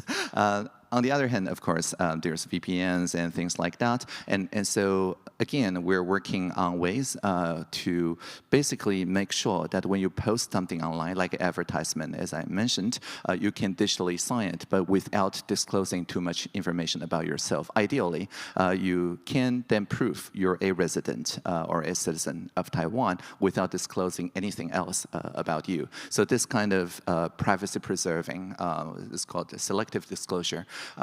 technology is a matter of public infrastructure in Taiwan. So we're investing in this kind of public infrastructure so that people can just prove to the degree that they need.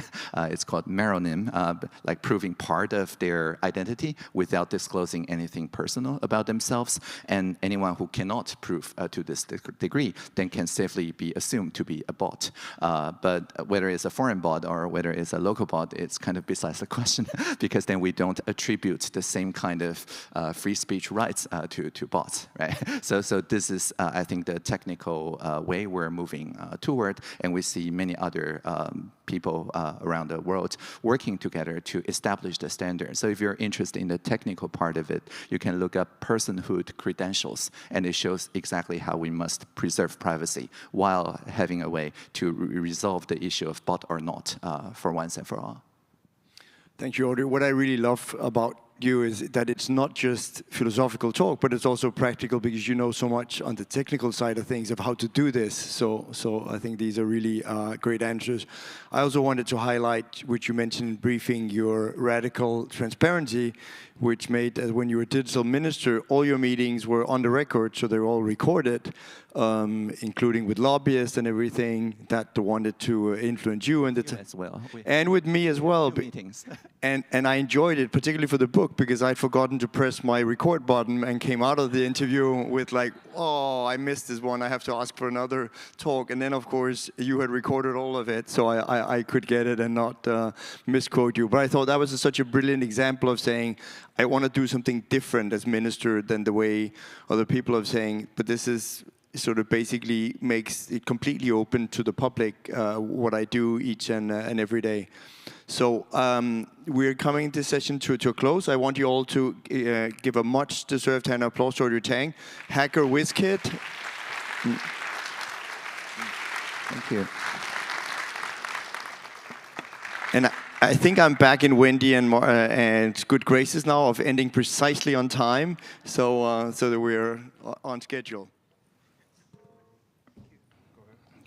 Thank you, Audrey and Jonas.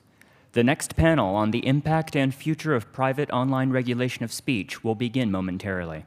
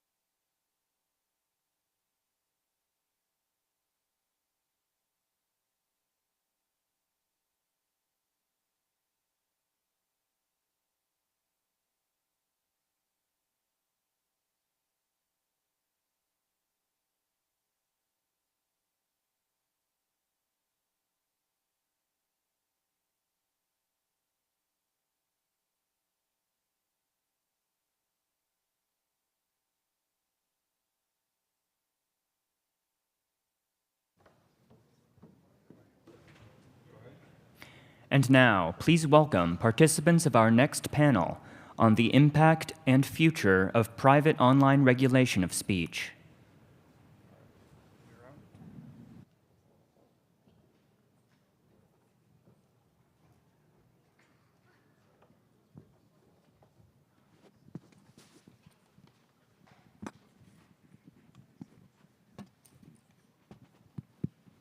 It's much brighter here.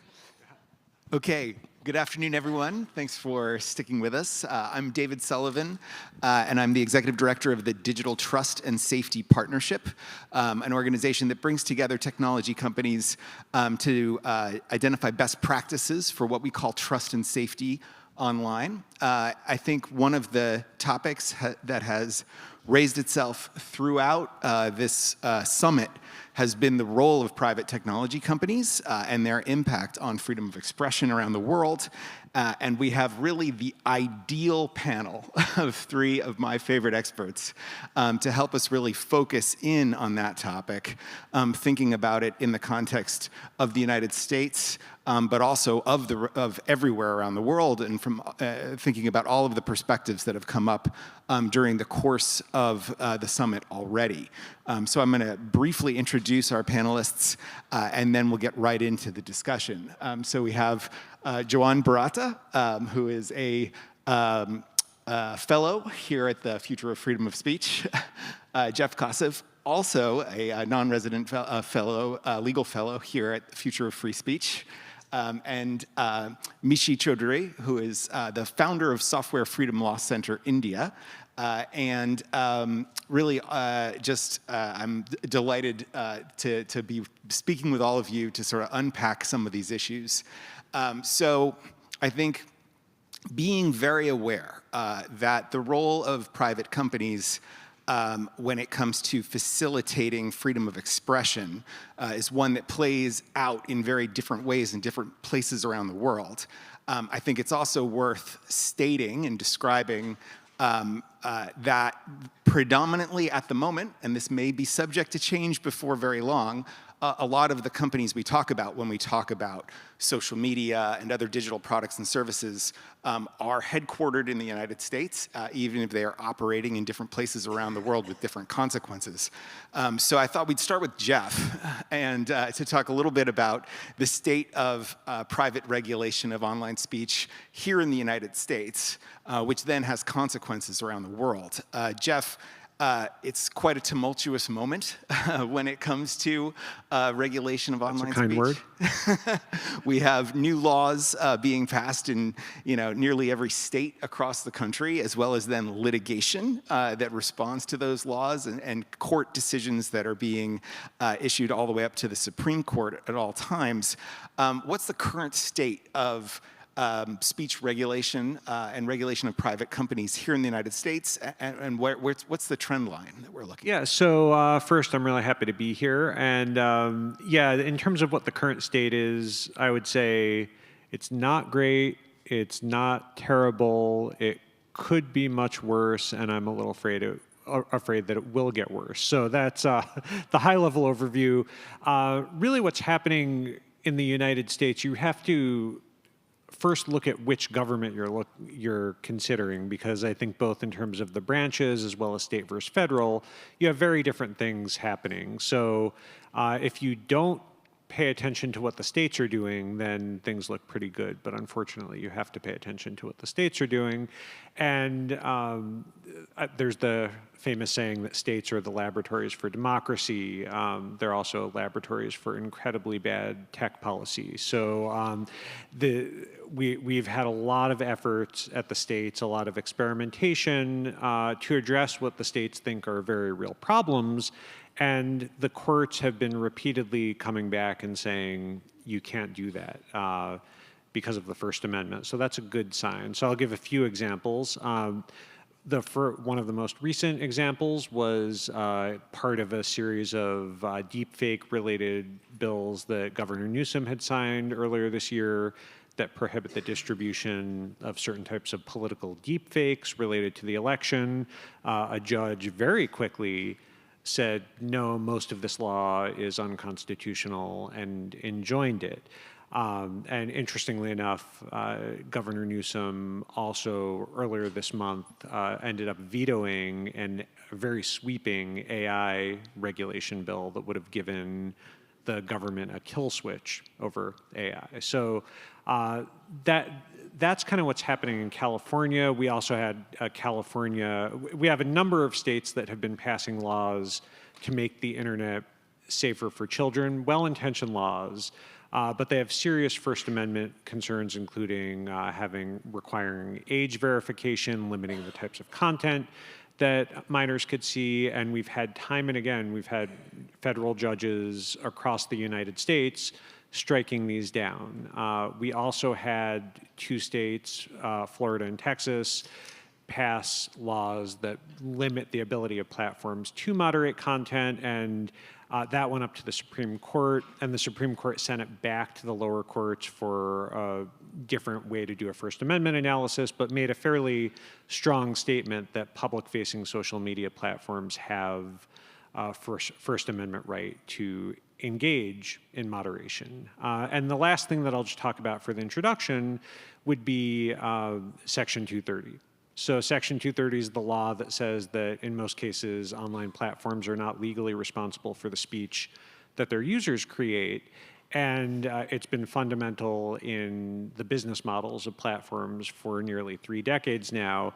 And members of Congress have been proposing dozens of bills to abrogate the immunity, eliminate it, but that has largely failed.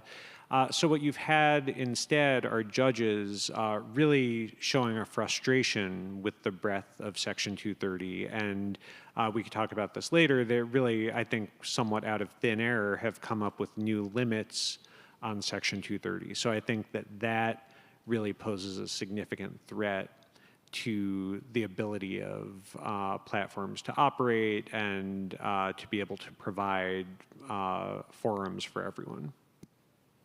Thanks, Jeff. You've written seminal books about these like core, legal principles and frameworks in the United States, the First Amendment and Section 230. Since those books have been published, we hear increasingly about calls to either repeal Section 230 or that the First Amendment is out of control. And so I do want to come back to some of those ideas a little bit later in the conversation. But I think before we do that, let's take things internationally a little bit. So I want to go first to Joanne, who has been a regulator previously and now advises governments in every part of the world when it comes to online speech regulation as well as a human rights-based approach to this. What I wanted to, now outside of the United States, in places where the First Amendment is not part of constitutions and legal frameworks, there have been a lot of fast-moving efforts to regulate social media, but other online digital services. Oftentimes, and perhaps the most notable, fastest moving, and most comprehensive of these is the European Union's Digital Services Act. Proponents of the Digital Services Act will say that the advantage of that approach is that it regulates the systems and processes that companies use as to how they moderate content online rather than regulating content and speech itself. Would love to hear your thoughts on that approach, its pros and cons, and sort of how it is being viewed, both in how it's being implemented in Europe and how it's being viewed around the world. Thank you. Thank you. I'm very happy to be here in such good company. So indeed, the Digital Services Act was seen and presented as a unique piece of legislation, something that didn't exist anywhere else. And it's true, it's a piece of legislation that regulates platforms, different types of platforms in a very comprehensive manner, and that recognizes, establishes rights for users that had not been established before in such a manner. So that is, a relevant component of the Digital Services Act that has been also appreciated, as I said, in many other parts of the world, and that European politicians are also presenting with pride every time they have the opportunity to do so. This is not only the Digital Services Act, also the Digital Markets Act. It's also presented as an effort to curtail the economic power of big tech, which is also interesting because this is the first time that the big power like the EU is taking an ex-ante approach instead of an ex-post approach. So that is true in this sense. And also, in other parts of the world, as I said, many governments are looking into the Digital Services Act as a possible source of inspiration when considering adopting new laws. And we have seen that in places like Nigeria, Brazil, Indonesia. Now I hear that Taiwan is also considering a DSA-like piece of legislation, also in parts of South America. This is not the first time, I must say, because, for example, when Germany adopted the famous NetzDG, which is some sort of a precedent at the national level of the DSA, there was also some interest in other parts of the world. Ironically, authoritarian countries were particularly interested in the NetzDG, as a report by my own project showed at some point. So it's true. I mean, and also, I mean, the propaganda around the DSA says this is about systems and processes, it's not about content. But this is not 100% true. Politicians, or if you listen to EU bureaucrats making presentations about the DSA, this is the first thing that they will say, but it is not completely true. It's true that the DSA for the first time establishes certain obligations in terms of processes, in terms of systems that need to be adopted by platforms in order to better protect users, but at the same time, the DSA has untested provisions that may have a significant impact on speech. And this is something that is often missed when the DSA is presented. Here we can talk about the possibility for platforms to receive orders from judges and authorities with a potential extraterritorial effect. That's a very important thing, I believe. The second thing is the references to fundamental rights as a framework, as a reference for platforms to act that can be easily misused by platforms, by authorities to impose certain criteria when it comes to content moderation, obligations in terms of content moderation. But I would say that the most, for me, the most concerning part refers to the obligation for platforms to assess the systemic risks that they generate and to consequently adopt a series of mitigation strategies to address these risks. Problem here is that the DSA doesn't specify how these risks might be assessed, the nature of these risks that goes beyond what is illegal, and also the kind of measures that should be adopted. And the funny part is that this is some sort of, let me put it this way, diabolic system, because the DSA says, you platforms, you need to make this assessment. Your platforms are responsible to make this assessment in a proper way. And we, the authorities, will verify if this assessment is correct. On the basis of which criteria? We don't know. Because the European Commission still hasn't issued the criteria according to which risks need to be assessed. No? So in a way, the DSA in these parts refers clearly to content, but what it says is that we European institutions, we don't know exactly how to do it, so that we delegate to platforms the responsibility of doing it and telling them if you don't do it properly, if ex post we reach the conclusion that you didn't do it properly, then you will face responsibilities. So it's some sort of, let's say, a system where everybody's under threat, that there are no clear safeguards, and when it comes to freedom of expression, and where the main concern that has been expressed by some authors like Daphne Keller is that at the end of the day, this may end up in some sort of backdoor agreements, behind the curtains agreements between platforms and regulatory bodies, in the case of big platforms, the European Commission, on how to regulate speech, defining the limits to freedom of expression beyond legal procedures, beyond democratic guardrails. And I think that this is the worst part of the DSA, and unfortunately the part of the DSA that excites other countries the most.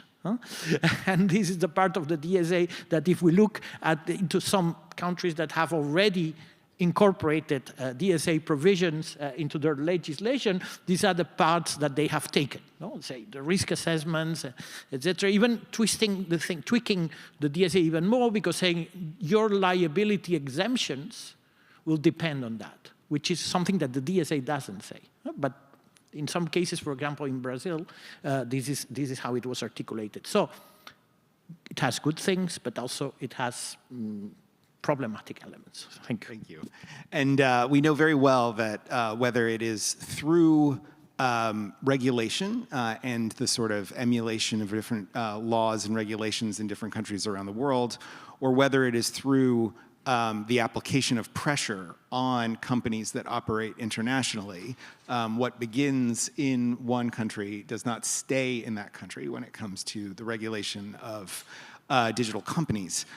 With that, I want to turn to Masih, who is somebody who has worked on these issues extensively, both here in the United States and in India, to really try to start off by just telling us a little bit more about how you see these pressures and these different regulatory models influencing each other around the world. There is a kind of a narrative that, as Joanne said, that the European officials are keen to promote of the so-called Brussels effect. There's also the Sacramento effect that comes up, or Brussels and Sacramento effect combined, when EU and Californian officials work together on these things, that they can create models that can be replicated. But it's a little bit more complicated than that, and I think there's no one better to tell us about that than you, Masih. Thank you. I think I'm going to just say a few things when it comes to numbers, population. India wins all the time. You can't talk about scale, and we don't emerge as winners. And second thing, Jeff, you said states as the laboratories for policy. I read it many years ago on Twitter. It's still true. I think India and rest of the world have been watching the same reality TV show. India is just 2 seasons ahead. And we've done it all. We've actually perfected it. You guys just came very late to the party.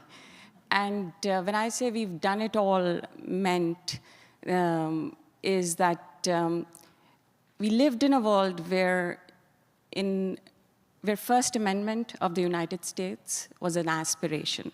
For democracies, for other places, this is where we all wanted to land. That's where you could actually mock your politicians. You could come here without the fear. You could say many things, and that's what everyone aspired to do, whether for creation of art, whether for actually criticizing what was happening in their countries.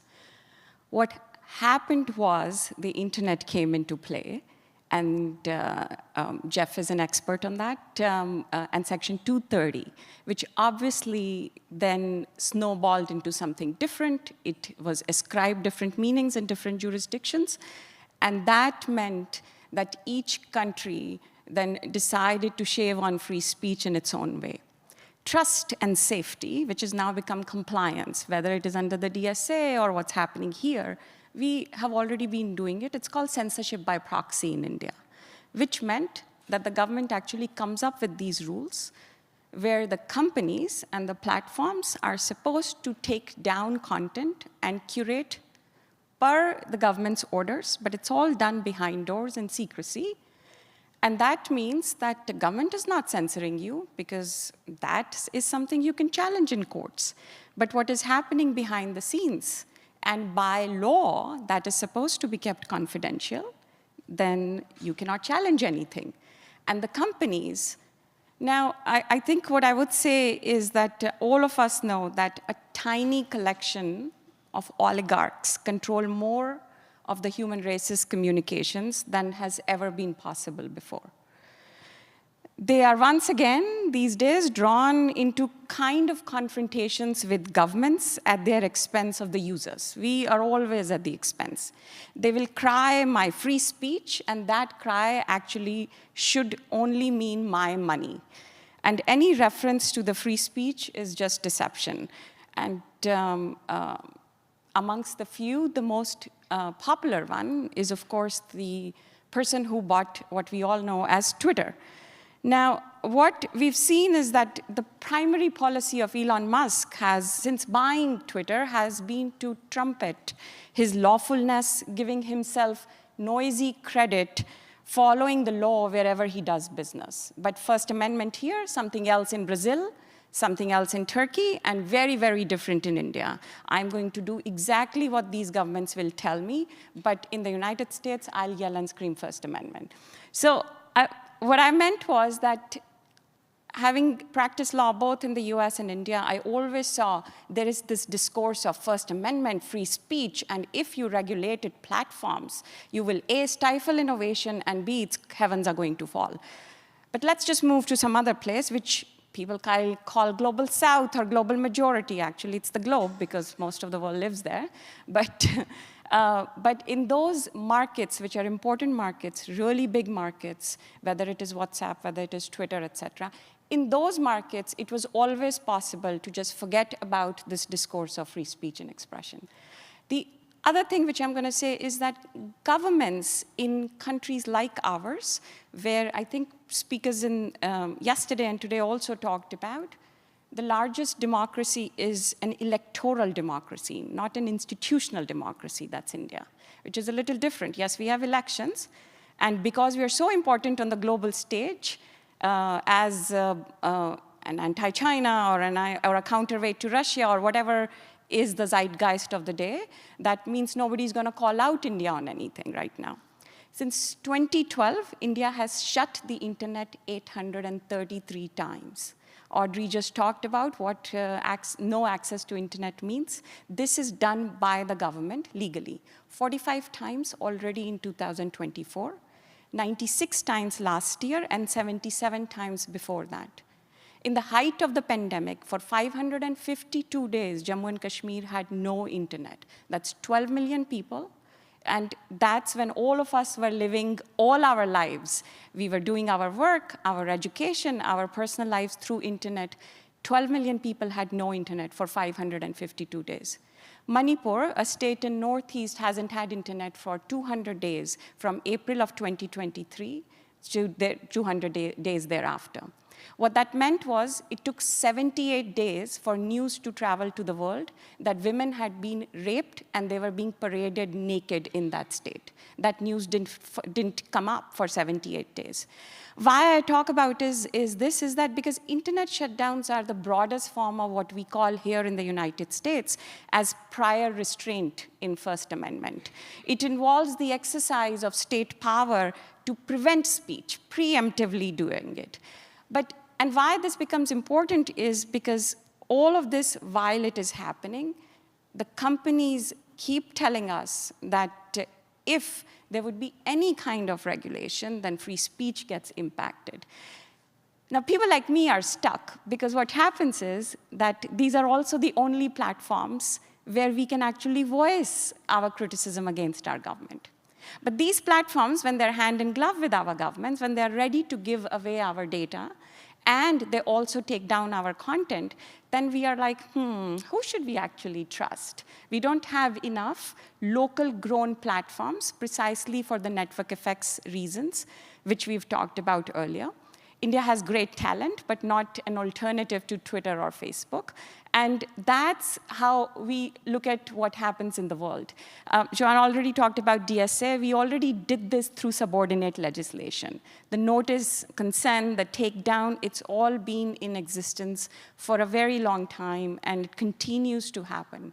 So for people who want to aspire for that First Amendment, to have that kind of free speech, but being stuck in this rock and many hard places, it becomes a little more difficult to actually take that discourse and apply the same thing in different parts of the world. Thanks, Mishi. So I think this all is very fertile ground for continuing this conversation. I think one of the things that I wanted to ask, and really it's for anyone to respond to or to, and for you to respond to each other, one of the things that comes up a lot, including throughout this conference, is the sort of concept of both of algorithms and sort of how the algorithms that digital services use impact both our own abilities to express ourselves through these platforms, but also whether those algorithms are the protected speech of platforms, part of platforms' editorial decisions, or is something different from that that should be regulated because of its inaccountability. And so I know this is something that's coming up quite a bit in the legal context in the United States, but of course many other places around the world. So that may be starting with Jeff to where do we draw the line between an algorithmic system, a recommendation system or a sorting system, and editorial discretion? Yeah, so I'm glad that you asked about this because this has gotten a lot of confusion, including, unfortunately, among 3 appellate judges who issued a very bad ruling recently. So what the Supreme Court has essentially stated, there's debate about whether it was holding or dicta in the case involving those 2 must-carry laws that I talked about, was that the platform, at least for public social media, they sort of sent it back for a determination on direct messaging and so forth. But for public social media, their curation of content is First Amendment protected expression.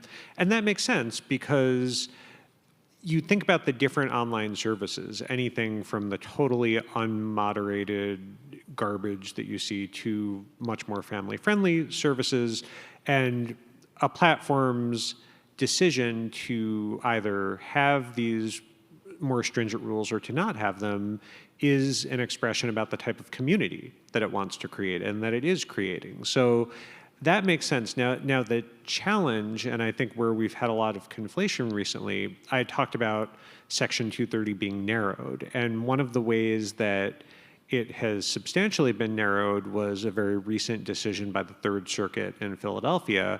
It was a tragic case involving, was something called a blackout challenge where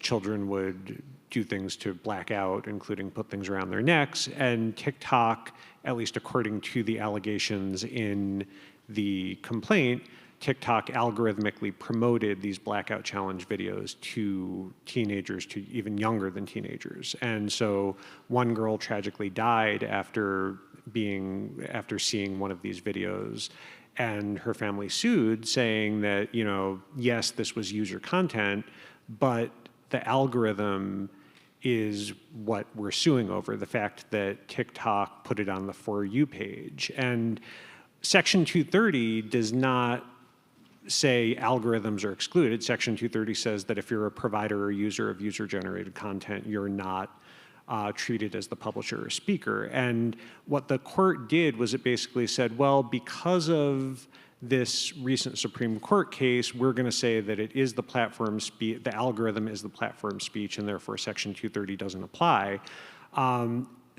There's a petition for the court to rehear it en banc. I think it's going to go to the Supreme Court, and I think it could really determine the fate of Section 230 as well as the fate of the use of these algorithms. Because think about if algorithms are excluded from Section 230, what will the platform start doing? And I don't see how they operate a modern platform without using algorithms. So I think that could be very dangerous, but I think that's really, I think that might be the next big Supreme Court case that we see. Yeah, I mean, I think that in Europe, there's an interesting paradox, let's say, because particularly since a few years ago, the European policymakers, legislators have been pushing, including via legislation, for the use of algorithms. And algorithms were seen as the solution to all the problems. And this is the European perspective. I wondered maybe because there were some lobbyists representing certain companies that went to see policy or lawmakers saying we have the solution. No? Because otherwise it's difficult to explain, for example, well, the famous copyright directive that basically forces platforms to use algorithms to make sure that a piece of content does not violate copyright even before it is uploaded. There's a regulation on terrorist content online that basically forces platforms to implement system, that is to say algorithms, to make sure that a piece of content that has been labeled as terrorist is not uploaded again. So again, you really need to use algorithms. There's a decision by the court in Luxembourg in the case, what I call the case of the Austrian politician whose name I cannot pronounce, versus Facebook, the class, whatever, you know what I'm talking about.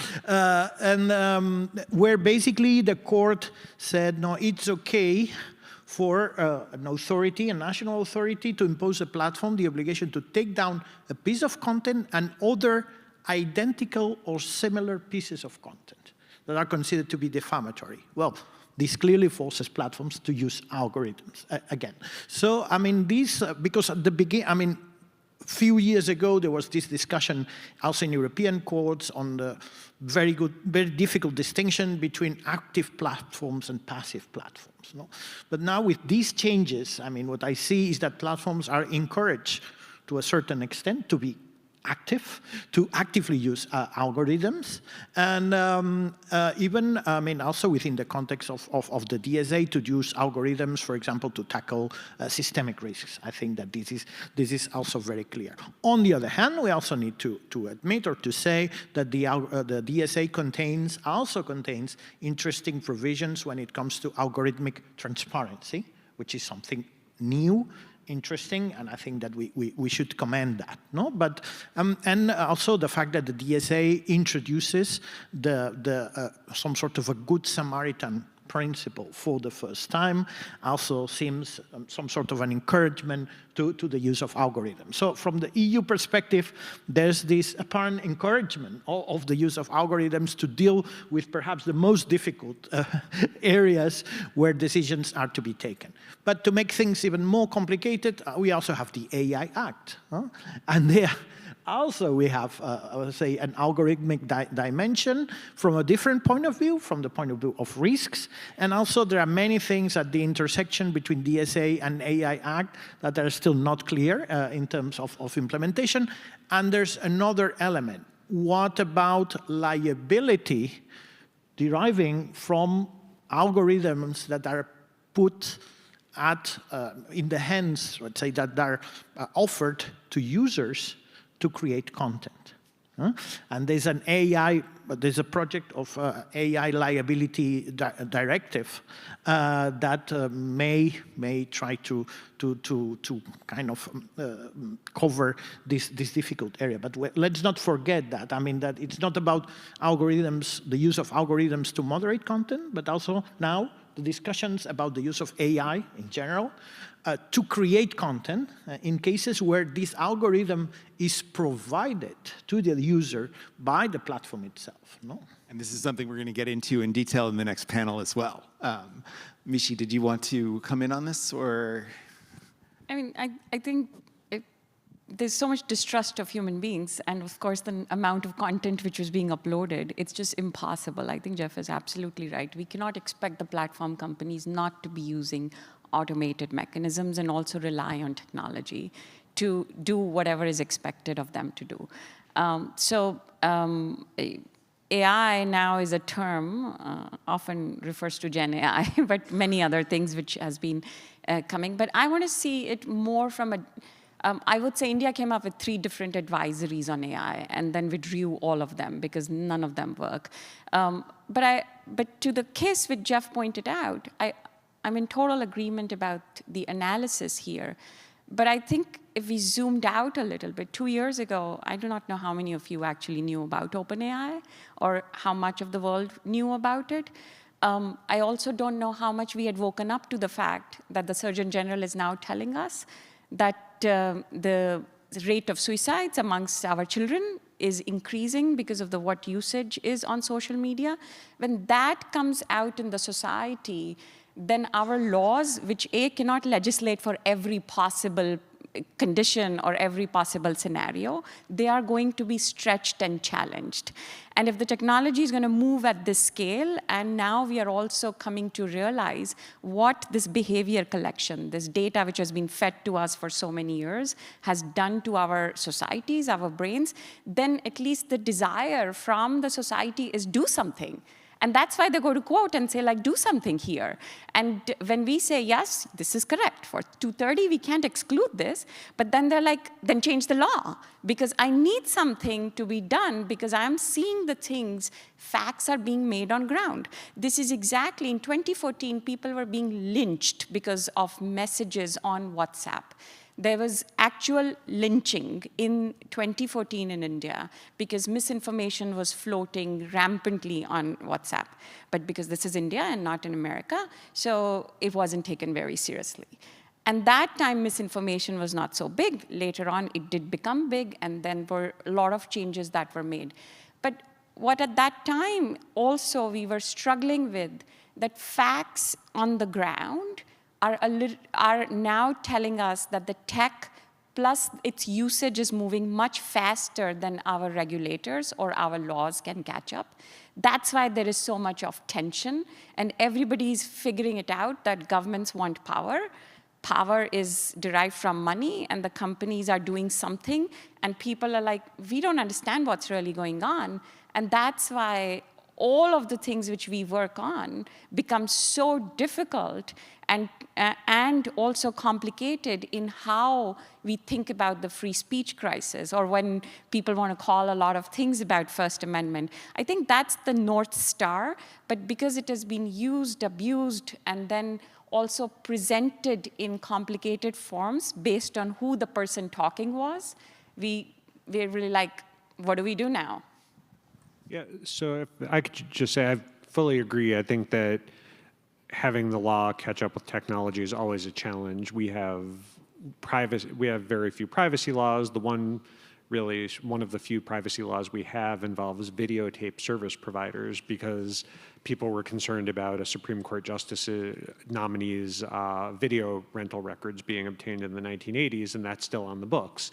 So I completely agree. I think a lot of these challenges, both in terms of the harmful content as well as the fears of over-moderation and bias moderation, have really driven what I have seen in the United States as a lack of full appreciation for the North Star, for the First Amendment, and the values that for the past half century the First Amendment has really embodied. So you see, and I'm of course only speaking for myself, but if you see a politician talk about fire in a crowded theater to justify regulating hate speech and misinformation, that's something that obviously gets a lot of attention, but it happens all the time. You also have on the other side politicians saying we need to regulate these platforms more and force them to carry speech, or say they have to carry this type of speech. And I think that when I said at the beginning that the current state is not great, but it could be worse, I think getting worse could be very precipitous, and it could happen very quickly if you have politicians or leaders on both sides really failing to remember why we have this very strong interpretation of the First Amendment. We have two Supreme Court justices who have called for revisiting New York Times versus Sullivan, which is one of the most important First Amendment cases of the past century. So I feel like when things are okay right now, I think that just sort of all of these challenges, I think, might be driving a fairly fast reconsideration that I think could be pretty dangerous in the United States. Another, I think, tendency that I think Juan alluded to earlier, which I think is happening in conjunction with those trends in the United States, is as companies comply with regulation like the Digital Services Act, like the UK's Online Safety Act, as well as similar regulation in places like Singapore and Australia. Daphne Keller, you mentioned, law professor at Stanford, has written just a piece this week in Lawfare on the complianceization of content moderation and trust and safety, where what used to be, or in a, in the positive light, decisions that were made sort of from a free expression perspective, perhaps, maybe not with as much thought all the time, but is now becoming something that has to be documented and audited, and what are the impacts of that on expression if we are turning these decisions, which have an enormous amount of consequence for people's ability to express themselves, into a almost industrial scale compliance function. No, I would say that also I think that Daphne at some point talks about the industry of compliance. No? It has become a business to provide services, because sometimes companies may outsource services to a third party when it comes to safely complying with applicable regulations. And this means not only the DSA, but also the legislation in countries like the United Kingdom, Canada, etc. And this also has an effect, which is the globalization of a certain way of moderating content. Because companies at some point say, okay, let's apply this at the global level so that we avoid, operating in different ways in different markets. And this clearly has an impact on the way, of course, speech can be disseminated through platforms in the United States, where the standards would be completely different from the European Union. But the other thing is that I think also that we need to mention, and this affects particularly European industries, is that these are entry barriers. No? Because, of course, if you want to become a big platform, now the kind of investments that you may need in terms of to guarantee compliance, it's huge.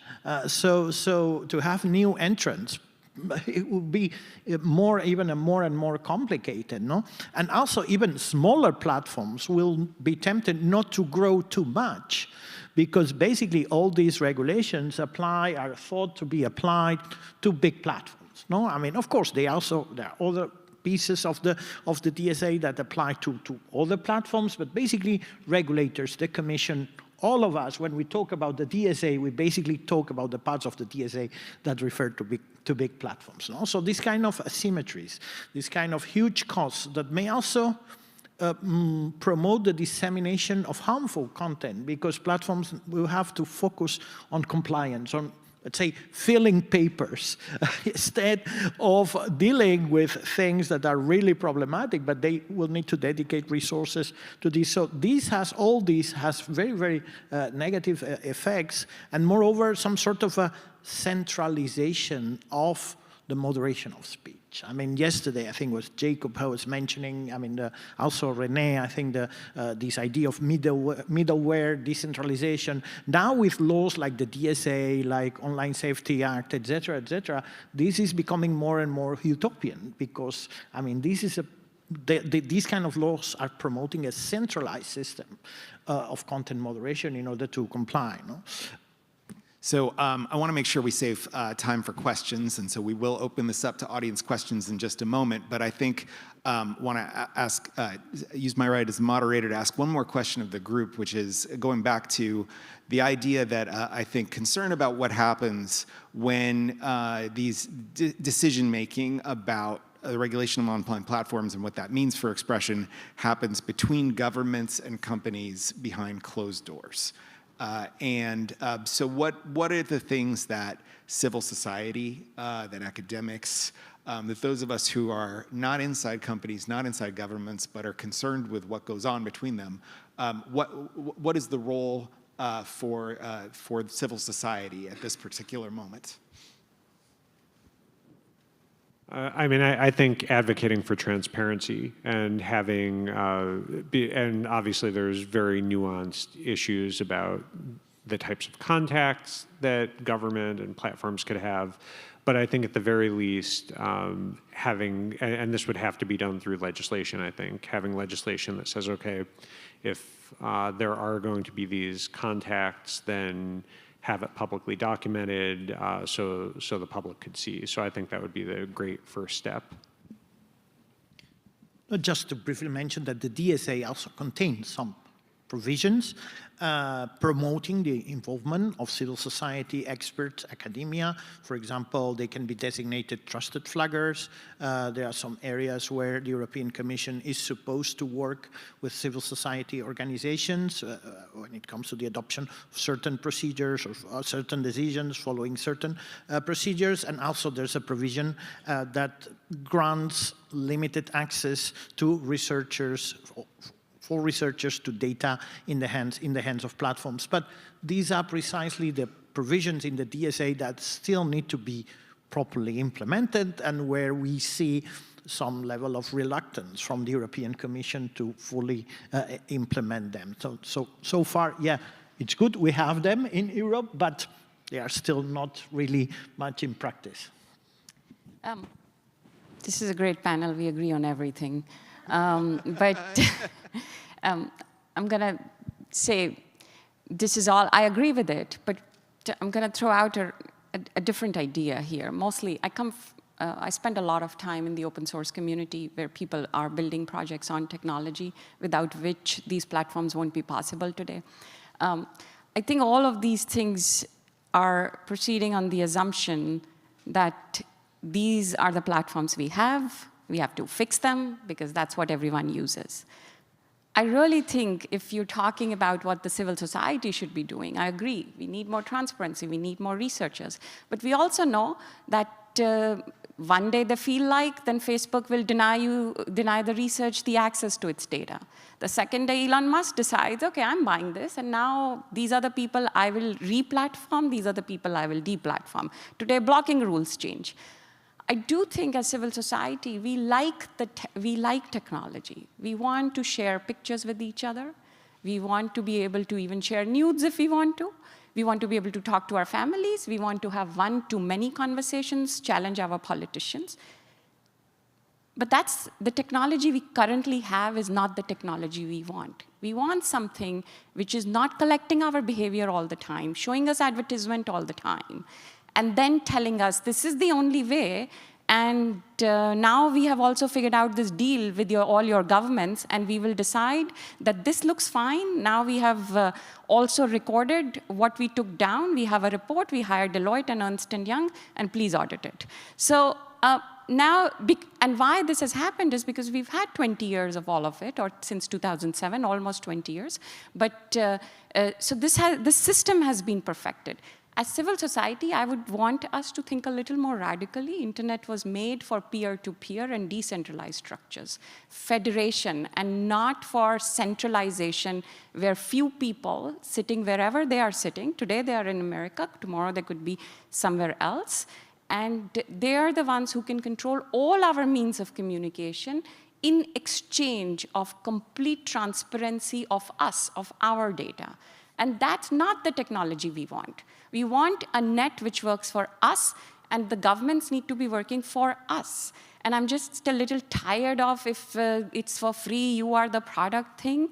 And I think we need to demand a little more of this is not the structure we like. We can have a different structure, and there's enough talent that we can build different things. So as much as I would like all of this, because that's the right thing to do, I want us to look a little further ahead, because otherwise we are going to be told, well, climate change is going to happen, what Eric Schmidt said, but let's just buy nuclear power so that we can build more AI. So that's the direction we will all be moving towards, and we shouldn't be taking that as a given. All right. Well, in the spirit of transparency and decentralization, now we can turn the session over. We have microphones, and so welcome questions. And we'll start on this side, and we'll take, I think, 2 or 3, and then let the panel respond. And try to be brief since we're short on time. Sure. So it's a question for Joan. You mentioned the opportunity for the DSA to potentially be abused, and also the Brussels effect. I want to talk about, or ask about, the recent incident of Thierry Breton, famously writing that an American businessman trying to talk to an American president about an American election, somehow it was responsible on him to mitigate properly, or else the EU would take action. Now, he was let go. He's spending more time with his family now. But what's stopping the EU and the next EU commissioner from doing that? It seems like there's a lot of wiggle room here, and for a system that's supposed to be a systematic set of rules for governing content or for governing platform governance, seems kind of open to very significant abuse of American political speech, not to mention political speech around the world. Let's take the two more, yeah. So really quickly, Masih, I really liked your point about the sort of political economy of this, that there's all these pressures driving it. And Jeff, you mentioned New York Times versus Sullivan. So we had these traditional media gatekeepers, you could call them that, in a different era who were fierce defenders of the First Amendment. And now they seem quite antagonistic to the structure of speech that we have now, where there's obviously the ability for many individuals to speak in a way that was impossible 50 years ago. So what do you, I mean, I think the New York Times even ran an op-ed the other day saying the First Amendment's out of control. So when you guys think about the political economy and the pressures that are happening here, where are these traditional defenders of the First Amendment now when it's sort of inconvenient to their business model to defend the First Amendment rights of other companies? Understanding that there's no such thing as being a little bit pregnant, I'm curious whether anybody among the four of you on the stage can identify, with respect to Section 230 of the Communications Act, can identify the slightest tweak or the smallest change, even an easy one if there is such a thing, rather than simply digging the heels in, which a lot of people do, and say any change will, begin the landslide toward stifling of free speech. Is there anything you'd buy?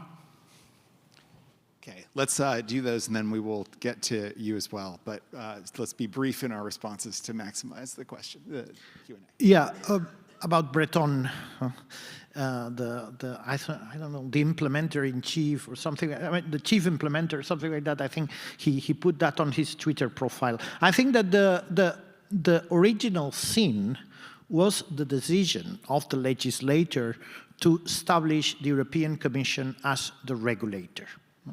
There was here a bad experience with the GDPR, the General Data Protection Regulation, because then let's say the Irish Data Protection Authority became the European Data Protection Authority because most companies were based in Ireland. And I said, well, that's too small. I mean, if we put this at the local level or at the national level, I would say that the regulator is the country of establishment regulator. This regulator will be overwhelmed and we will have Ireland regulators dominating Europe. We need to find a better solution. No, and the better solution was the European Commission becoming the regulator. But the standards of the European Commission when it comes to regulators say that regulators should be independent and non-political. So in this sense, the European Commission is violating its own standards by accepting this role as independent, as regulator, because when, for example, assessing regulatory bodies in countries that are candidates to join the European Union, in many cases say, your regulator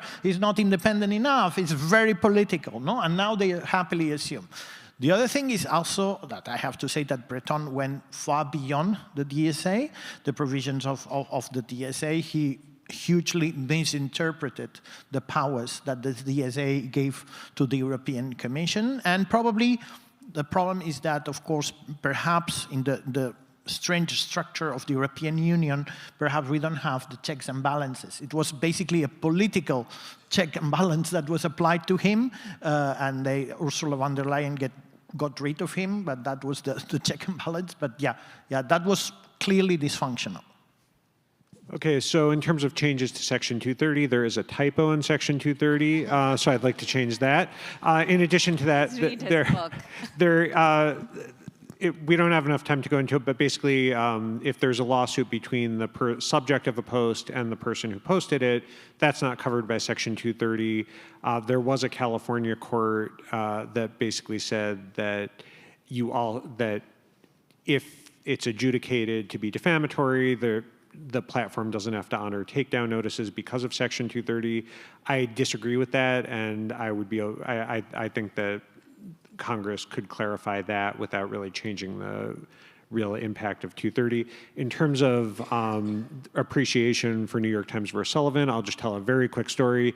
Right before the Fox Dominion case ended up settling, I wrote an op-ed for the New York Times defending New York Times versus Sullivan, which was a really cool experience. And they put the headline, it was about this, I might be getting it wrong, but what protects Fox News also protects democracy.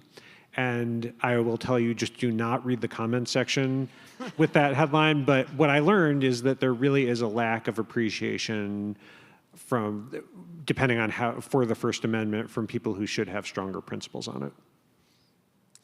Masih, so we are now at time, but let's just take one more question. We can push it because I'm moderating the next panel, so I can be late for myself. So we'll have your question, have a quick last word maybe.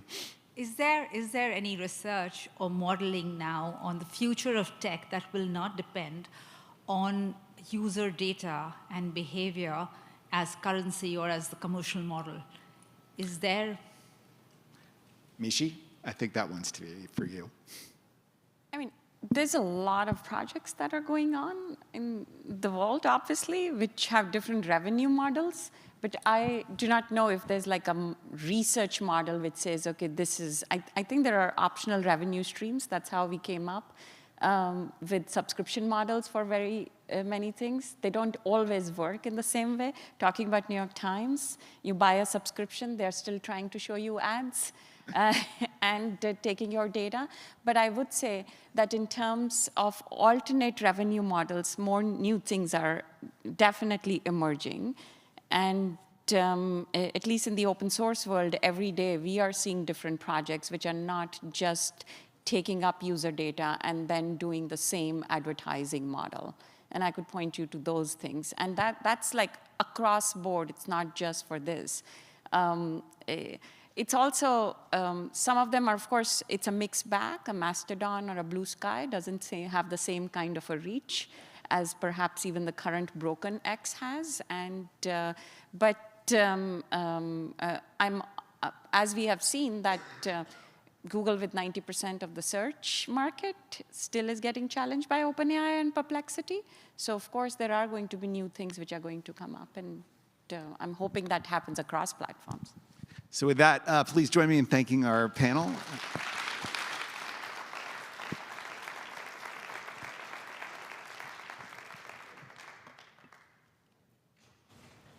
Thank you, panelists.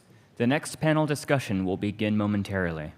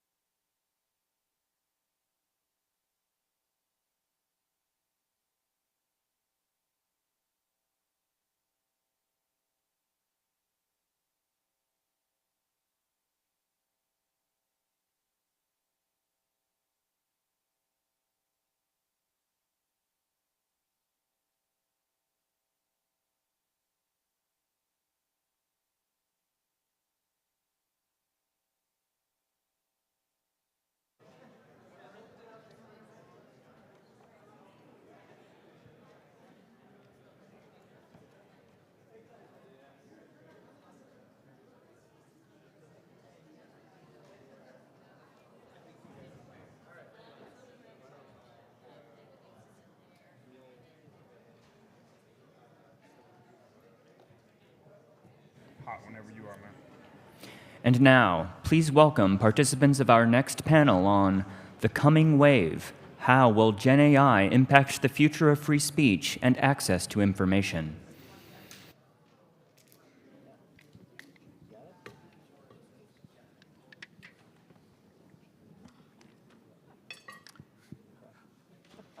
All right, welcome back, everyone. You're stuck with me for another session, but I think we now have a panel on generative AI and the future of free speech.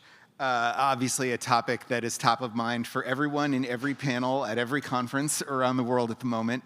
But you're here with us, with three of the leading experts that I would love to be talking about this particular issue with. So to my right, we have Neil Chilson, who's head of AI at the Abundance Institute. We have Sarah Shirazian, who's a director of Gen AI policy at Meta and a lecturer at Stanford Law School, and Anupam Chander, who is a professor of law at Georgetown Law School. It's a pleasure to be up here with all of you and really getting into, I think, some interesting issues about whether looking at AI, generative AI is one subset of AI, and its impact on freedom of expression, and perhaps how that is similar and different from the discussion that we just had about social media and other digital services. So kicking things off, first, I think when it comes to AI and any discussion about it, it's important to define our terms. And so I wanted to ask Neil to first talk just a little bit about what we mean when we say AI. And then also, because of course we're a few weeks out from a fairly consequential election here in the United States in the year of elections around the world, where there's been a lot of talk about the risks to electoral processes from the use of AI, something you've been monitoring. What are we actually seeing? What can we observe? And what does that mean? Well, great. It's great to be here, and I'll start with the easy one, which is defining AI. I'm joking. That's basically impossible.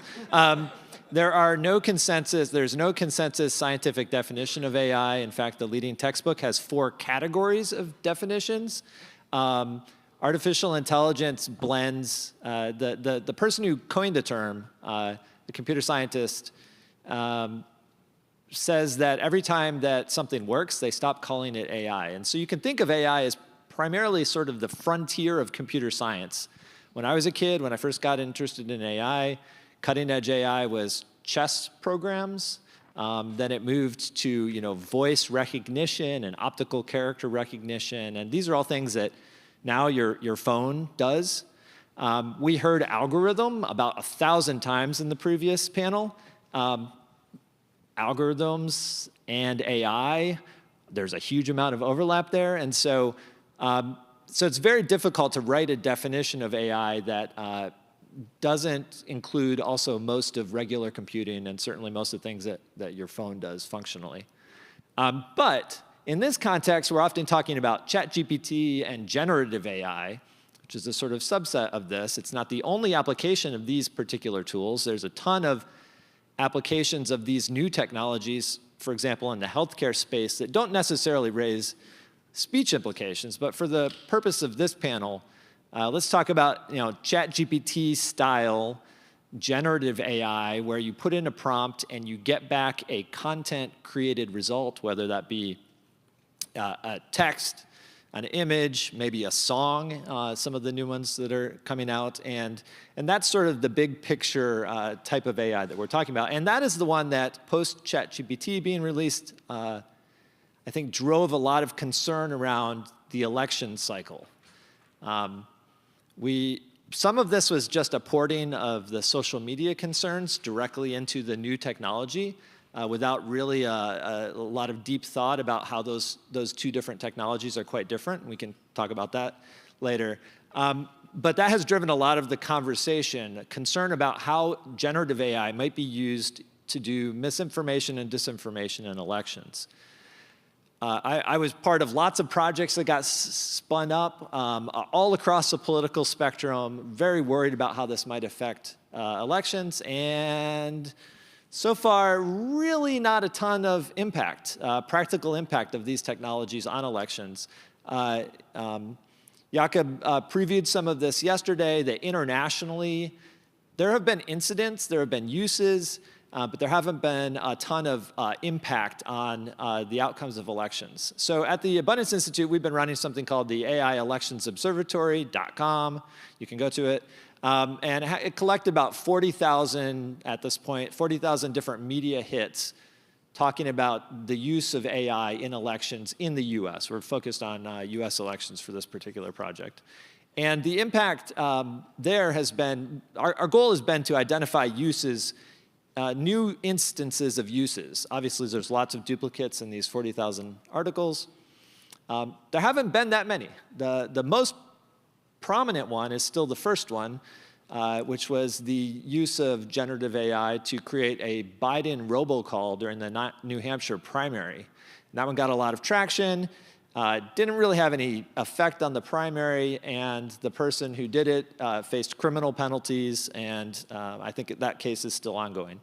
There's been some other examples, and we focus on sort of how do campaigns use this, and there really haven't been that many. There were some organizations that were ancillary to the DeSantis campaign that used some generative AI technologies, or more recently there was a Indiana senator who used generative AI, possibly. It's actually not quite clear, and this is a common theme across it. It's hard to tell whether or not you could do this sort of thing that's happening with conventional tools, or if you needed generative AI to do it. And so that's kind of the landscape. Not a ton on the direct impact. On the cultural side, tons of use of generative AI. Tons of use to create funny memes criticizing presidential candidates or public figures, or lots of that. And you've probably seen a ton of those. Sometimes they're entertaining, sometimes they're offensive, but they're clear political speech in a way that I think has been robust and very interesting in many ways. Maybe that raises some concerns, but it does look like the purest form of political free speech. And so that's sort of how we've seen it thus far in the election cycle. So thanks very much for that. I think helpful to clarify our terms. We often gravitate towards, I think, the risks of harms posed by these novel technologies, especially not just in the context of elections, but also, of course, in the context of things like non-consensual intimate imagery, deep fakes that can be used for abuse and harassment and bullying. But AI and generative AI can also be a tool in the toolbox to work against those types of risks and to be used for other benefits. And so, Sarah, this is something that you've recently written about a little bit. So wanted to get your thoughts on where there are opportunities for generative AI to advance free speech in particular, since that's the topic we're here for, but also other human rights as well. Thank you, David, and thank you for having me as part of this panel, and thank you, Jacob, for invitation. I think we in trust and safety community generally wired to only think about risks. My family never likes when someone is telling me I'm going to X country and I sort of say all the risks that they're going to be exposed to. But that's how we are wired. And I think that has been a challenge also when sort of we all kind of get exposed to Gen AI as a technology.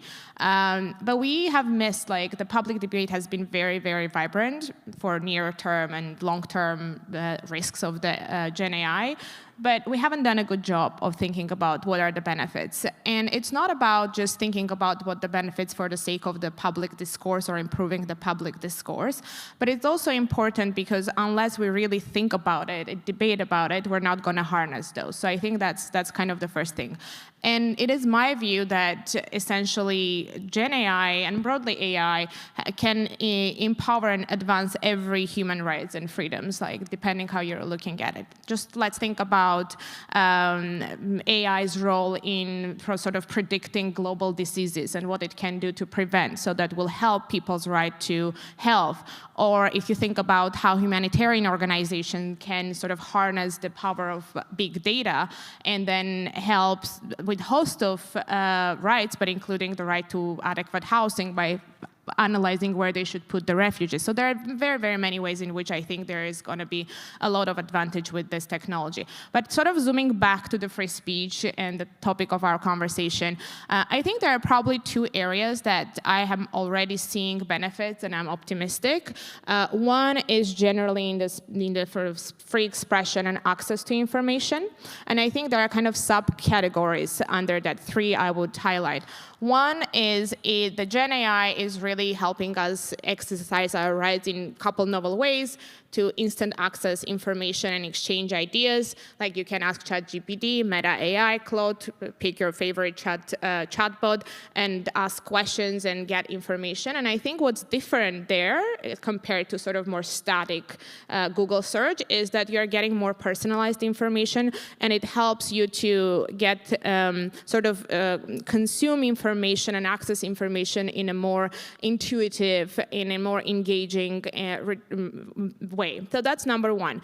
Number two, I think there's a lot of potential around sort of like expression or artistic speech and satire. You were already alluding to it.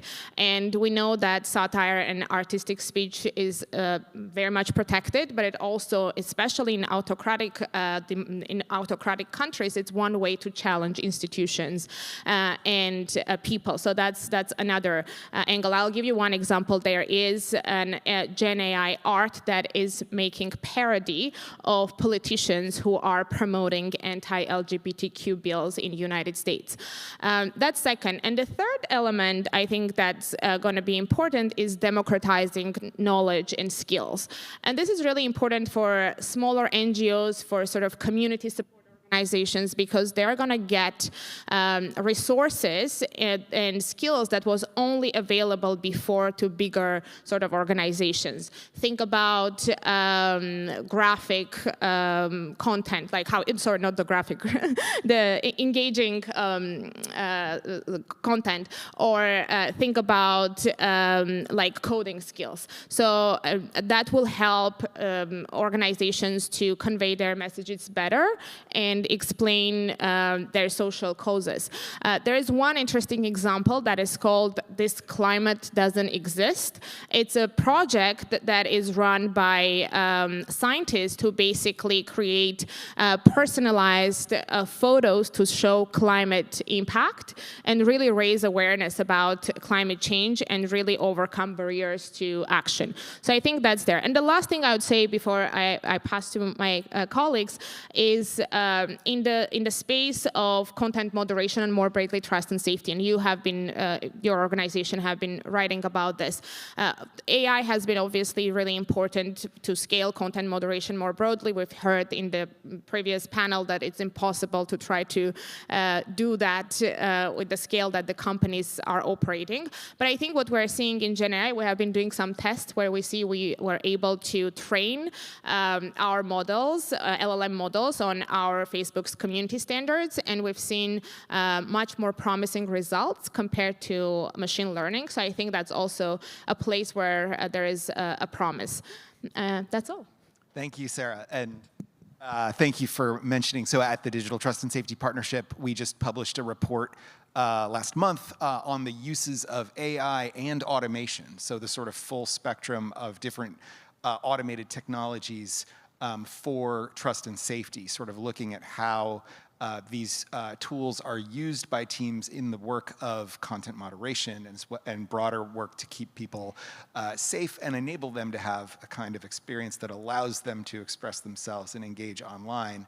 And I think not only does this provide, one, we see improvements in terms of compared to traditional machine learning, as you mentioned, but also increasingly, I think there's the ability to shield the humans who will continue to be involved in this work of content moderation and trust and safety from having to be exposed to some of the worst and most traumatic imagery again and again. So there are things we can automate there that will make things better, but really appreciate that sort of broad and optimistic look at some positive potential uses for this technology.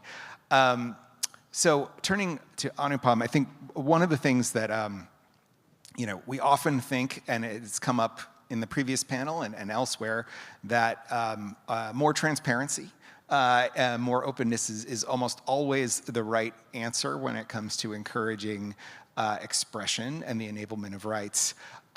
When it comes to generative AI in particular, there is a big debate about open source versus closed or proprietary LLMs, and that's not always easily, it's a complicated distinction, but there are risks posed by open openness, and there may be some risks posed by transparency in this case, and I was hoping you could help us kind of think through those. Great. Well, thank you, David, and thank you, Jakob, and thank you to the Vanderbilt University for hosting this amazing conference. I've learned a lot. So I want to begin, I'm going to get to your question, but I'll begin with and kind of picking up on a string of thoughts over the course of the day, which is about kind of disinformation campaigns across the world. I wanted to remind people in the room, in case they hadn't followed this news, that a few years ago, during the height of the pandemic, one government, governments engaged in disinformation across the world with respect to pandemic issues. And one government said this foreign government's vaccination for COVID is actually dangerous and you shouldn't use it.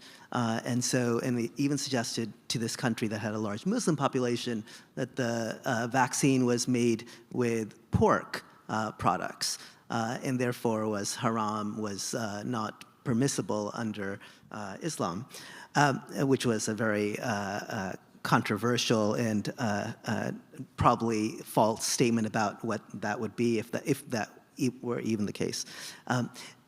So I'm just going to ask a question. If I said that this occurred in the Philippines, would people know what I'm talking about? That is, so Reuters reported a few months ago that the United States carried out a campaign to label the Chinese vaccine unsafe in the Philippines.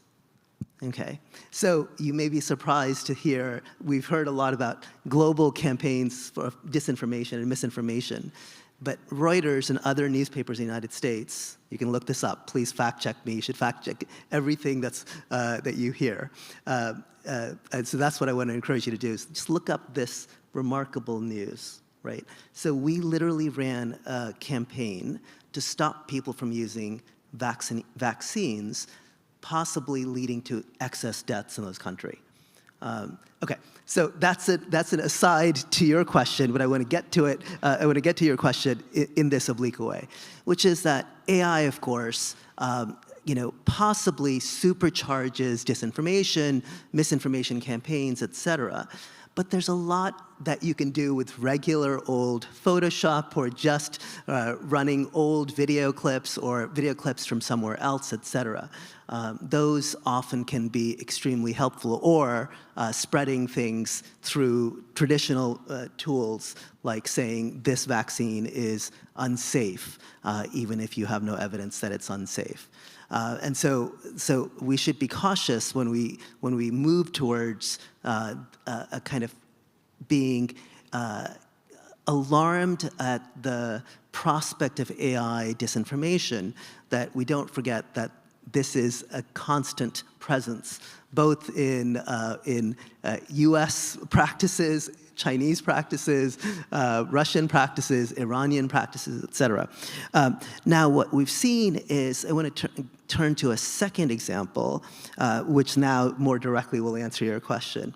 So OpenAI, also this summer, reported that it had identified disinformation accounts from Iran that were using ChatGPT to spread disinformation. And so the question is, how did OpenAI know this? How did OpenAI recognize that ChatGPT was being used for these purposes? Well, OpenAI runs its system on its own computers. So when you use OpenAI, you're using it via an API, typically, to get to its computers. And so it can actually see, it has visibility into what people are doing. And so it is actually, in this case, literally investigating what uses its users are making of its system in order to identify what it believes are wrongful uses. That's what leads it to be able to identify this misuse of ChatGPT for this Iranian disinformation campaign. Okay. Now, imagine instead an AI model that you can download from GitHub or Hugging Space or some other website, and then run on your own computers. Once that model is in the wild, it cannot be controlled, right? So OpenAI and the proprietor of that model lose insight into how that model is being used out there. So that is the risk that's raised by what we often describe as open source models in this context, models that can be deployed on third-party servers that therefore can no longer be monitored by the proprietors, the producers of those models. That raises its own disinformation campaign concerns, et cetera. Now, on the other hand, of course, this is a complicated question. I would, of course, be remiss in not saying the fact that you can examine that underlying code, the fact that you can take the model, bring it home, and check it out, also might allow you to investigate whether or not that model itself is producing disinformation. So it allows a kind of transparency that can be useful. But my point here is simply, it's a very complicated mix, and it's very hard to know. But my other point is simply, let's also not excuse the United States from any of our errors, and not forget that this even happened.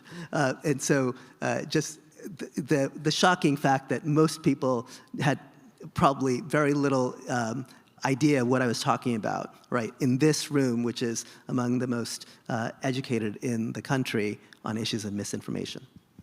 Very important principle to keep in mind.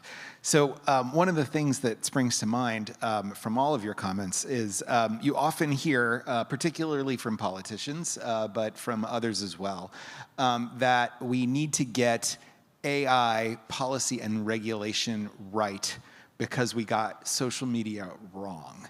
And so I think there's a question about whether that is true, but also how similar is a chatbot, for example, to a social media service or other service? And are we thinking, is this the right analogy? Or especially when we think about expression, are these fundamentally different things that need to be thought of in different ways? Well, I've actually heard it even broader than that we need to get AI right because we got the internet wrong. And when people say that, I look around and I'm like, the internet is pretty great in many ways, right? Obviously, it's changed a lot of things. But when I think about social media and comparing it to chatbots like ChatGPT, if you look at just the basic characteristics in the business models, they're radically different. So I think they really do raise really different types of problems. A few examples in the ways that they're different.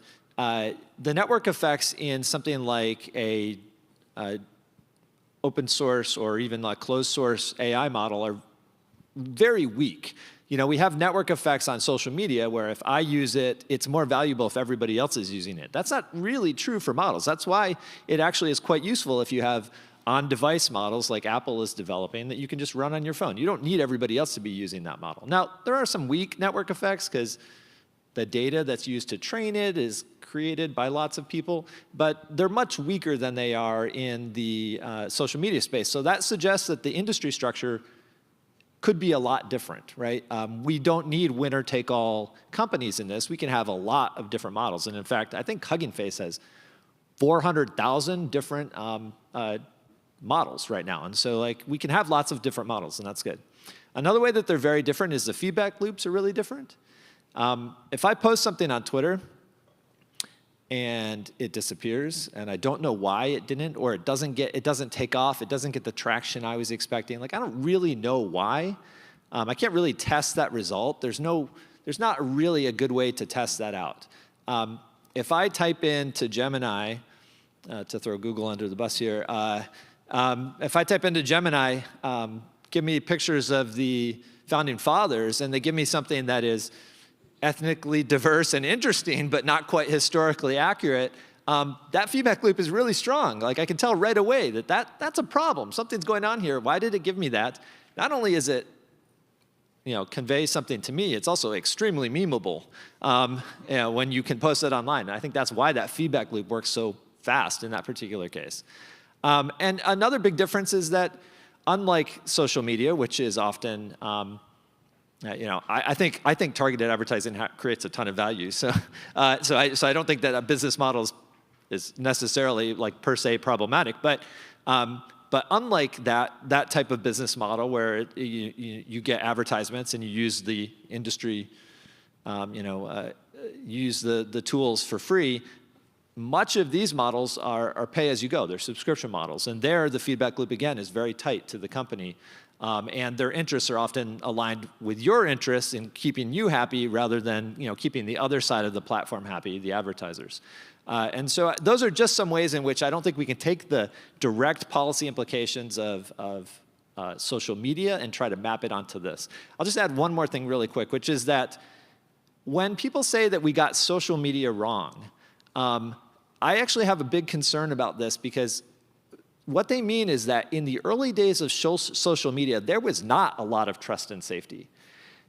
We got used to using social media a little bit like the Wild West, and when there started to be more clamping down on what content could be on there, it felt unusual.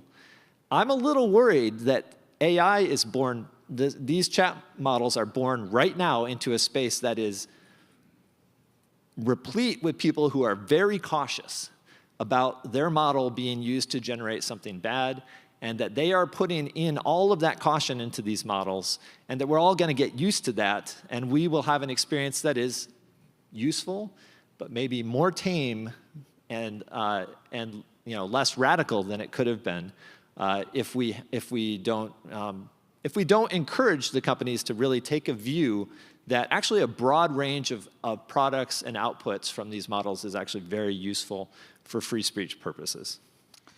I'm also mindful that there's a difference between the model, the large language model, and then the applications and how that model is applied, whether that is in a chatbot like ChatGPT or in more sort of tailored kind of applications. And I'm curious, and Anupam or Sarah, whichever you would want to come in, whether you see that there should be, where in the sort of stack some of these questions are best addressed. Happy to jump in, but I just want to step back a little bit because I felt what you were saying was the music to my ear in a way. So when the whole Gen AI, quote unquote, revolution within trust and safety community happened, that everyone suddenly became everyone from trust and safety community became suddenly AI experts, I put together my team and I was like, can we all brainstorm and understand what are the differences? And sort of like we really kind of brainstormed what are the differences. There are quite many differences. And I'm not arguing we shouldn't at all draw from what we know broadly in trust and safety, but just kind of applying that to AI, Gen AI, I think it's lazy. That's my personal opinion. But I'm glad you asked this question because I actually pulled that document that I haven't for a while, so that was useful. But to your question, I think one way I was thinking about this issue is sort of the nature of the technology from more of a speech perspective. It's really non-deterministic. So what it means, like, we all can ask the same exact question and we will get different answers. So they can be completely different. They can maybe say the same sort of thought, but it's not going to be one-to-one the way we have generally in social media. And I think that has implications about how we think about rules and how we govern sort of the application, sort of on the output and model training level. If it was, I think like social media is generally designed to on a more deterministic logic. So there are sort of like, when it comes to enforcement, and if you're using AI, there are certain sort of words that the AI can capture and sort of like decide that this specific content, let's say if it's it needs to be demoted in your feed, then we will do that. Or if it warrants some like hate speech or whatever, then you will remove it. I think that's different in the case of in a chatbot experience. And the mental model I had was, if you apply kind of freedom of expression, human rights perspective, what it does it say? It says like you have the right to everyone has the right to freedom of expression, which includes access to information. Your opinions cannot be restricted, and you can impart any sorts of information from anywhere. So but it's not an absolute right? So it can be restricted sort of in the protection of other fundamental values, and they're all sort of like the balancing test and three-part test. But the reason I'm saying this in my head is like, how are we thinking about the rules that govern what kind of output the system can say, especially in one-to-one setting? To some degree, you may argue, well, I'm having conversation in a private space, and I'm informing my opinion. So from that degree, maybe the type of speech that the model can produce is different and more permissive from the speech that we are putting out in the distribution, where we are kind of engaging with other rights and maybe affecting other rights, and that's maybe where the balancing act comes in. So I think that's kind of the mental model I have in my head. And I think we as a community need to do more thinking about how trust and safety in AI is different from trust and safety in social media, and don't just use the same exact terms and models, so we're not lazy. Can I pick up on that? So I want to just cycle back a little bit to the question of we got the internet wrong, and so we don't want to get AI wrong. So I think there are substantial differences between the internet and AI, and the law will operate differently in this space. The last generation of internet regulation was really about how internet companies mediated our speech, our actions online. The AI services that we're seeing, this new generation of ChatGPT and et cetera, they're directly answering questions. They aren't mediating speech of others. They are trying to give you some kind of version of truth, even if the truth they give one person may differ than the truth they give to another person. Okay, so in other words, they are themselves making decisions about what they want to tell you about the world, not just, here, these are the array of possible things that other people have said. And so I think that makes it very different. And so what you saw in the 1990s in the United States, when we apparently got it wrong, was liability limitations. Section 230, the DMCA Title II in particular, that really reduced the legal exposure for the act of intermediating the speech of others. That's what Section 230 is about. That's what DMCA Title II is about. It says, hey, online companies, when you're mediating the speech of others, they're going to say bad things, okay? And they're going to commit copyright infringement in mass scale. And so if we allowed that liability to persist, then you wouldn't have, you wouldn't be able to survive, because you'd just be fighting lawsuits every day because of all the things that human beings do, right? Section 230 is not an issue here. Section 230 is not available for OpenAI. OpenAI doesn't turn to, Google Gemini doesn't turn to Section 230 to defend itself from lawsuits anymore. That's because it's OpenAI speech, it's Google speech, it's Microsoft speech, and that's a totally different liability landscape that these companies face. So I don't think we're moving into a world where we're making the same mistake, if that was a mistake. And I actually agree with Neil, it wasn't a mistake, as you might have kind of gathered from my description of what would happen in the 1990s, because I don't think we would be sitting here. First of all, I literally wouldn't be sitting here because I wouldn't have even come across Jacob Machangama until much later than I did. I found him through like probably Twitter, and I found his podcast. So he had a podcast maybe 8 years ago. I don't know how many years ago it was. But he has this brilliant podcast, but I found it because he decided, a researcher in Copenhagen, decided to put up a podcast that I, a scholar in maybe then, in Washington, D.C., or maybe even in California, depending on exactly the year, found, right? And that was the magic of the internet. That's the magic of Section 230 that made it all possible, that the podcast hosts, the podcast company didn't have to worry about checking what Jacob is going to say in his podcast vetting it to make sure that there's nothing actionable in his podcast. That's what Section 230 did. It removed the podcast host's worry that he was going to say something bad. So basically, you can now host a lot more speech than you could if you had to vet everyone, if you had to be a standard newspaper publisher, like the Tennessean, which reviews every word that goes on its page and has to be very careful accordingly. So that, I think, raises an interesting issue that I did also want to touch upon. I think we've talked about at different times throughout this conference, one, that the internet has evolved such that increasing, at this moment, although we're seeing some interesting diverges and new developments, that large platforms are often the places, due to the network effects mentioned, that is how we interact with each other and how we share content online. There are alternatives, both in terms of protocols, for example, that as Audrey, I think, said earlier, you know, a podcast you can get from any podcast provider, email, what have you. And you know, there is a move towards decentralized services when it comes to social media.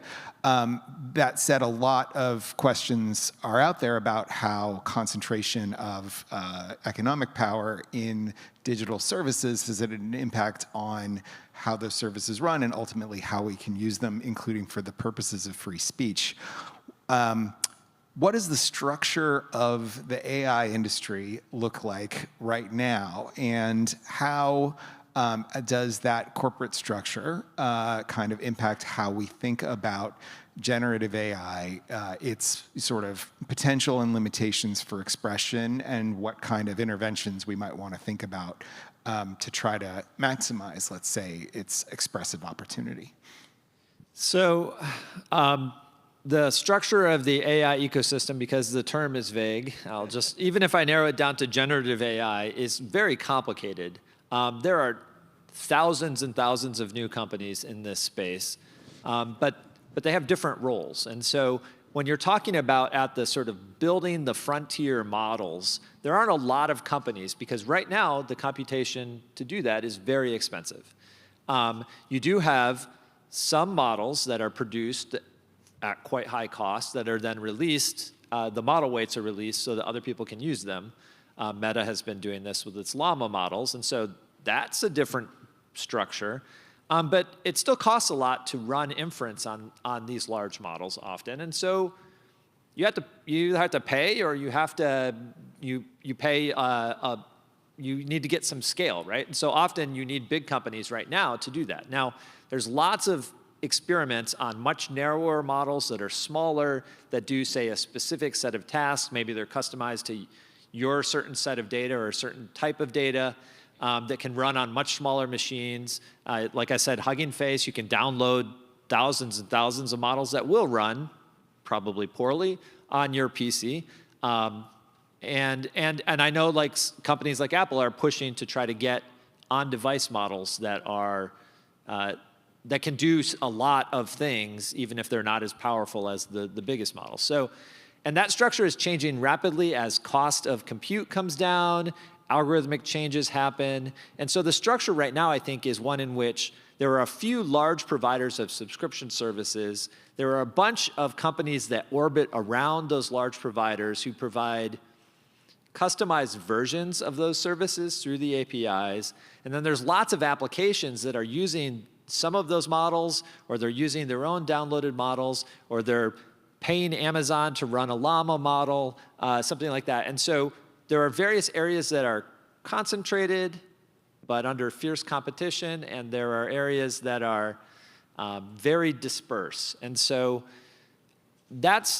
and because of the lack of network effects generally, we're just talking about like scale, like benefits to scale, returns to scale, which can change because of technological change, whereas social media does not change because the inherent features of it is that you have to be connected to other people. So that structure doesn't quite change. So all of that's to say, I'm quite optimistic that the AI ecosystem is going to be one that is hugely distributed, that has lots of models that do lots of different things, but there will almost certainly be some large companies that provide services to lots of people because they're convenient, they're easy, and you trust them, and you don't have to do a lot to set them up. And so I think there'll be a wide range of options, much more so than I think probably in the social media space right now. Although, I will point out, if you look on Wikipedia for social media, there are like 100 different platforms right now. So there's a lot of those options there as well. Can I offer something about free expression, which is the part of this question in the context of government regulation in particular? So a couple months ago, when people asked, this is before an election in India, when people asked Google Gemini, is Modi fascist? The Google Gemini reported that some experts have described him as exhibiting fascist tendencies. This led then to the Ministry of Information sending a little notice to Google saying, hey, we'd like to talk.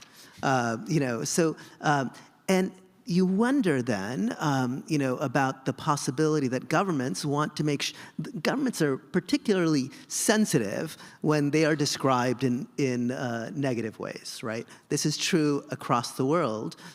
This would certainly be true if Donald Trump returns to the White House, but it's true if I think it's a shared impulse among liberal and conservative politicians in the United States and such across the world. By the way, being called fascist is exactly what an Austrian politician, and Joan mentioned this case before the Court of Justice of the European Union. The Austrian politician said, hey, you can't call me fascist, that's illegal. Okay, and this case went up to the highest court in the European Union, which said Austria could actually order Meta or Facebook to remove, if it went through a process, okay, if Austria did the right things, it was consistent with European law to order Meta to remove any reference to this woman being called fascist or an oath or a corrupt oath, okay? Or an equivalent language, okay, or in any equivalent language. Think about all the ways you might be called fascist across the world, okay? So that's what the CJEU determined. Joan is the real expert here on this matter, but, and I think that case is, I'll try pronouncing it, Glowacnik Pajcek. Eva Glowacnik, her first name is very easy, Glowacnik Pajcek. But I had to remind myself before I got back so this is an issue of governments are keen on basically being able to say, hey, you can't say this about a politician. And this will now come into the realm of AI chatbot. This is the version of truth we want you to say. We don't want you to say the truth as you see it. We want you to say the truth as we see it.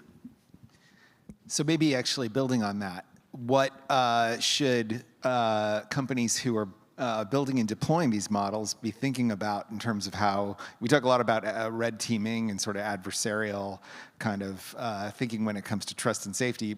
How do we prepare for the pressure that's coming when it comes to this? Can I just add something, and then I am happy to take that question. But one of the interesting things about sort of the industry and the landscape you're describing, if you kind of go back during the early days of .com when we got everything wrong, I'm joking, is like the startups can just raise money and build and sort of become a thing.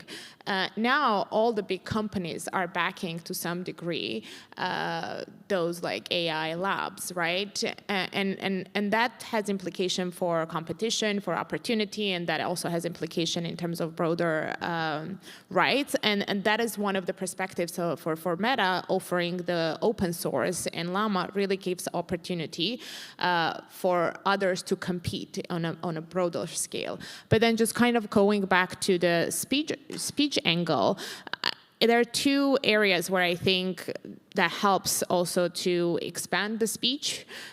One is making it more local. So you can, if you are in India or Russia or Armenia, I don't know about Russia actually, but you can download and you can just kind of train on your language and make it more locally usable. And also you can just kind of figure out what is the use case for you. So I think from that perspective, that expands access. In terms of how we should think about what should these models govern, I think that is a very, very hard question. And I think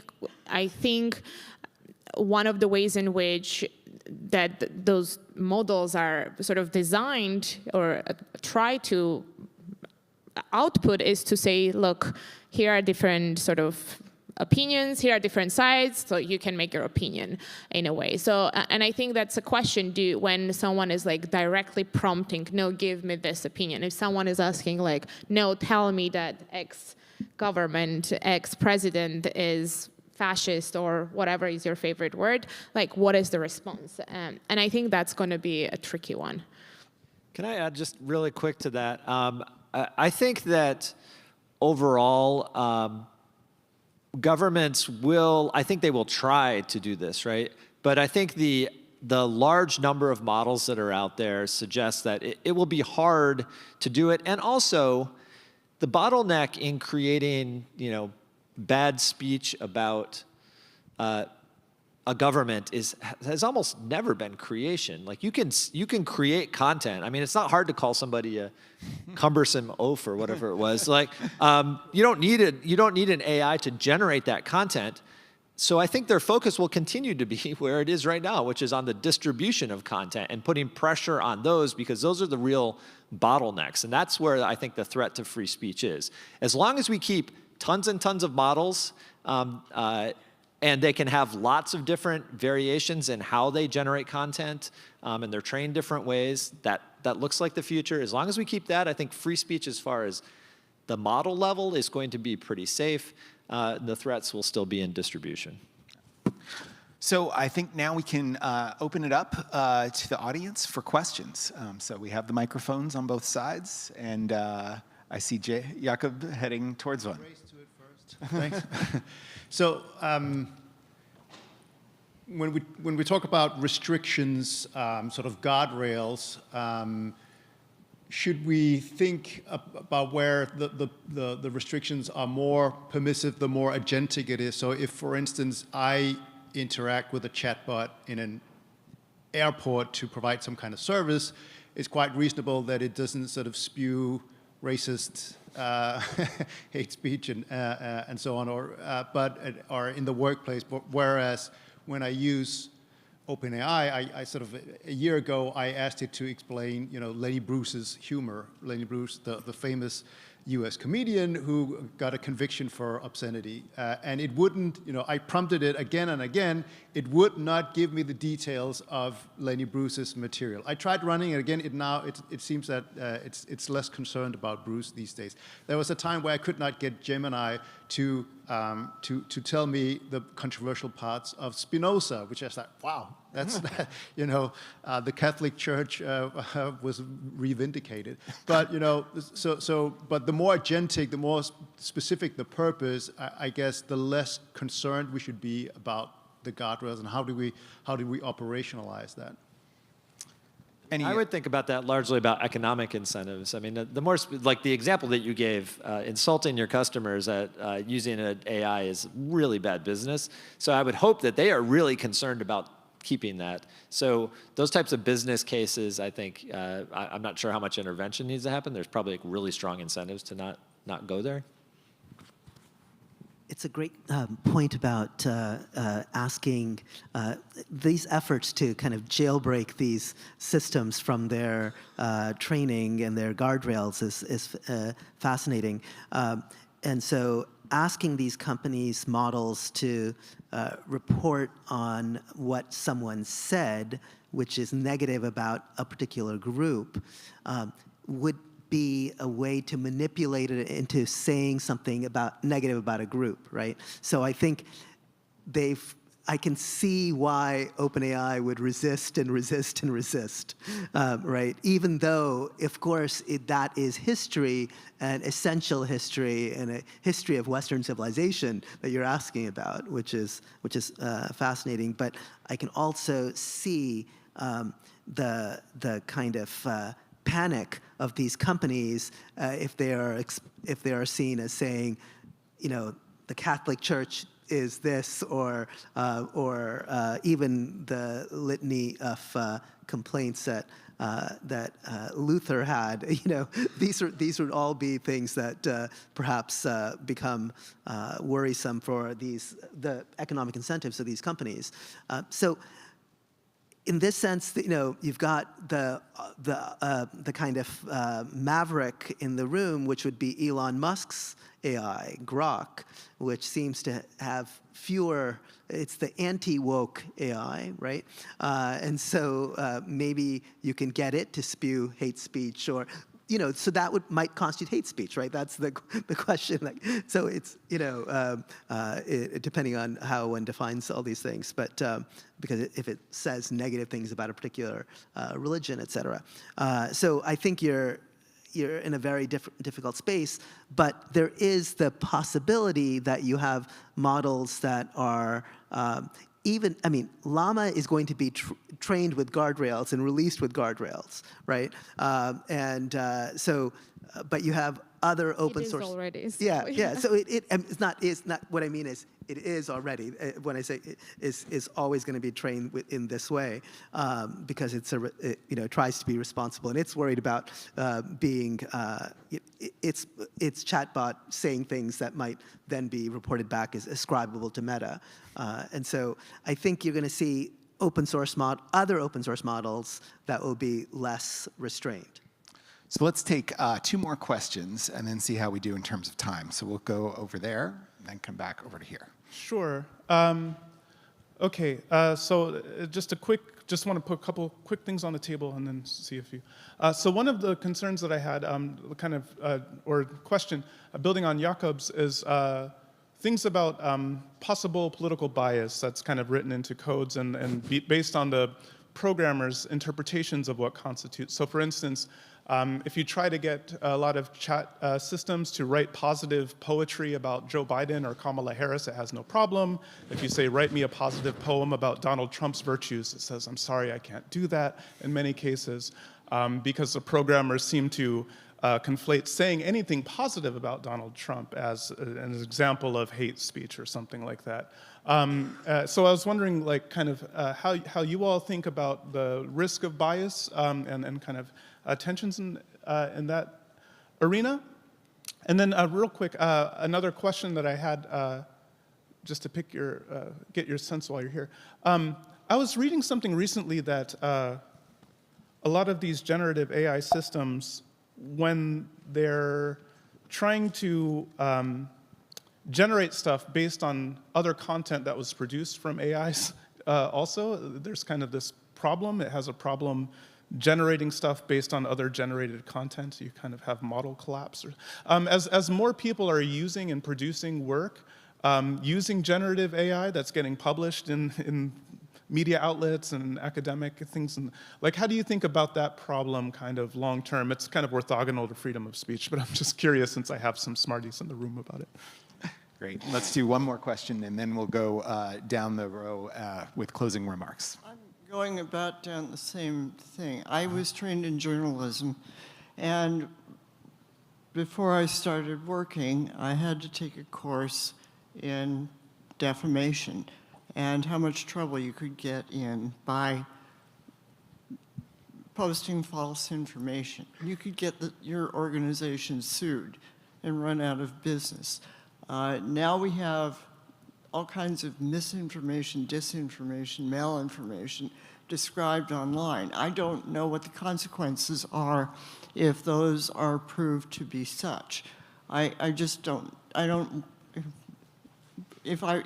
I'm sure AI people will program their generative product not to say really mean things, but it's going to be a different kind of conversation. Am I wrong?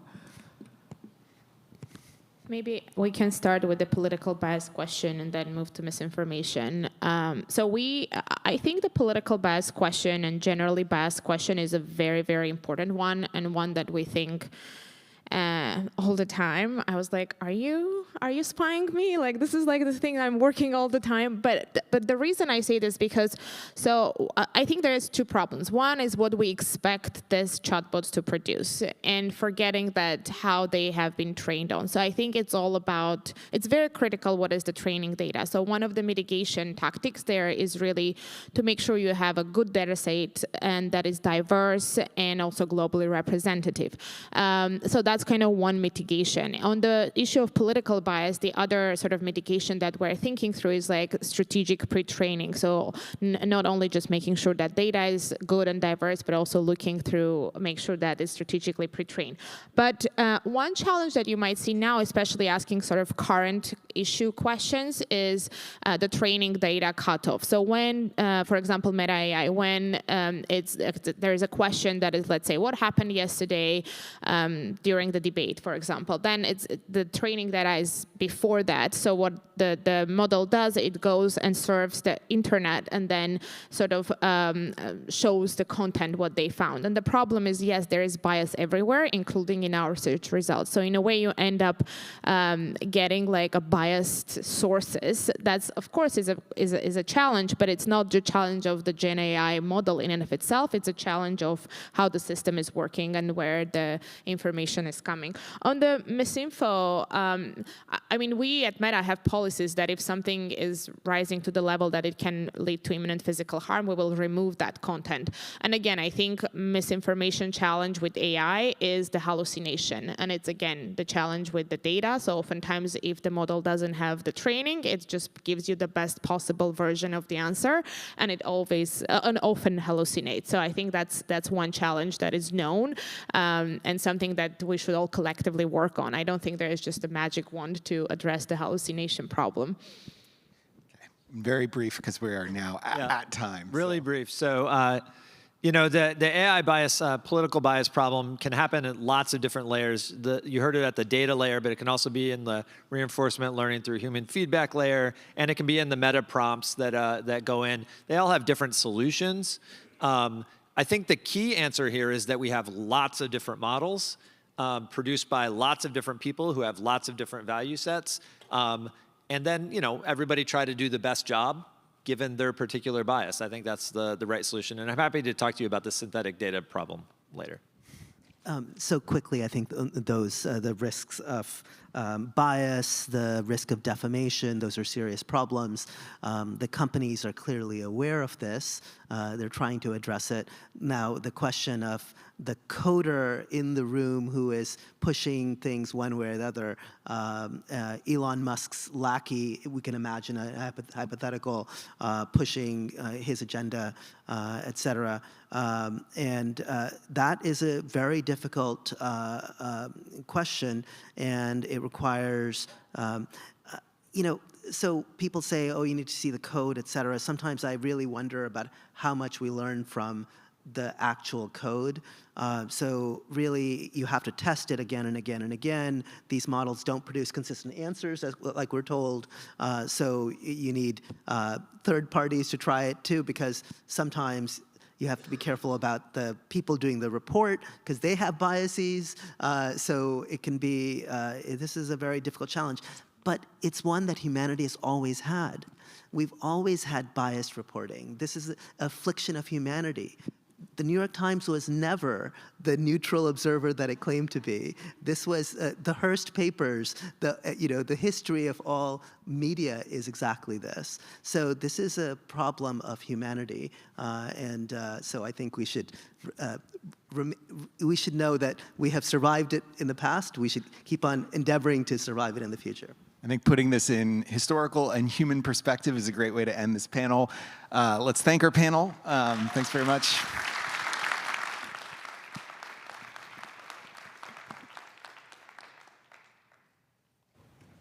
Thank you, panelists. The next presentation will begin in a moment.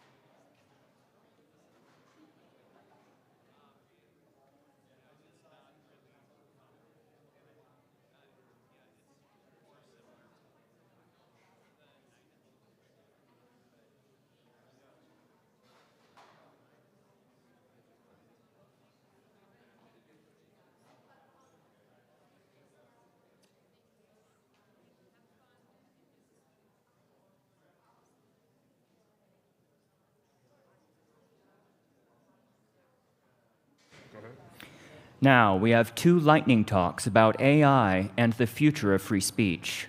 First up is Sayash Kapoor from Princeton University's Center for Information Technology Policy.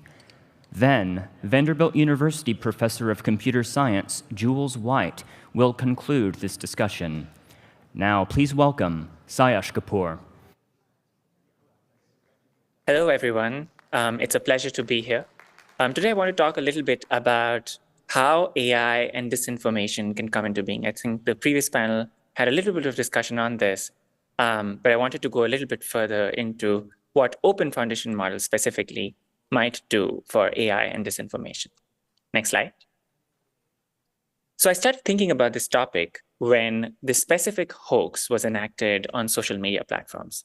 So this is often called the Pentagon hoax, where this image that you see on the slide was posted onto Twitter, where it went viral and basically caused a small dip in the US stock market. And when you look at the artifacts in the image appears to be AI generated. If you see closely, you can see some of the fences sort of melding into each other.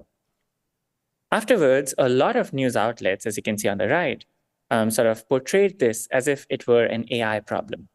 That generative AI had caused this, and in the absence of a world without generative AI, such a hoax would not be possible.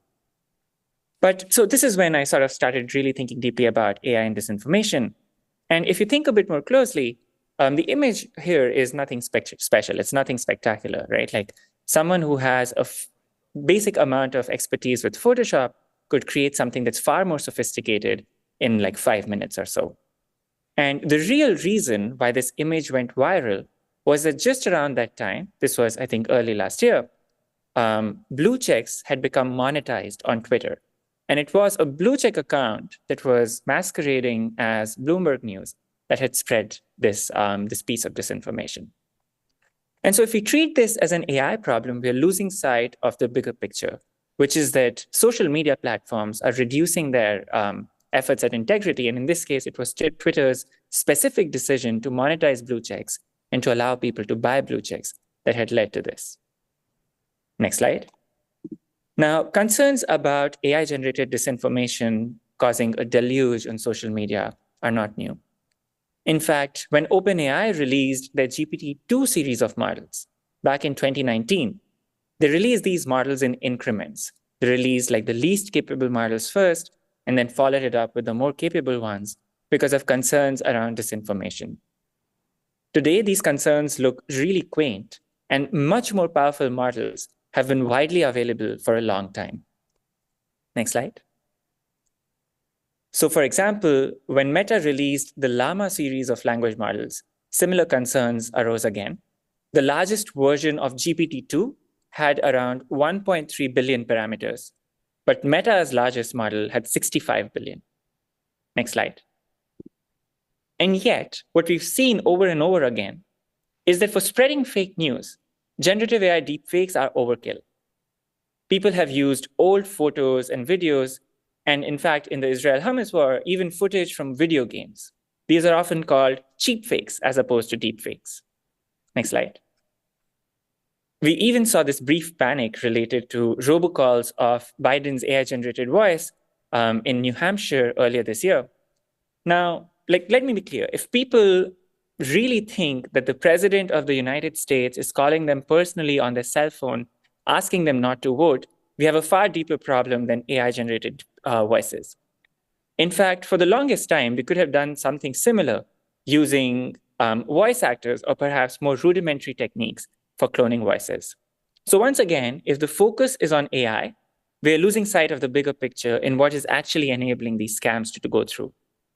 And in fact, this specific instance was already illegal. So the FCC has charged the person responsible for this specific incident, and we have the due processes needed. Next slide. What is far more likely, in my view at least, when it comes to the impact of AI on disinformation, is what is often called the liar's dividend. Rather than believing untrue information, the liar's dividend posits that people will stop believing true information. Next slide.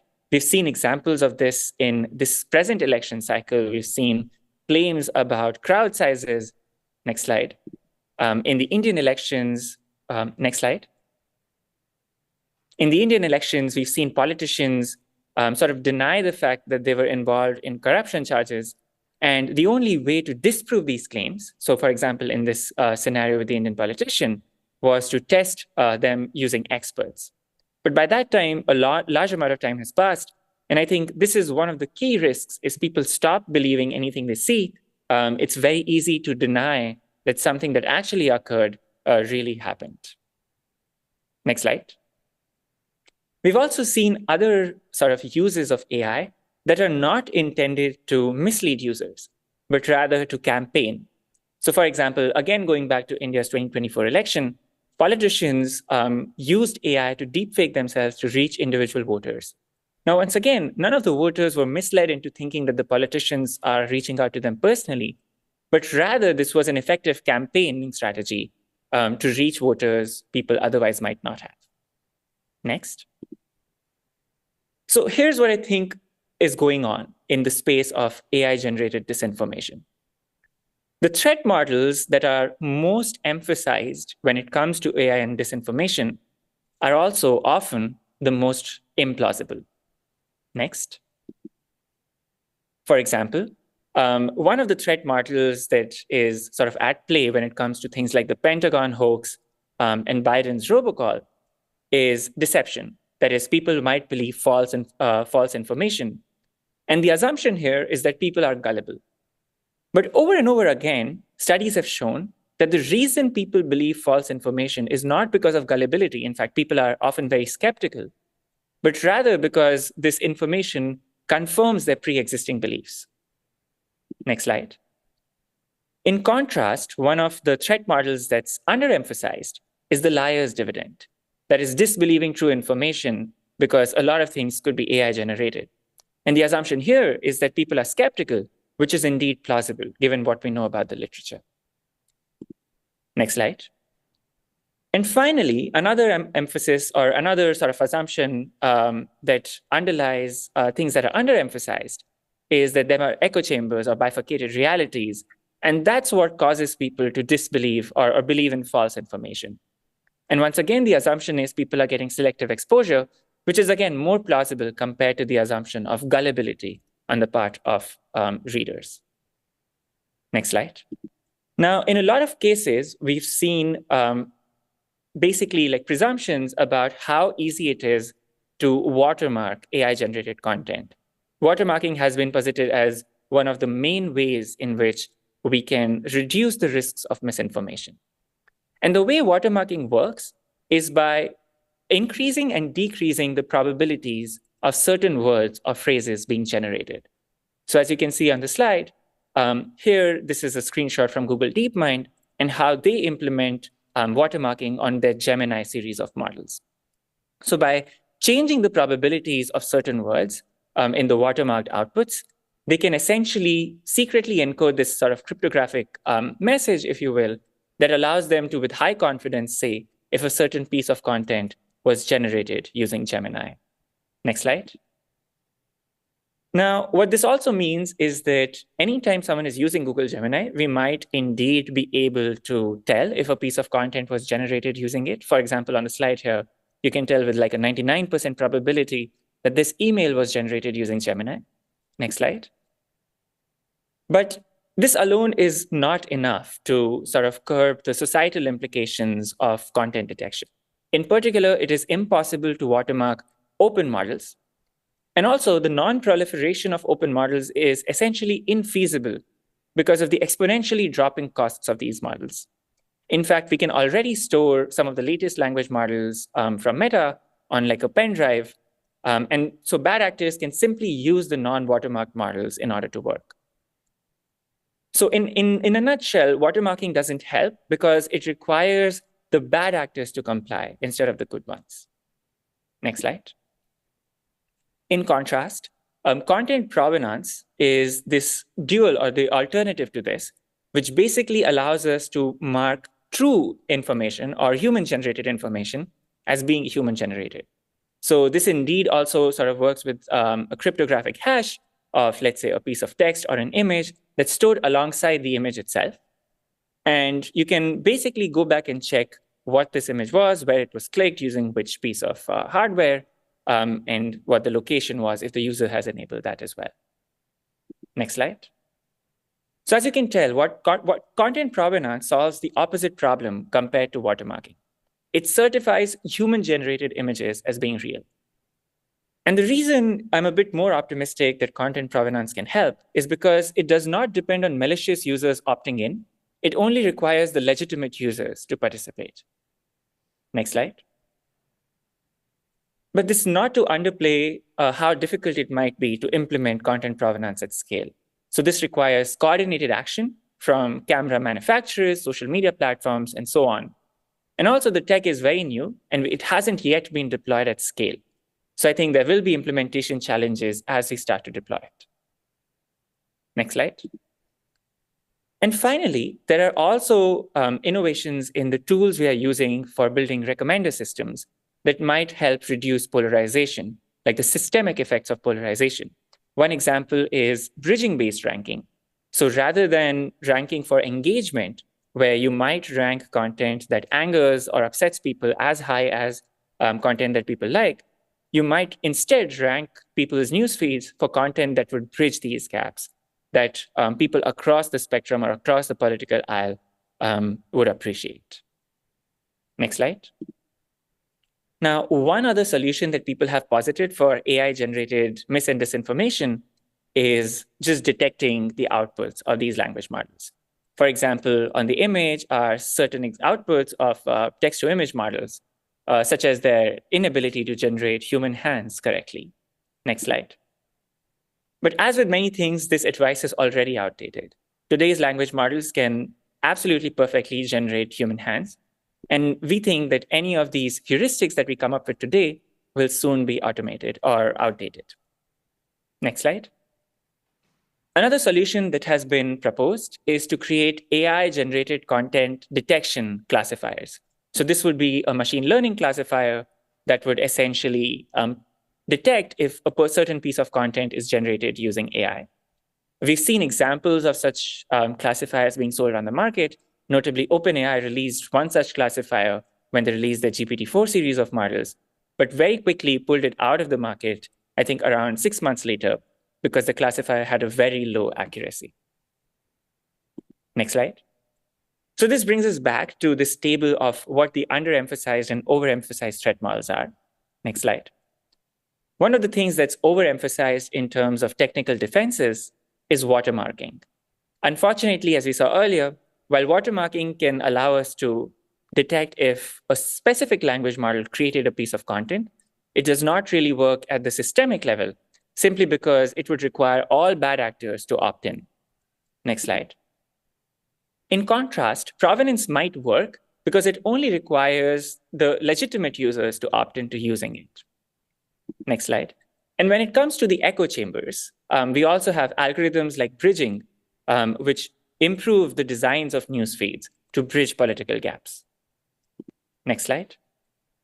Similarly, for deception, one of the user adaptation techniques that's described is training people to recognize synthetic media. But unfortunately, this does not really work very well. Next slide.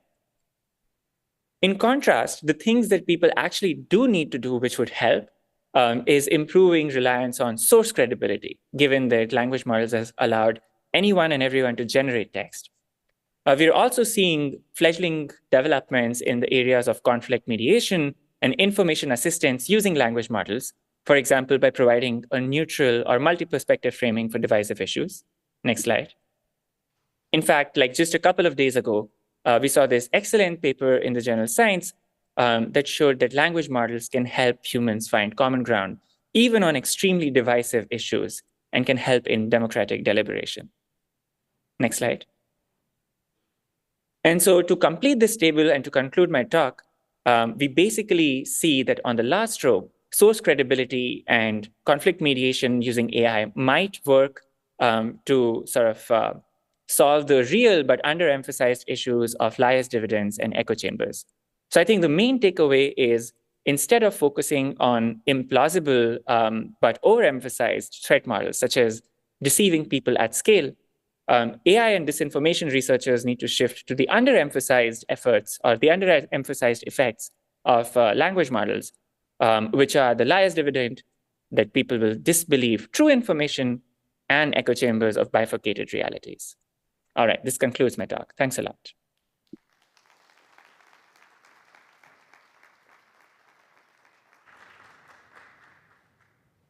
Thank you, Sayesh. And now, please welcome Jules White. Thank you. So one of the things that really fascinates me is that I have lived to see generative AI. And so what I tell people is that, you know, if you'd stopped me on the street November 1st of 2022, and you'd said this thing called ChatGPT is going to come out, and here's what it's going to be able to do, I would have told you, trust me, I'm a professor in computer science, and I will not live to see that level of advance in computing. And then a month later, it came out, and something that I thought was fundamentally impossible to see in my lifetime in terms of computation came out and was available to everybody. And we think of these models in terms of their ability to go and generate text and emails and, you know, meal plans and things like that. But really what they're doing behind the scenes is they are the future interface to all computing. And this is really important because when we start limiting the speech that we can put into these models or putting guardrails in, we're limiting our ability to go and use them for computing. So next slide. So as part of my sort of interest in this space, I went and created a course on how do you go and interact or converse with these models. This is what we think of as prompt engineering. Basically, how do you solve problems by conversing with generative AI models? I have over 500,000 students in my courses that I've built on this topic. And I've also seen from thousands of companies how they're using it and what are going to be the issues and what are the challenges. But particularly, I think this is really important to understand in terms of speech and the ramifications from this new paradigm in terms of what free speech means and how important it's going to be. So next slide. So the key thing is that most people today are using these models to generate text, to generate emails, to do things like that. But the future and where we're going with things like agentic AI is that these models become our translators where we express our goals and desires, and then they go and they figure out how to perform the computation to achieve those goals that we want. And so I want to take you through some examples of this and that we're doing at Vanderbilt. So next slide. So this is the Vanderbilt travel and business expense policy, and it's like a 17-page PDF that outlines what's allowed in terms of getting reimbursed and booking travel and all those things. And I used to joke that I had expenses rejected all the time because of this thing, and I never bothered to read it. And that used to be the truth until I uploaded it to ChatGPT. Next slide. And I uploaded it to ChatGPT, and I told it, please read the provided document so that you can answer questions about it. Next slide. And then I asked it a question that looks like the questions I actually ask. Let's assume I'm in a foreign country, traveling in a taxi, and it breaks down the way to an important meeting. Can I get reimbursed if I pay someone to drive me on the back of their motorcycle to the meeting, assume they are a private citizen? What does ChatGPT say? Next slide. Based on the information provided in the document. So one of the misconceptions that people have is these models can only reason with public information, or if you want them to reason with private information, you have to go and train them or fine tune them or do something like that. But that's not true. You actually just give them whatever information you want them to work with in the form of documents, a lot like your CPU does in your computer. And then you tell it what you want it to do with it. So in this case, it says, based on the information provided in the document, the university requires travelers to select the most reasonable and economical form of transportation. That's true. Non-conventional transportation options are not explicitly mentioned. That's also true. And Vanderbilt does not have a separate policy on ride sharing or non-conventional lodging. That's also true. Given these points, it seems plausible that in an emergency situation where no other reasonable and economical form of transportation is available, the cost of transportation by a private citizen's motorcycle might be considered an allowable expense. However, the university's policy does not explicitly state this. And that's an excellent Vanderbilt answer that it might be allowed and it will be reviewed.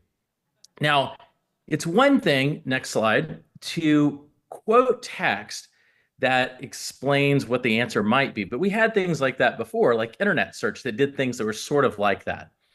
It's a very different thing to actually understand the policy well enough in order to apply it to a new receipt.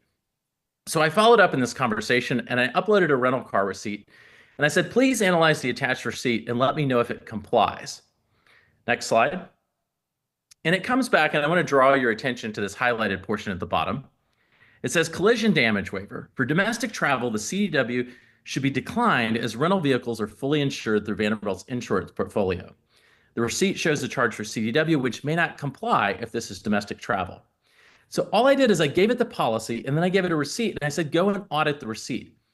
And what people miss is that is computation. Like, to do that before, as a software engineer, I would have to go hire a team of people and probably spend years programming to build a system that can audit a receipt in an automated fashion, as well as that just did.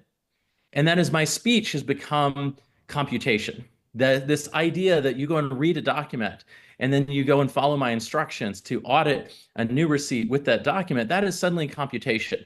And so my ability to go and express myself and my ability to, work within the guardrails inherently, determines what type of computation I can do and what types of subjects I can explore, what types of ideas I can analyze with computers. It's a really different thing. Next slide. This is the Vanderbilt Instructional and Enrollment Report. So it's a PDF. It's about 20 pages long of these tables. And if I wanted to go and do analysis of it before, I would probably be copying and pasting from this into Excel. So I'm going to go and I'm going to take this. I'm going to begin analyzing it with ChatGPT as my new interface to computation. Next slide. So I uploaded it to ChatGPT, and I start off with a simple computation. Please extract each page of this PDF as plain text. Next slide. And it goes and it pulls the PDF apart. It gives me links to download each individual page. And that is computation. It is going and performing a computation, which is pulling that file format apart, pulling all the pages apart. It's following my instructions. Now I can download each one. But we've had tools that could do things like that before. So let's see something more complex. Next slide. So now I tell it, turn it into Excel. And it goes and it reads through the tables and then converts the data that's within the tables into Excel. So it's going and doing the translation that would be required to translate from that PDF into Excel. And now I can go and do something with it in Excel, compute something with it. And I can download that Excel file that it created. But what's interesting is, why would I even go to Excel anymore? Because if I go to the next slide, I can just follow up in the conversation and say, display 4 interesting visualizations of this data. And the next slide. And it comes back with these visualizations. So my language and what I'm telling it to do is becoming computation. It's translating what I'm telling it to do in human speech into computation. And now I can go and explore the data and try to get, what questions I have about that data answered, but only if I can express myself and explore topics that I want to. If it decides that it doesn't like the data, or it doesn't like the subject matter or the area that my data is related to, or the questions I'm asking, suddenly I can't perform the computation anymore. So the freedom of speech that I have is also my freedom of computation, which is a very different space and not the way that we think about using these models. Next slide. And then I was thinking about it, if I'm going to create these visualizations, I'm probably going to go and give a presentation, and I wonder if it can help me create PowerPoint. Next slide. So I upload my PowerPoint presentation, and I give it my slide template, and I say, save each visualization as an image, then insert each of these images as separate slides into the attached PowerPoint. And I give it some information on how I want it formatted, and then I tell it put a text box next to each visualization describing what's in it. And it goes and it generates the PowerPoint presentation, gives me a link to download it. I download it in the next slide. And this is the PowerPoint presentation that it created, open in PowerPoint. And it's created a separate slide for each visualization. It's put a text box next to each visualization describing what it shows. And it's translated my request, my language, my speech into computation in order to create PowerPoint. Now, next slide. What's really interesting about this is transformative, but for a reason that most people miss. Something absolutely paradigm changing has happened in computing, and I want to give you a peek at what that is. So next slide. So I want you to imagine you go into your backyard and you've got a shovel. And right before you go to dig, your shovel looks down and sees that there's a rock in the way. And your shovel jumps out of your hands. Your shovel builds itself a pickaxe. It uses the pickaxe to break up the rock. and then it jumps back in your hands and you continue digging. That is, your tool built itself, its own tool. It used the tool to overcome an obstacle. And all of this happens seamlessly without you doing anything. And this is exactly what has happened in this conversation. If you go to the next slide. Used to it looked different, and I liked it better because in their interface for ChatGPT, it was more obvious that this was happening.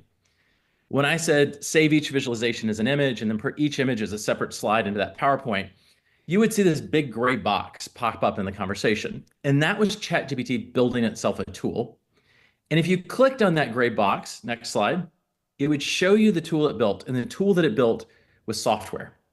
On the fly, behind the scenes, without you knowing it, it went and wrote software to generate those visualizations, to save them as images, to put them into a PowerPoint presentation, and then it executed its own software to produce the PowerPoint presentation. It checked that it got a PowerPoint presentation back, and then once it did, it handed it to me. And if it didn't, it went and iterated on its own code, fixing it, and until it got a program that would actually generate the PowerPoint presentation.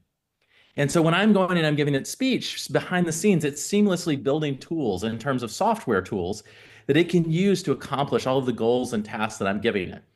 Now, if you think about it, when we realized that chimpanzees were using blades of grass to extract termites from termite mounds, we absolutely, it was this amazing moment where we said, oh my gosh, animals are building tools. We are not the only ones. And now we have these models like ChatGPT that people take for granted that behind the scenes can write software at the level of a senior software engineer and do it completely seamlessly to help you accomplish whatever goals you want to accomplish in computing.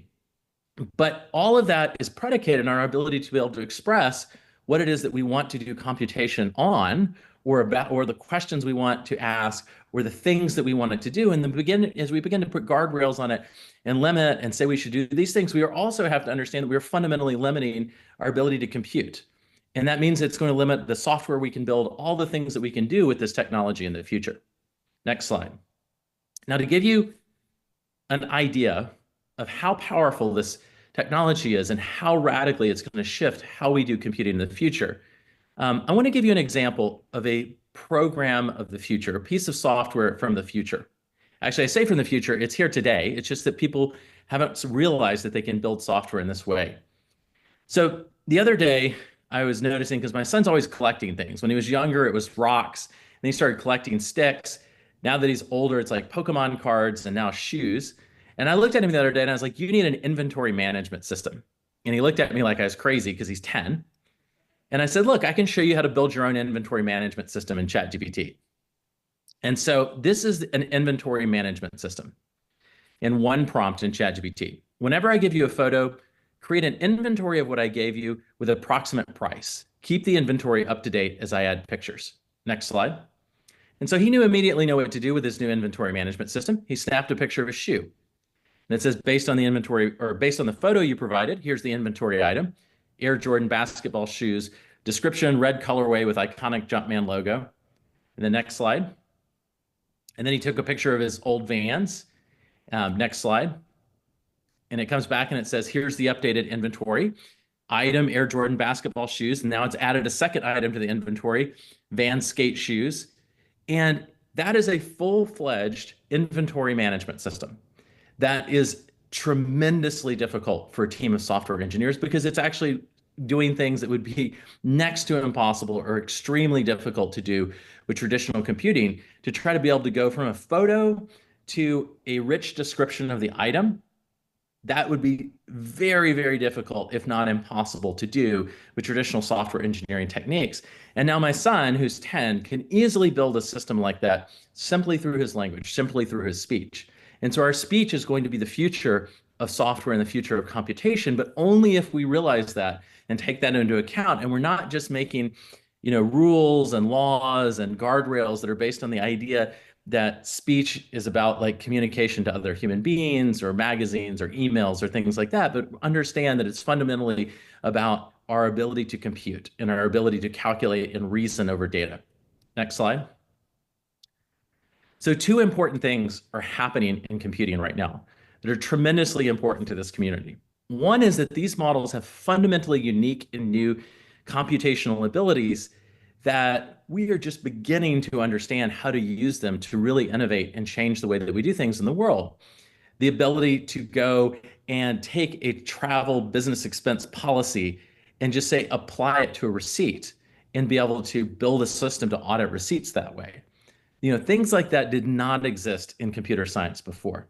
Or the ability to take a picture of a shoe and instantly know what it is and all of the information about it and its condition and all these other things. And second, it's a new interface to computing where we go and express our goals and desires and it translates them into computation. Before we had a GUI and we got to press buttons in order to try to generate computation. Now we go and express it through language.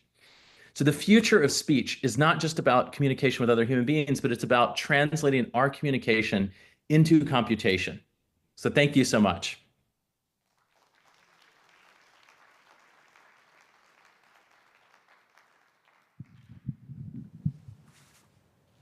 Thank you, Jules. Now, welcome back to the stage, Jacob Mishingama.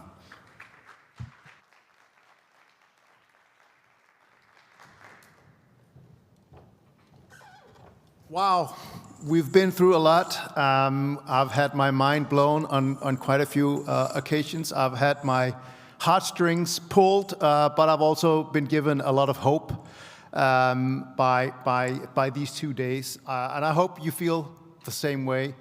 I know that these have been intense days, so I won't keep you in your seats, but I want to express my deep thanks to all the speakers, the panelists, and especially those of you who took time out of your busy schedule to be here with us today, and those who chose to live stream. And please give us feedback. What did you like about this Global Free Speech Summit? What can we do better? What kind of things would you like to see next time? Because as I said, it is our ambition to make this an annual occurring event, to make this the world's leading Global Free Speech Summit, and we need your help to get there. So thank you, and hope to see you next year.